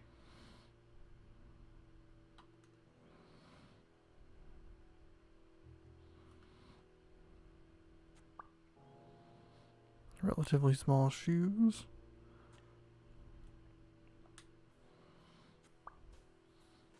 Tearing his pants. Okay, so that's the guy. Okay, he killed Mary then.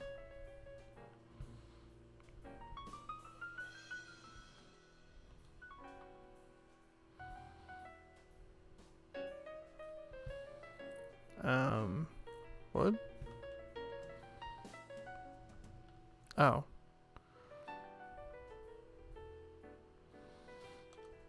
Oops.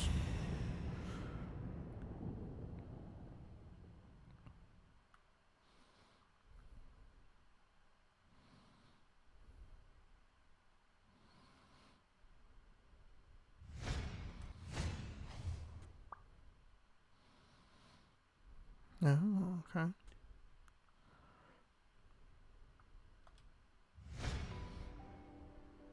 Wait, I know. Vulpine, 7 letters.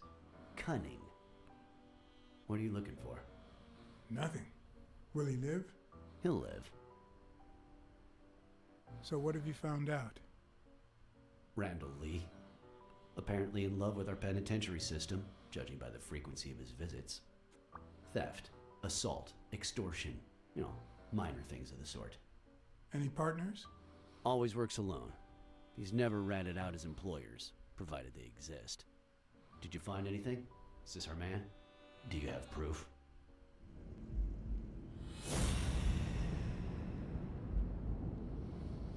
Okay. Piece of fabric.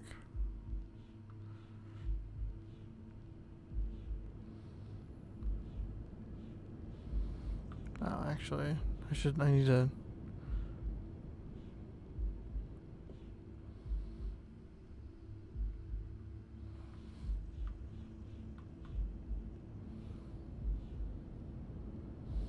Wait.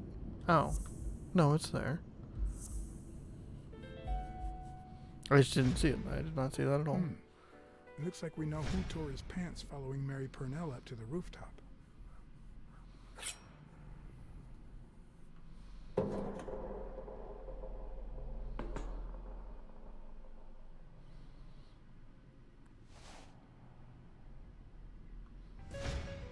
His pants have a tear in them. I found a piece of that same fabric at the gym, on the stairs that lead to the rooftop where we found the second body. Makes sense, but how many pairs of ripped pants are walking around New York City? I don't call that evidence.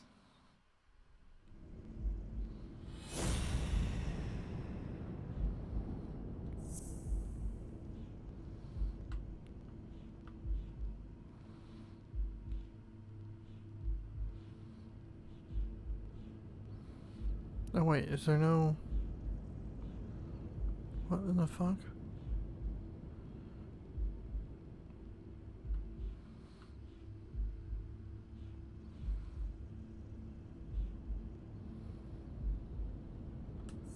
Okay, there it is.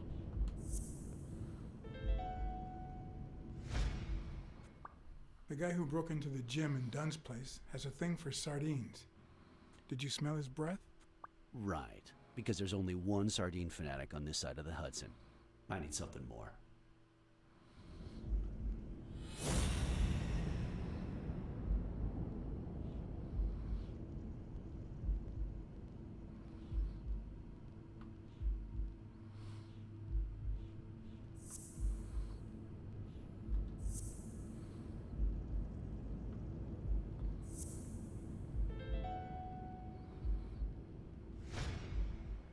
I saw footprints from those very same shoes next to both the gym murders.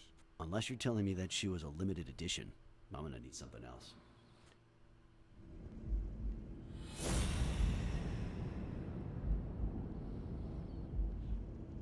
Oh man.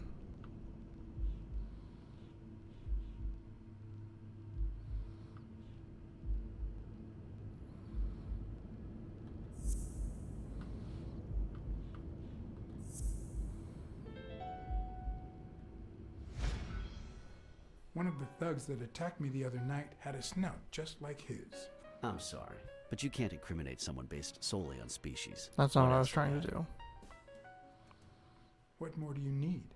I've given you 4 pieces of evidence. None of which are conclusive. He tried to throw me off the rooftop. Yeah, you're right. I'm sorry. He's our man. No, he's not our man. Make up your mind. He's just a puppet. Someone is pulling his strings. Could it be Yale?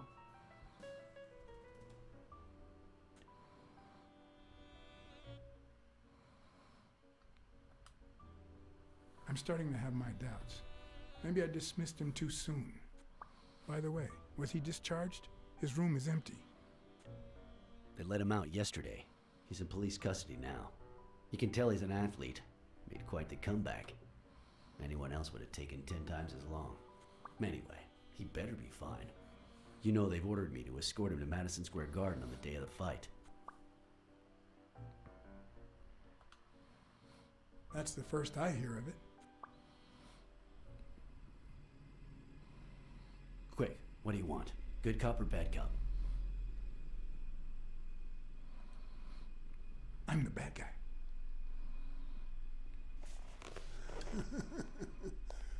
Good thing someone took out the trash. Good morning, Mr. Lee. I assume you're aware that you're about to be accused of murder, and that thanks to the witness testimonies of Mr. Blacksad and Miss Dunn, your future's not looking too good. Go to hell, you dog.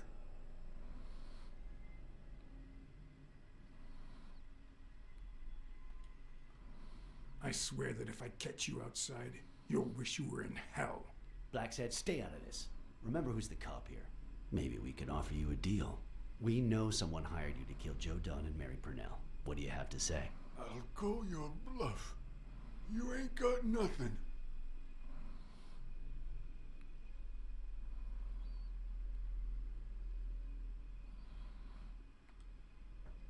Your friend the Hellhorse doesn't seem to feel that way.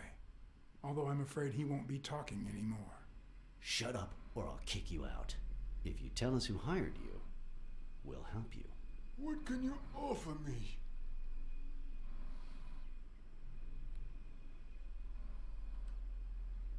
How much is your life worth to you?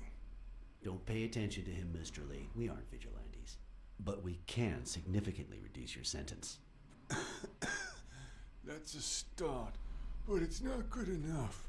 I want in on the witness protection program. New city, new job, new identity, and a clean police record. That's the only way I'll talk. Meanwhile, I want police protection 24/7. I'm afraid that... Whoa! Watch out! Fucking rip.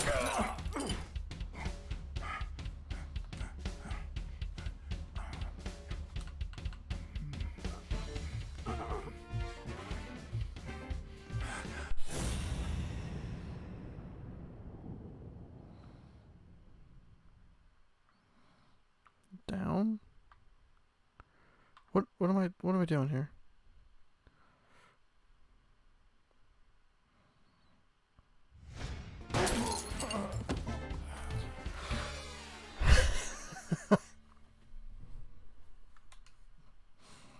I'm not even gonna get the die fewer than 9 times achievement.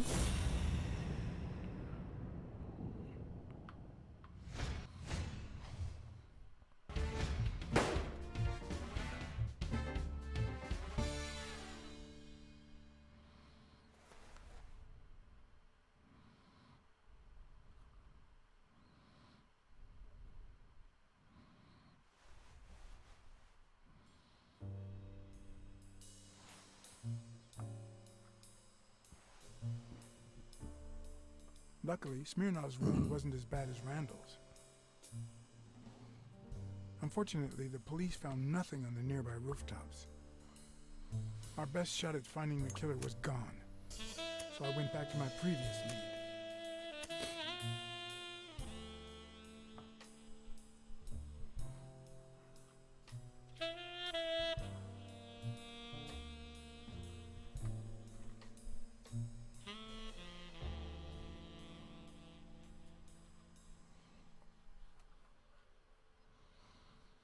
Boom, ding, boom, ba-ding, boom, boom. That guy was asking for so much. I want a new life, clean sheet. New clues collected and allow new deductions.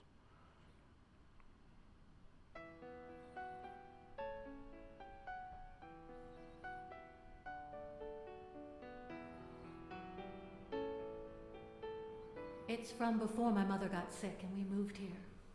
I loved reading stories about pirates.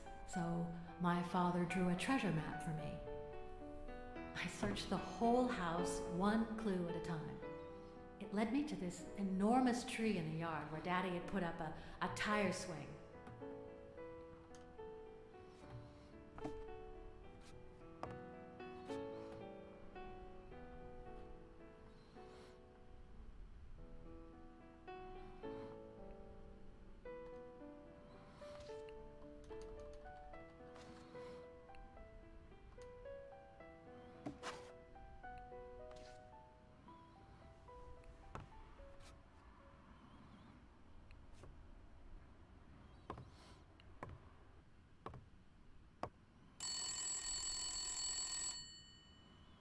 Bing bang!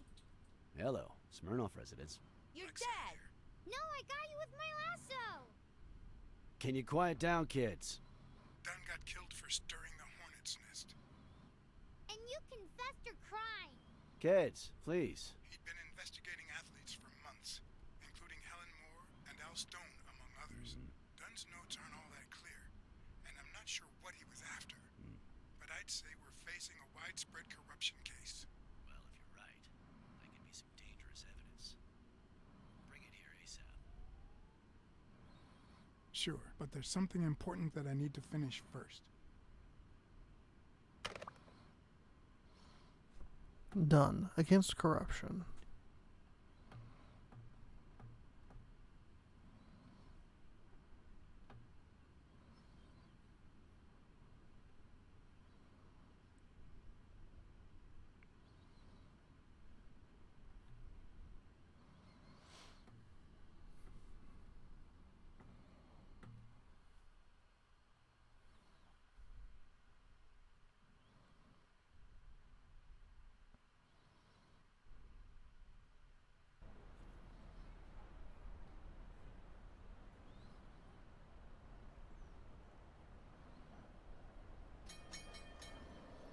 I wanted to follow a certain lead on my own before Smirnoff had the chance to see anything.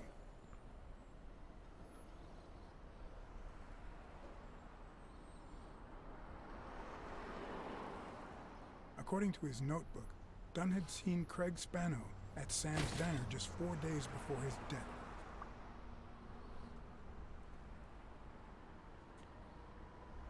Get out of here, pussy!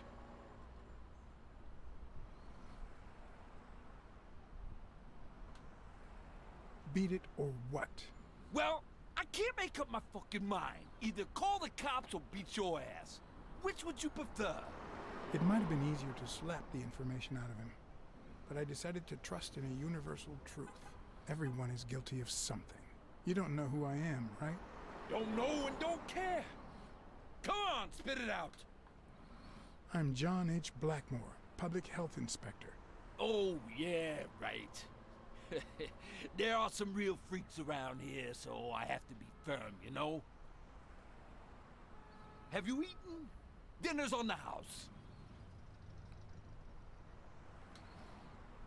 After you answer my questions. Sure, go ahead. Your call. Always at your disposal, Inspector. Ask away. Just like that, he's Fear just turned like, him yeah. soft and made him talk. Sure enough, Dunn had been there a few days back with a chimpanzee who matched Spano's description. Apparently, the guy still lived with his father. Dunn said he couldn't stay there a day more. For the time being, he would move into his place. Oh, okay. Wait a minute. What does Public Health Services have to do with that chimp?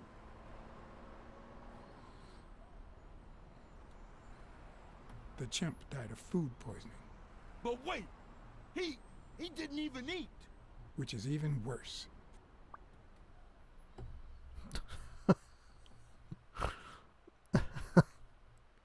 Rip. Ripperino.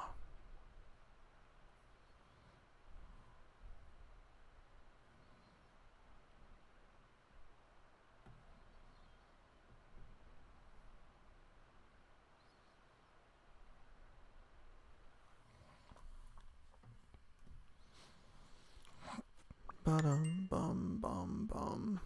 I feel like I'm getting a lot of clues and the ability to make deductions, but I don't have the opportunity to. Dunn had taken Spano to his It's been a very place. conversational I wanted to believe that portion of the game. when Randall Lee broke into the apartment, Spano fled to his former address. But where could that be?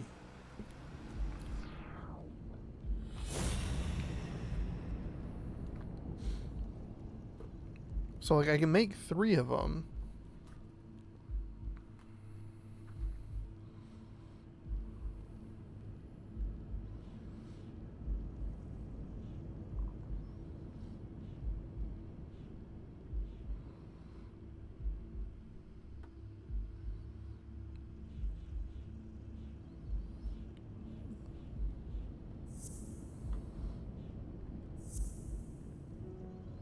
No. Okay.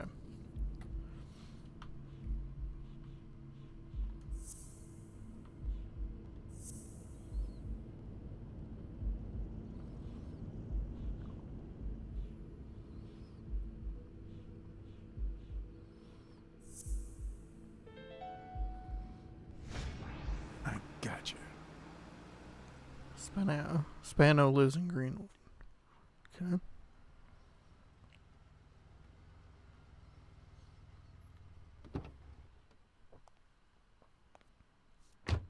If the living have rich and poor neighborhoods, so do the dead.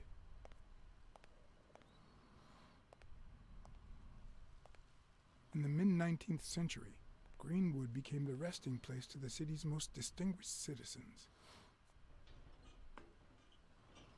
Thinkers, scientists, writers, inventors, artists, businessmen, politicians, police officers, thieves, pimps, and murderers.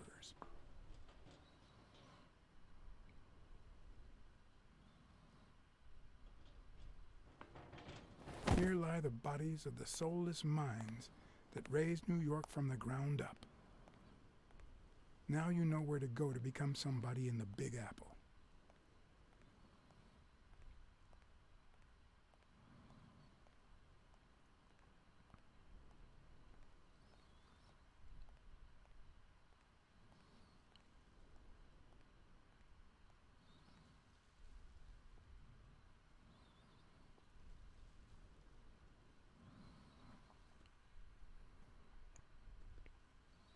Oh boy.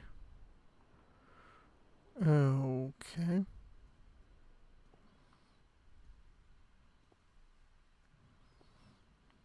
See how big this area is.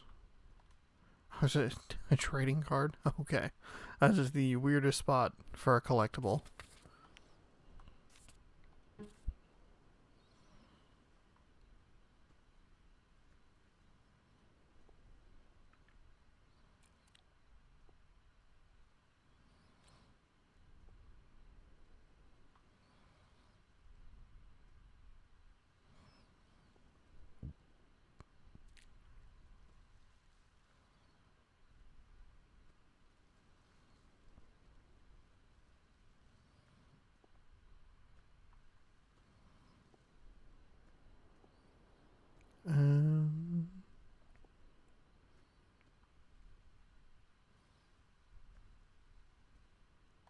If this had been here over 30 minutes, it'd be covered in ants.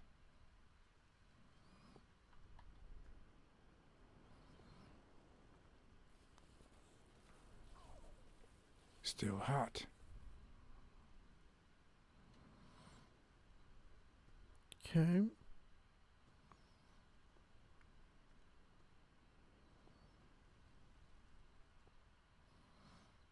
Rip. I don't like those 2 lights back there.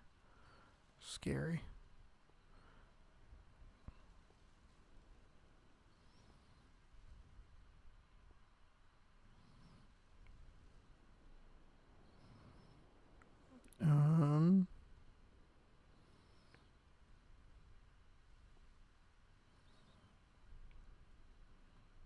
I don't know what the fuck am I doing here.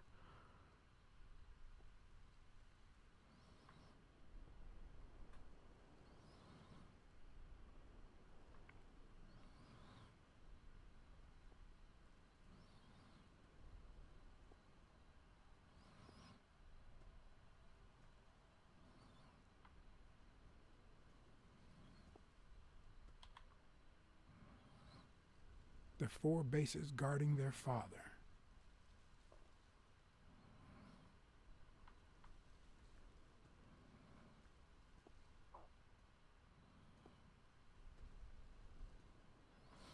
What am I doing? Oh, God. Oh, there are a lot of things going on here.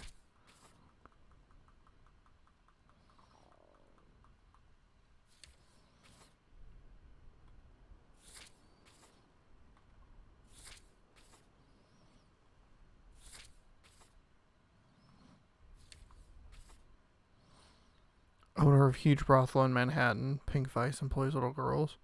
Great poker player is crossed out. Always wins because he cheats. I gave him away and Cassie ordered the the barber to kill him. Yeah, get fucked, you piece of shit.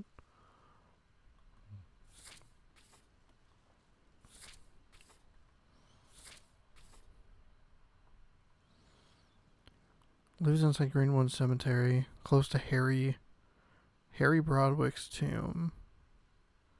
Got bitter, then vanished. Nobody's seen him for 3 years. An orphan. Said his real family was baseball. New York Warriors star, especially after World War II. Thorpe got him ad deals. Okay, so we need to find Harry Bradwick's grave, I guess.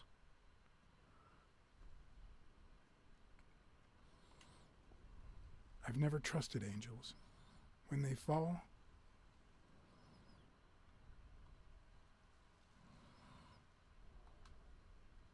they turn into demons.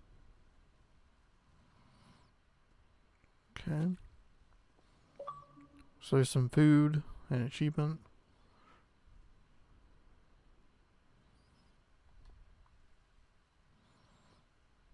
So where's his grave? I don't understand.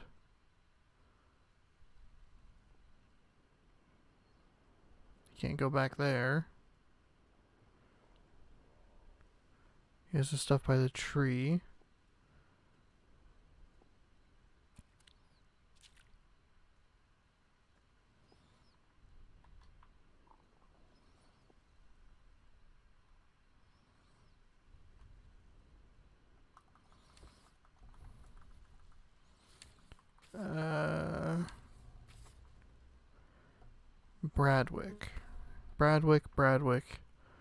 Bradwick.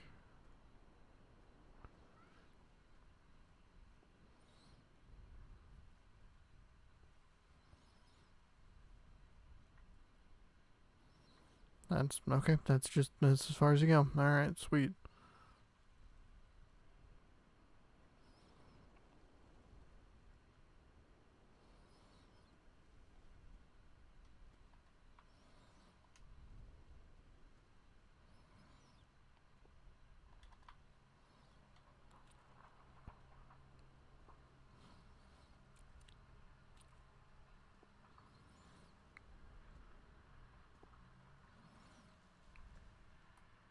Okay. You can't go over there.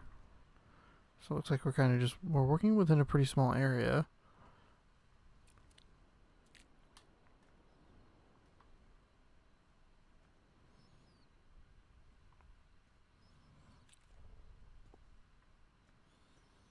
Oh, god damn it. My favorite thing. What in the hell?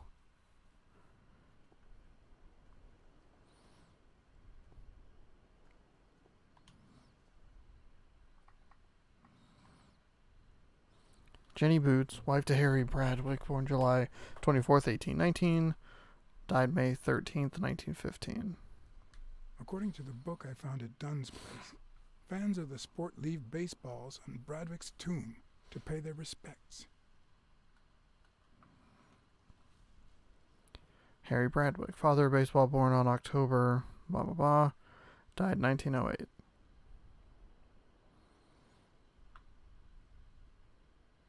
It'd be even better with a skull between the bats. Perfect, thanks. God, this is exactly what I wanted. Was another piece of the card, not, to progress the story.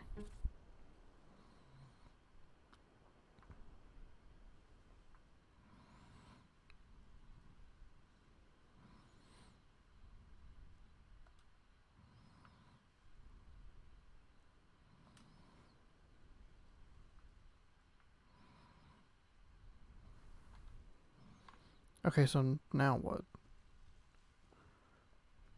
There's the takeout.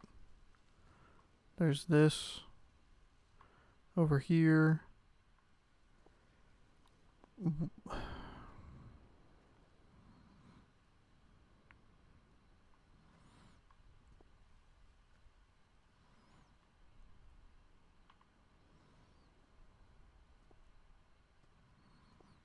What? I can't do anything. Can't like do anything. I need to get an axe. Chop this tree down.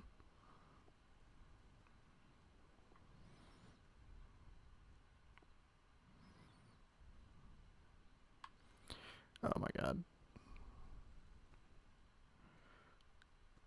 Okay.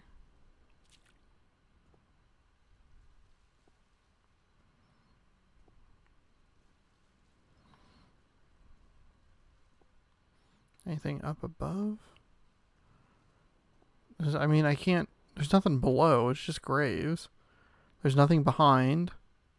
There's nothing in front. Fuck off, game. Why?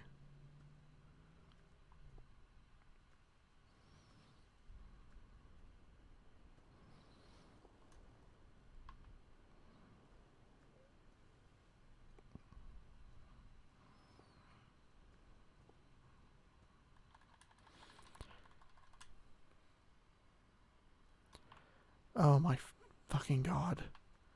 This game's been really good about its pacing and like intuitiveness and being able to like figure things out, but this is the one time it's been kind of... I don't have anything... Okay, hang on. Let's do this. I think I can make some deductions. I don't know if they're necessarily going to help me right now.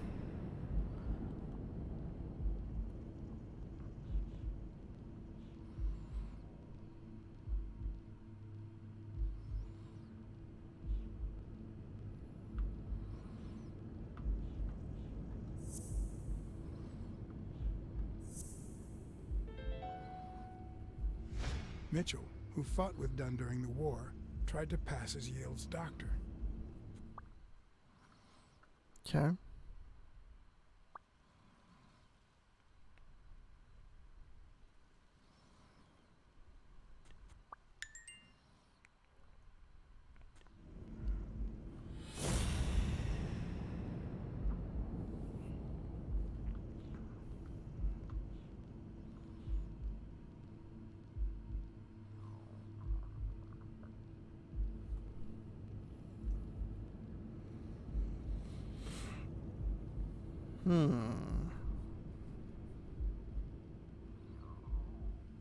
Please, stomach. Please stop making noise. Driving me nuts.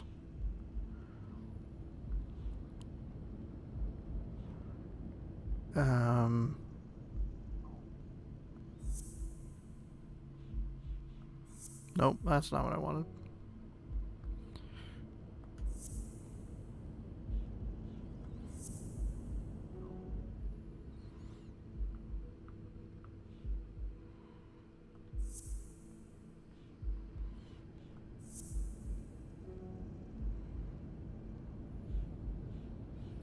Mary's been to Yale's place lately.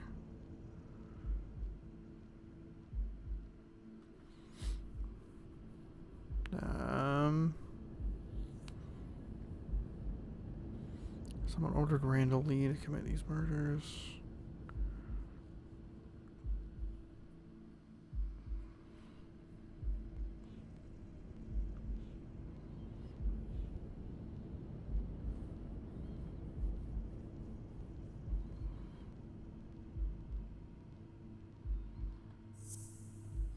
I don't really know if there's much I can do with this. Oh. O'Leary wouldn't have sent Randall to kill Dunn. He would have dragged him to his basement, given him his little speech, and then killed him himself. O'Leary has nothing to do with Dunn's death. Okay. Cool. That didn't help anything.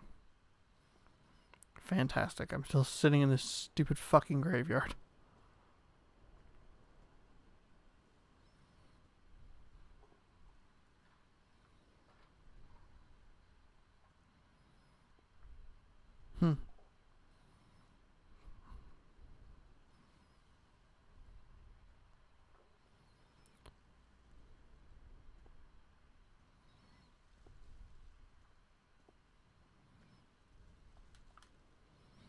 There's nothing.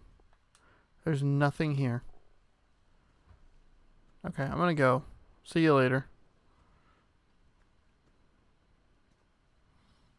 God damn it. Any sort of structure in the tree? Or in the tree? Yeah, in the tree.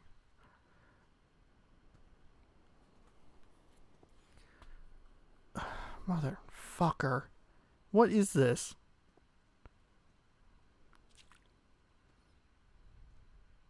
Part of me is irritated because, like, A, I can't figure it out, which is annoying.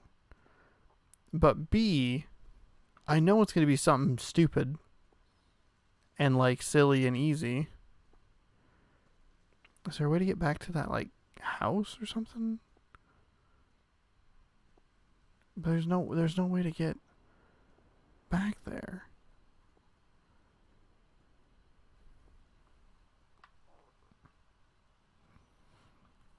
I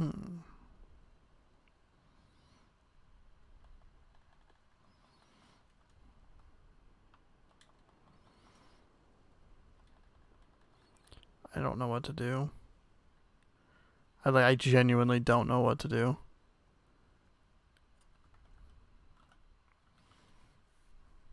That is annoying me. Also, this really loads if you can't get a good pace. Okay. Lives inside Greenwood Cemetery, close to Harry Bradwick's tomb. This is who we're looking for, right? Yeah, it has to be. No one else would have Greenwood Cemetery on his thing. We found Bradwick's tomb, which is right here. The one with all the baseballs on it. We found... There's nothing else we can do with this. Double checking.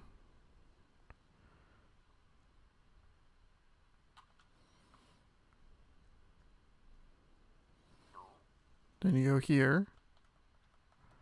We looked at that. We also looked at this. Someone's been here recently because this is still hot and this isn't covered in ants or whatever.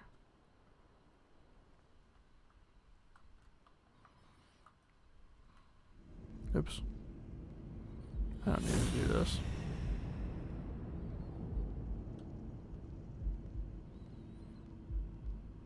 There's nothing I can do here. There's nothing I can do here. I'm not getting any sort of like prompts or anything. The only like A button prompt I'm getting is on the grave. But I've done everything that I need to do with that. Can't really do anything back here. You can't go back, you can't go left, you can't go right, you can't go forward.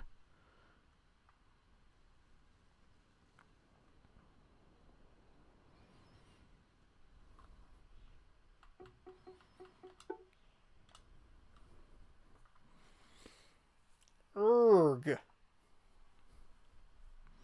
And a game that's done like such a good job at feeling intuitive and like for the most part understanding what I'm doing.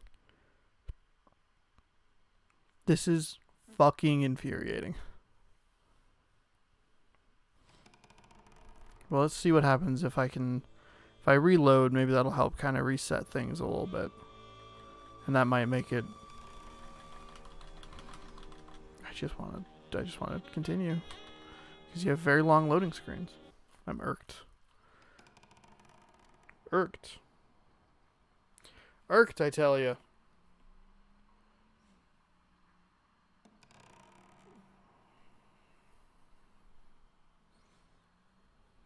I don't know where to go. I don't know what to do.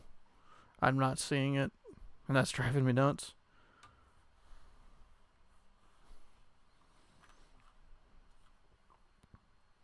And also the game has been kind of buggy and inconsistent. I don't know if it's gonna It may not reset.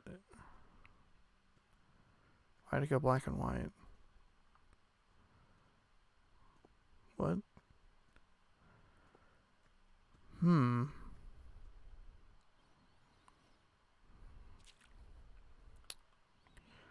pull this up real quick and see if that'll reset the color. No. Now all of a sudden it's in black and white. This doesn't make any sense. Shouldn't be doing this. What the fuck is happening?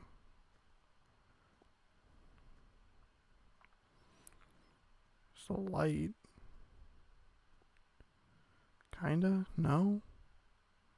What the hell? This is a whole new problem.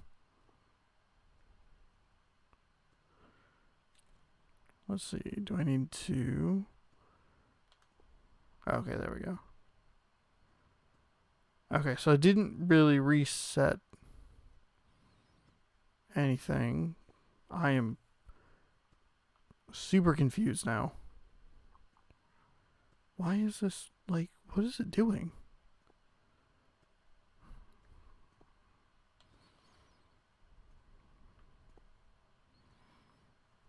Weird.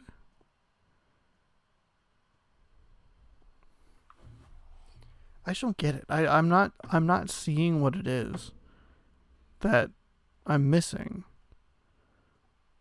'Cause it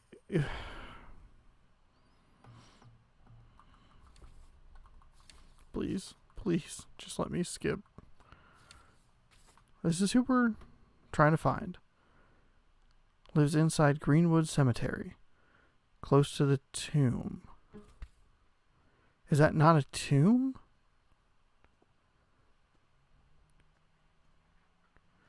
There's got to be a tomb, right?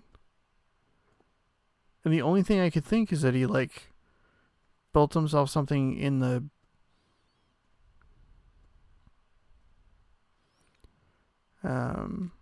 Fuck. Built himself something in the tree?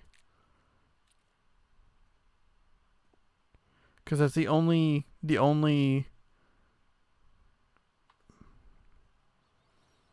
area that's vertical.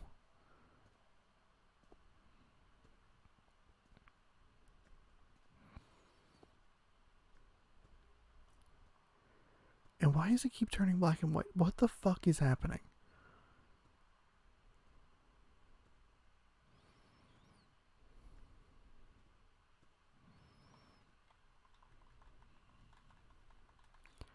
I don't know. I don't get it. I don't understand. Game. For the love of God.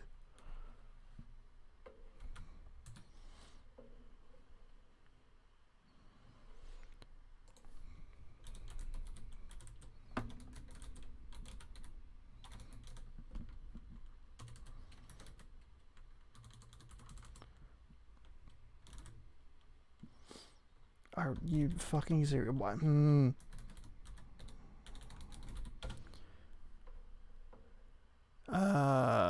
Shit. Under the... Who is it? Solomon? I don't know. Sparrow? Spano. SPANNOW.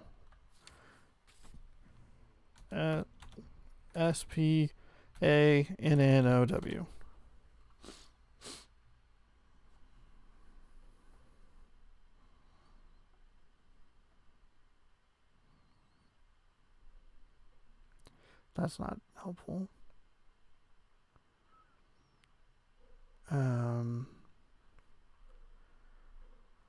God, I really need to go get my ass checked.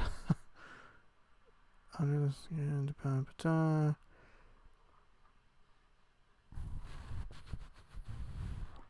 I kind of just stuck looking at this one?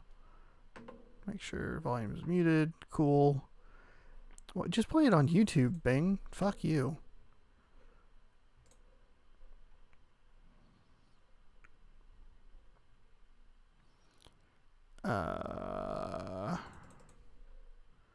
Skipping ads. What's going on here?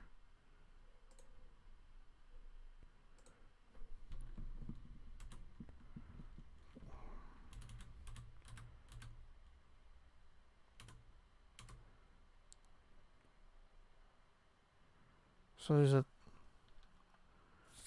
thing. What? Where's that? Okay.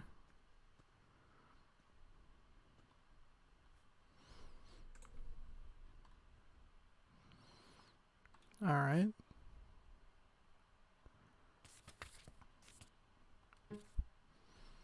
Hall of Fame. A Celtic cross.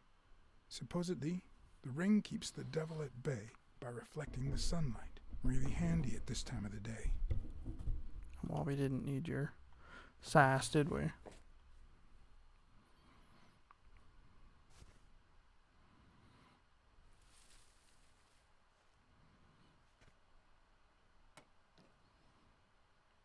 Was it really that simple? God damn it. God damn it.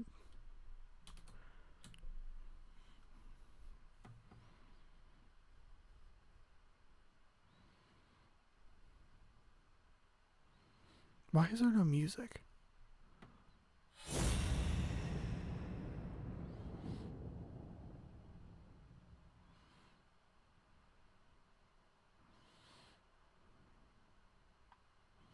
I was on the right path, at least. Where is the fucking... There it is.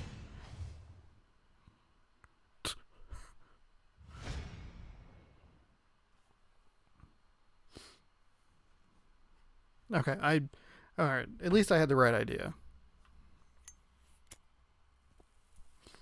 He's hanging out in the tree. There you go, like...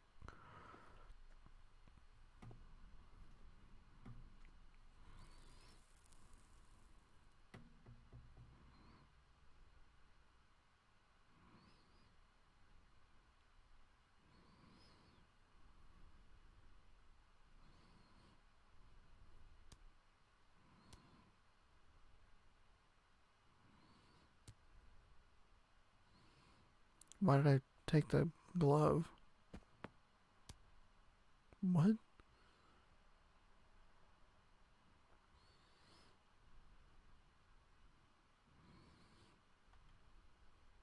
I found a baseball glove at Joe Dunn's place. A glove signed by a great star. I couldn't believe my luck.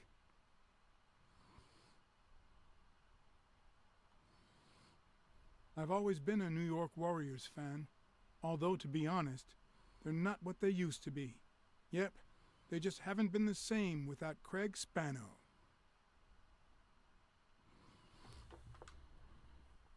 Joe Dunn met with someone at the diner, close to his gym. Then he took that person to his house, so that he didn't have to live at the cemetery. I would have never guessed the person's identity.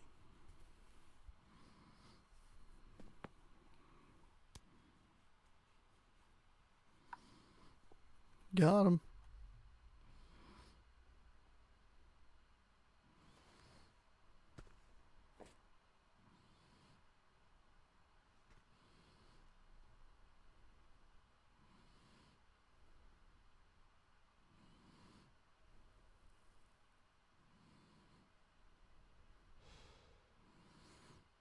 I wanted the cigarette, okay.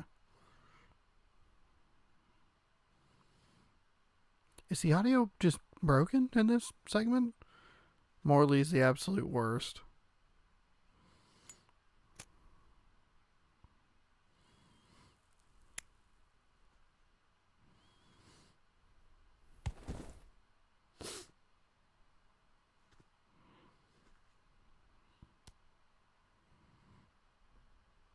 Who are you?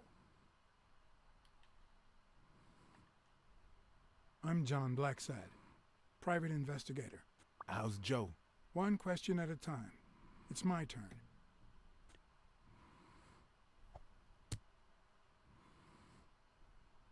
Your turn.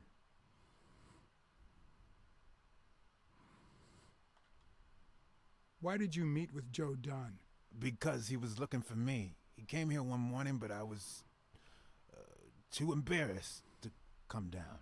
Because he left a baseball with his initials on on by the tombstone. Sam's Diner, tomorrow, 12:30 a.m. Because he knew they want to kill me. What did he want from you? And who wants to kill you? One question at a time.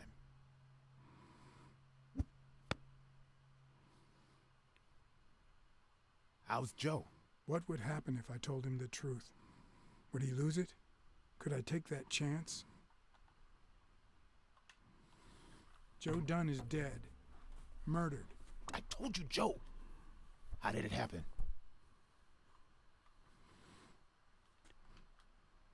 A hitman. But he's dead now. Although whoever hired him still hasn't been punished. My turn.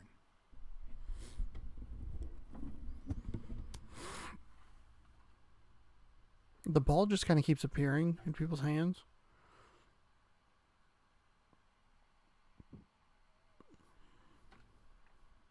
What did Dunn want from you? He wanted to know who was playing dirty in the sporting business.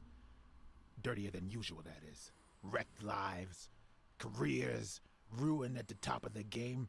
He wanted to know if the same had happened to me. He wanted to know if the end of my career and my disappearance had anything to do with all that. He wanted me to confirm who was behind it all. The guy who had him killed. Our old friend, the surgeon. What?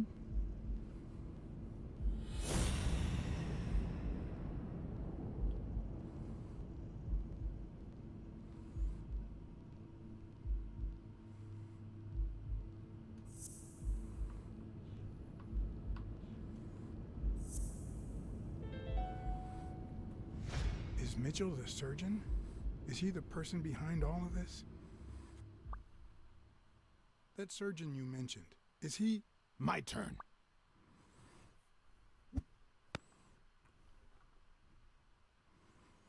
I want to know why I should trust you.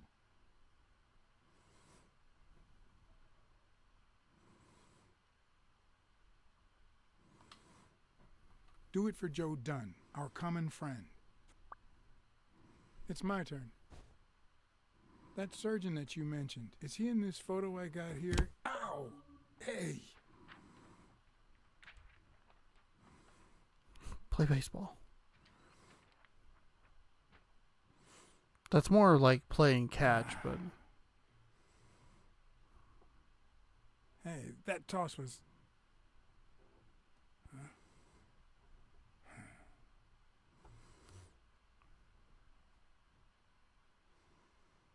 Both my ear and my self-esteem would hurt for days. But at least I had a new lead to follow. The surgeon. The bastard had avoided my scrutiny by passing as a hospital doctor. But now, all of my senses were on guard. No matter how good the disguise or how well he hid, I would find him. There's the music. God, thanks for bringing that back.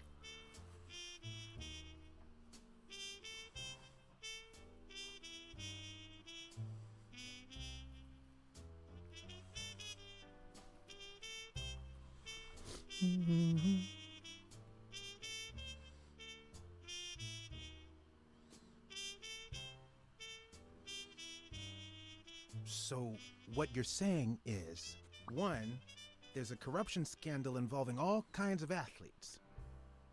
2, our puppet master is a surgeon named Mitchell, a man who happened to fight in the war with Dunn, right?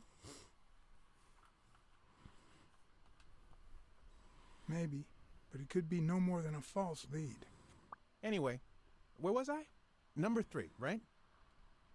3, since Dunn was on his trail, Mitchell, or whomever, hired an anteater to get rid of him. Then, since you were also shaking the wasp's nest, he went after you. But the anteater made a mistake, and Mitchell, or whomever, killed him to cover his own tracks. And, wait, 4, the key to all this lies with a common friend of Dunn's and Mitchell's, Craig Spenow. Do you really trust him?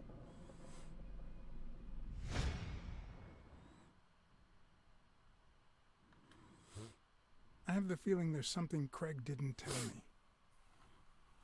I don't know what exactly, but I'll find out. 4. No, I mean 5. Dunn was murdered 4 days after taking Spenno to his house. If that doesn't make him suspect, makes sense, doesn't it? Yeah, it could make sense. Ha! Who's the detective now? Let's follow up with the suspects. You told Smirnoff that you're starting to have second thoughts about Yale's innocence. But what about O'Leary? 6. Nah, I know O'Leary, and he wouldn't have sent a hitman. He would have taken matters into his own hands. What about Cassidy? 7, right? Yeah, I don't think we're giving enough credit to that person.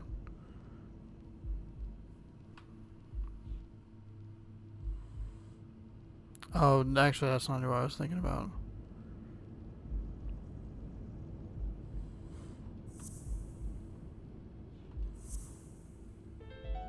I think it's safe to rule out Cassidy as Dunn's murderer. He seems too impulsive to have planned such a twisted crime. Yeah. Whoever planned the whole thing knew the suicide theory would fall through, so he manipulated the clues to incriminate Yale. Cassidy is too impulsive to pull off such an intricate plan.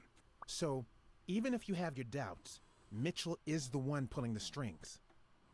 And you know why? Because in novels, the murderer is always someone the detective knows from the beginning.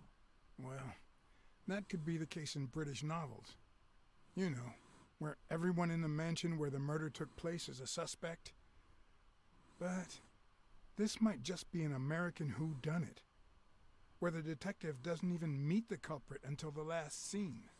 You mean we still don't know who's pulling the strings? I didn't say that. How did it go with Helen Moore? I didn't get anything, even though it started out really well. I asked to interview her along with her boyfriend, Al Stone. Since I'm a big shot, they were happy to oblige. Am I supposed to be seeing something here?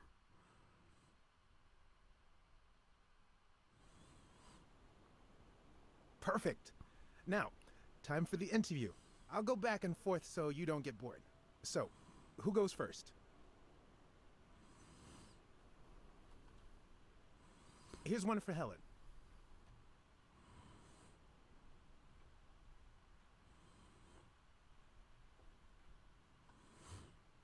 Dating a boxer can be dangerous. Aren't you afraid that those blows to the head will take a toll on his intellectual capacity?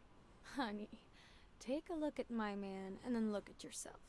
You really think I'm with him because of his intellectual capacity? Helen! Write this down. Nothing will change my man. His smarts, manliness, and integrity are all boxing proof. Okay, now.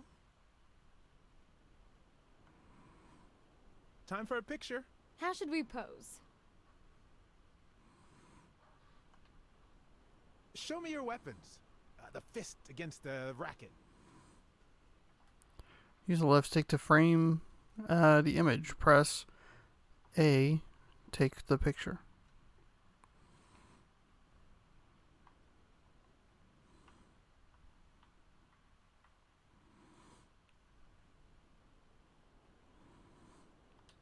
That's it. Perfect.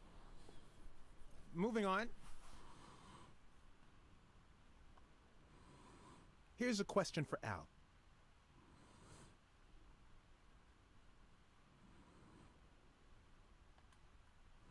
In just 12 days, the contender will try to steal your belt. Any thoughts on your fight against Yale?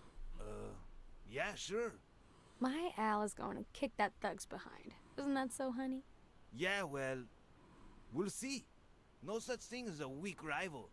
Nonsense. You are and will be world champion.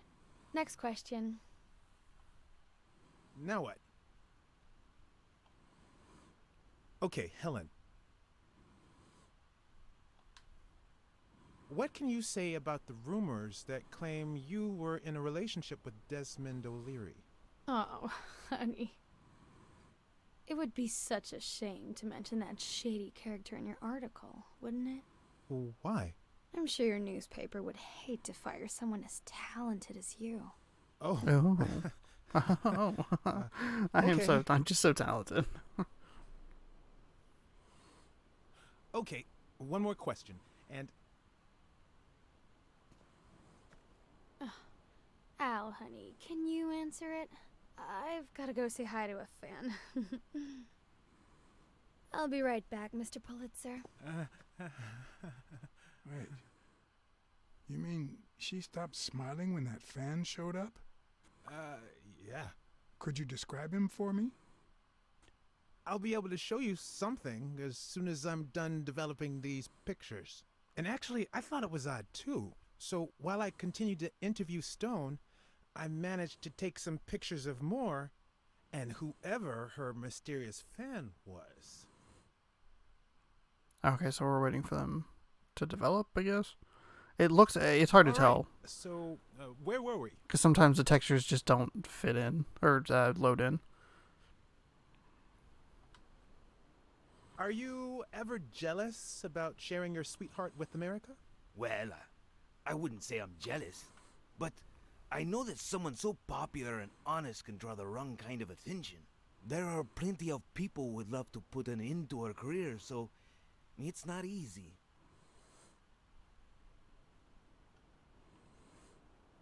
Your manager is Frank Cassidy, president of the Boxing Managers Association of New York. According to him, only boxers working with member managers should be allowed to compete. What do you think about that? Cassidy is a great manager, really. No complaints there. And the work he's putting in as president of the association is really valuable. But, I don't know, maybe in this case, Joe Dunn was right. Wait, no. Could you keep that last comment off the record?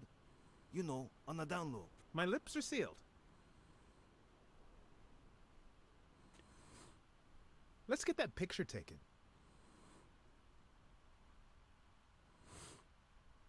Let's see what you think about this. Close your eyes and rest your chin on your fist. The boxing thinker. Like these? Exactly. Wait, I accidentally moved. Stand still.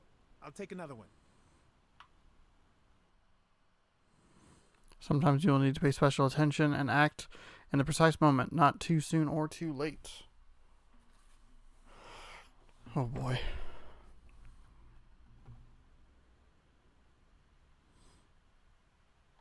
What the fuck? All right, so where were we? So you brought up the tutorial and then you fucking immediately failed me? God damn it. Sharing your sweetheart with America? Well, I wouldn't say I'm jealous, but I know that someone so popular and honest can draw the wrong kind of attention. There are plenty of people who would love to put an end to her career, so it's not easy. Okay, we'll just take the picture. Let's get that picture taken. Let's see what you think about this. Close your eyes and rest your chin on your fist. The boxing thinker. Like these? Exactly. Wait, I accidentally moved. Stand still. I'll take another one.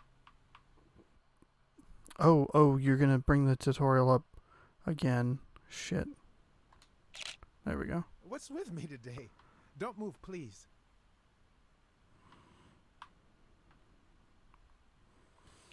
Now we got it. Should we keep at it?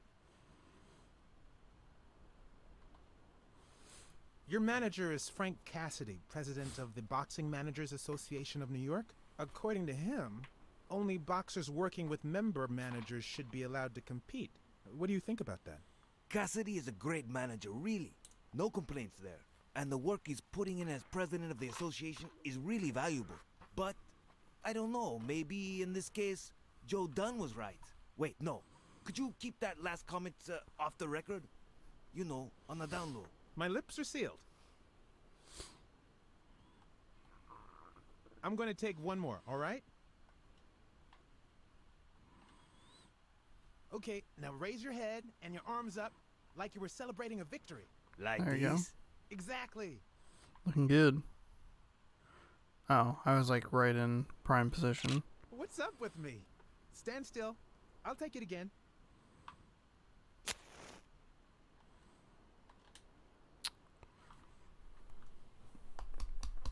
I hate it. Fuck. All right. So, where were we?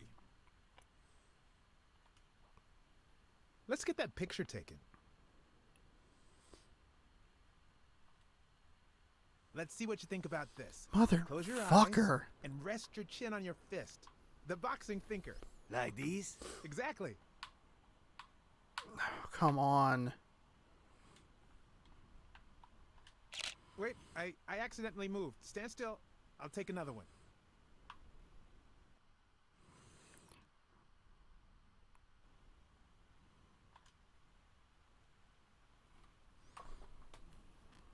I hate this. I hate it so much. It's surprisingly distracting that the tip keeps showing up. Where were we? Shut the fuck up. Let's get that picture taken. There's no way to like skip through this or anything. Okay, now raise your head God and damn your it. arms up like you were celebrating a victory. Like these? Exactly. And it Wait, I accidentally moved. Stand Okay. still. I'll take another one.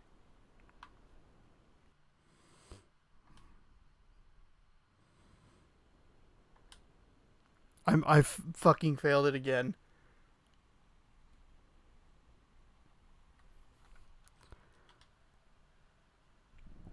All right.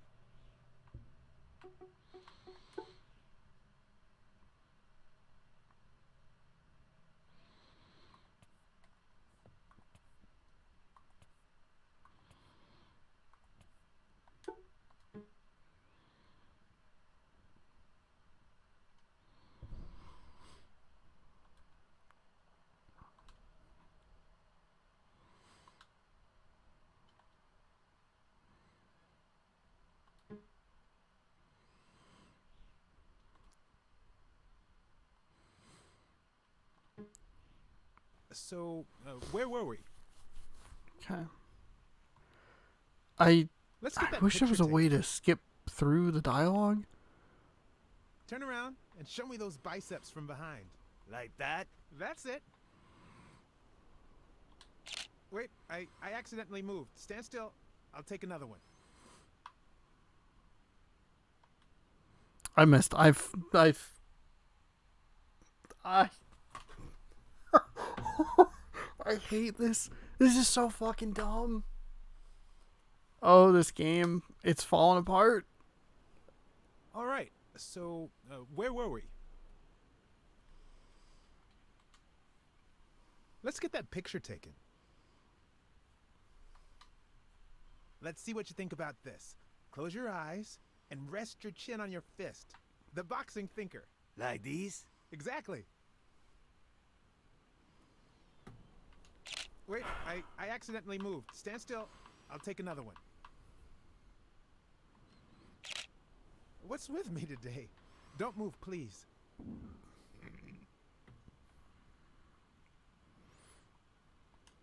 Now we got it.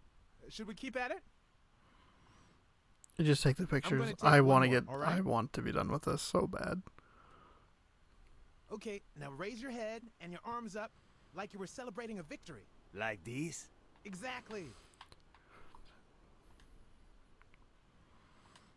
What's up with me? Stand still. I'll take it again. I missed it. I fucking failed it again.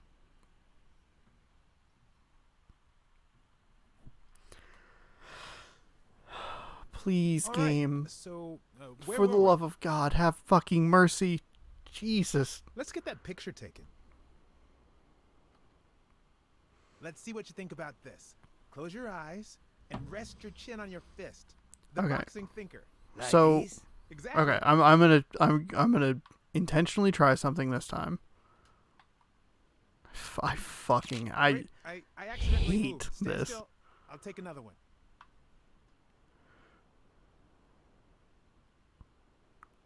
Okay, so you have to get it on the All right, first. so, Um, where were we? You have to get it on the first go around.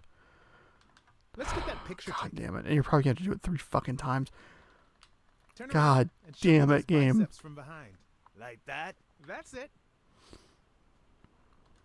Wait, I accidentally moved. Stand still. I'll take another one. I missed it. I can't get the timing down.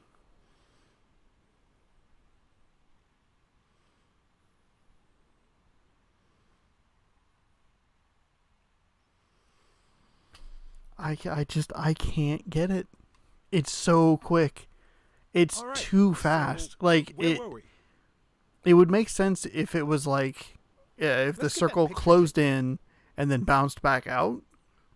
But I feel like it's just luck of the draw, honestly, for me. That's it. And the tutorial doesn't help because it shows every time.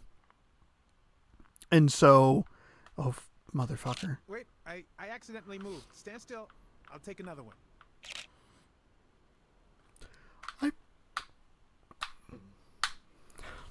Motherfucker. All right, so where were we? Stupid asshole. Let's get that picture taken. And I have to listen to him fucking talk every single goddamn time. Chin on your fist. The boxing thinker. I can't move. Please. I'm so irritated. Wait, I accidentally moved. Stand still. I'll take another one. Okay. What's with me today?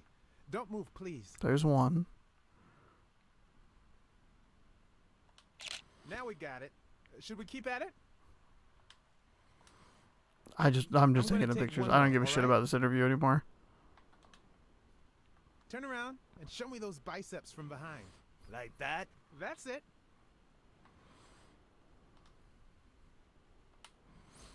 There we go. What's up with me? Stand still. I'll take it again. I missed it. I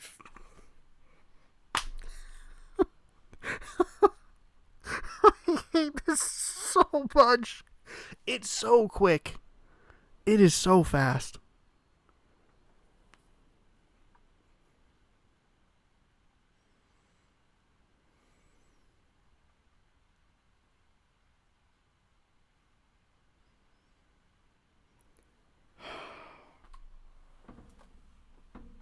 All right, so where were we? Motherfucking piece of Let's shit. get that picture taken. Turn around and show me those biceps from behind. I can't get the rhythm. that? I That's it. can't. I can't get it. Please, Blacksad, have mercy on me with your stupid, shitty minigame.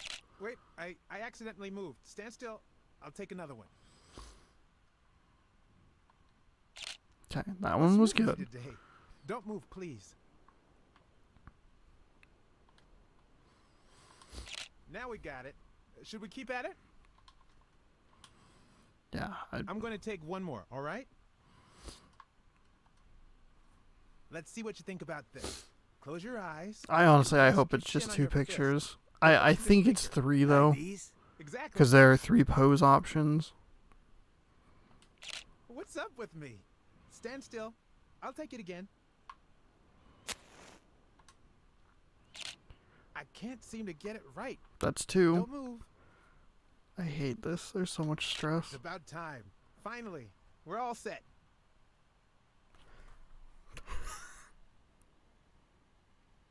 Wait. So, are you telling me the photos are developed? Or is that what you said to Stone? Both. Just look.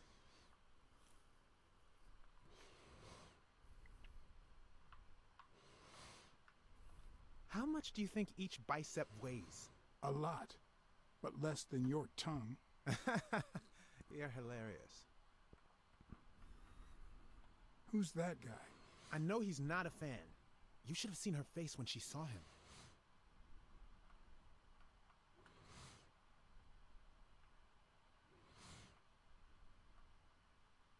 How the hell did you make them pose like that? They're lovers, not sworn enemies. I don't know. I was focused on my detective skills.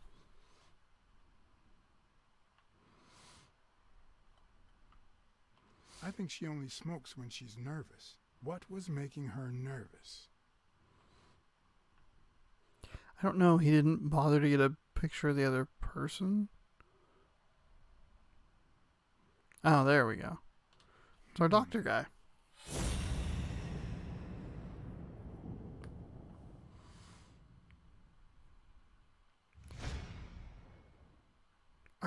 You gonna load in textures? I've seen that matchbox before.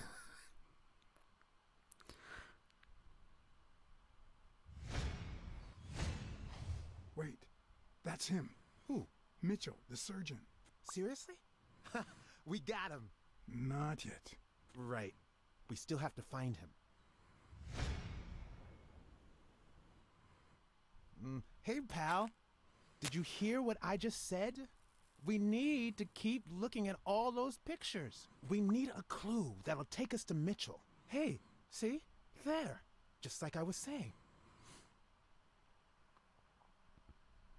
Oh my god.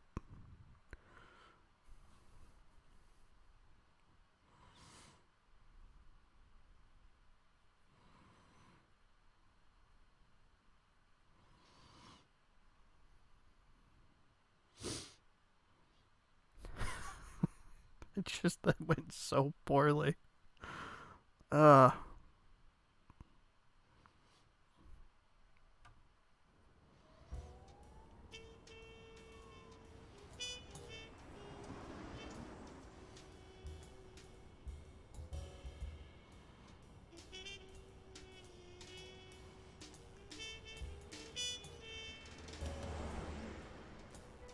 Brawls aren't even the worst part of my job. Sure, you may take a beating, but at least you get the chance to defend yourself. But when you're sitting in your car all night, there's no way out.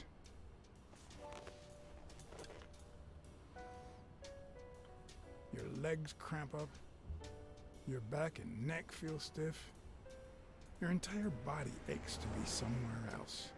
It's boring and repetitive.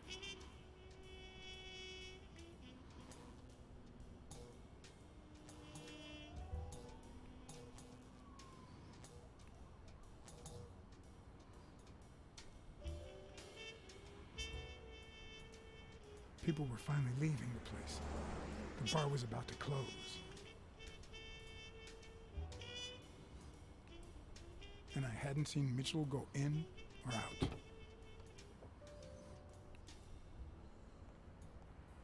I had no choice.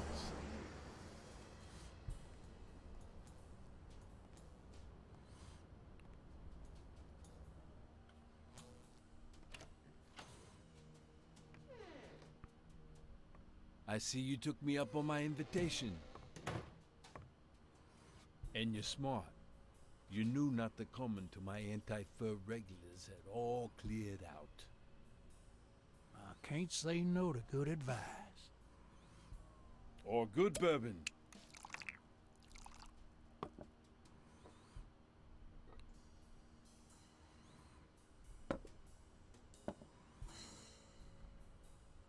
Here's looking at you, Mr. What was your name? As far as I knew, La Iguana always stayed neutral. He played poker with Cassidy, but his joint was used as the gambling drop-off for O'Leary's operation. Did it make sense to keep faking it? Or was it too dangerous not to? Farnham. Howard M. Farnham II. That's right. Howard Farnham from Ding Dong, Texas.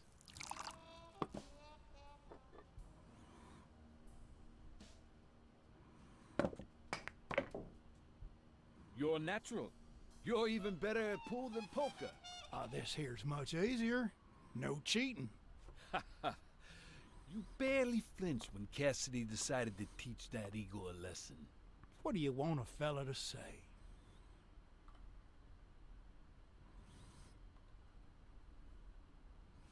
I was too flabbergasted to be surprised, to be honest. These things don't happen in Texas. Tell me, what do you really want with Cassidy? I can't say it's clear to me. Damn it. Well, nobody's perfect. I'm looking to start a boxing managers association in Texas. I could really use Cassidy's know-how. Don't worry about it. I was only curious. So, what about me?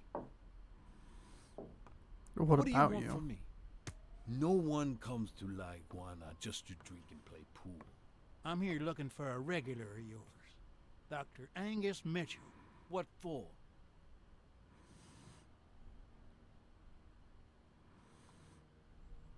I know he's got his own sport business, and I think a partnership would be profitable for the both of us. Sure. Tell you what, I'll talk to Mitchell. Come back tomorrow night. You don't understand. I have to talk to him, or else. Or else what?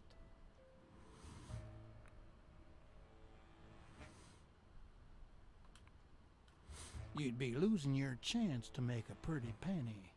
I know how to reward my allies. You think I'd spend my time in this dump if all I cared about was the money? Please, cut the crap. Anything else?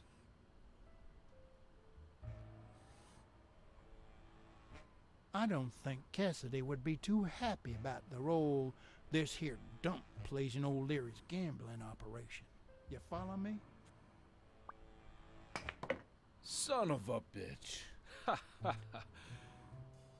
All right. Give me your phone number, and I'll give you a call when Mitchell shows up. No. You're gonna call him right now, and you're gonna give him this message.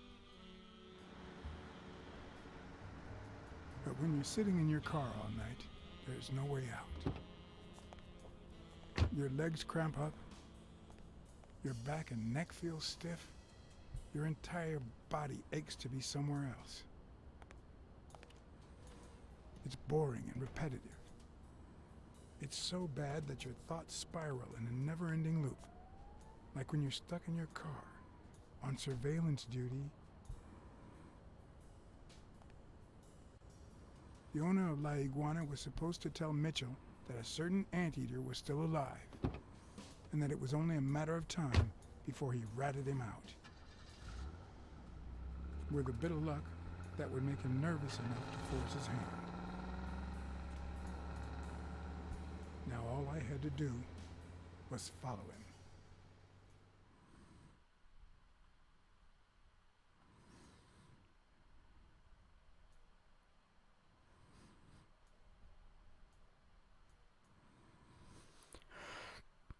Not a lot of great stopping points in this game.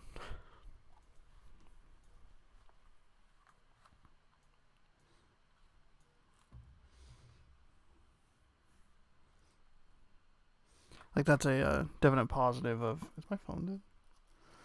Definite positive of, like, the Telltale style games is they only run for a certain amount of time. They're episodic, or LA Noire is case-based.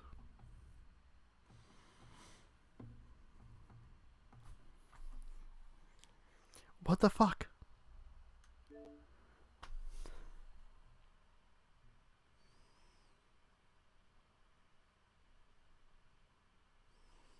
You know what? I guess the Xbox gave me a stopping point. Just for me. Hey, thanks for watching part 2 of Blacksad. There were a couple of pieces of it that I wasn't as big a fan of. I think the story's getting a little bit bloated here in the middle. There's a lot of extra faces, a lot of extra names. I don't know if I'm really feeling the, like, clear direction. But I'm still enjoying it. I still like it. Yeah. So, thank you so much for watching part number 2. I know it's weird because the game is starting, but the video and the stream and stuff are ending. But I'll be back, and then I feel like I'm like one good chunk away from the end here. Just taking a peek at the achievements. Looks like I'm pretty close. Hopefully like far enough out to be what am I thinking?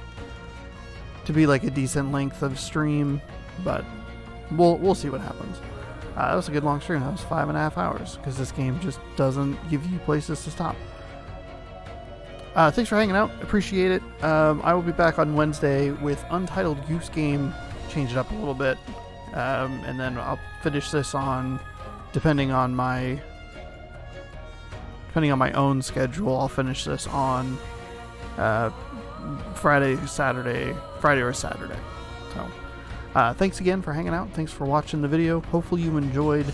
We'll see you next time. If you're watching this on YouTube, click the link in the description below, and come watch it live. You can watch me fail a photography minigame live in person. Thanks again for hanging out, everybody. We'll see you next time. Bye-bye.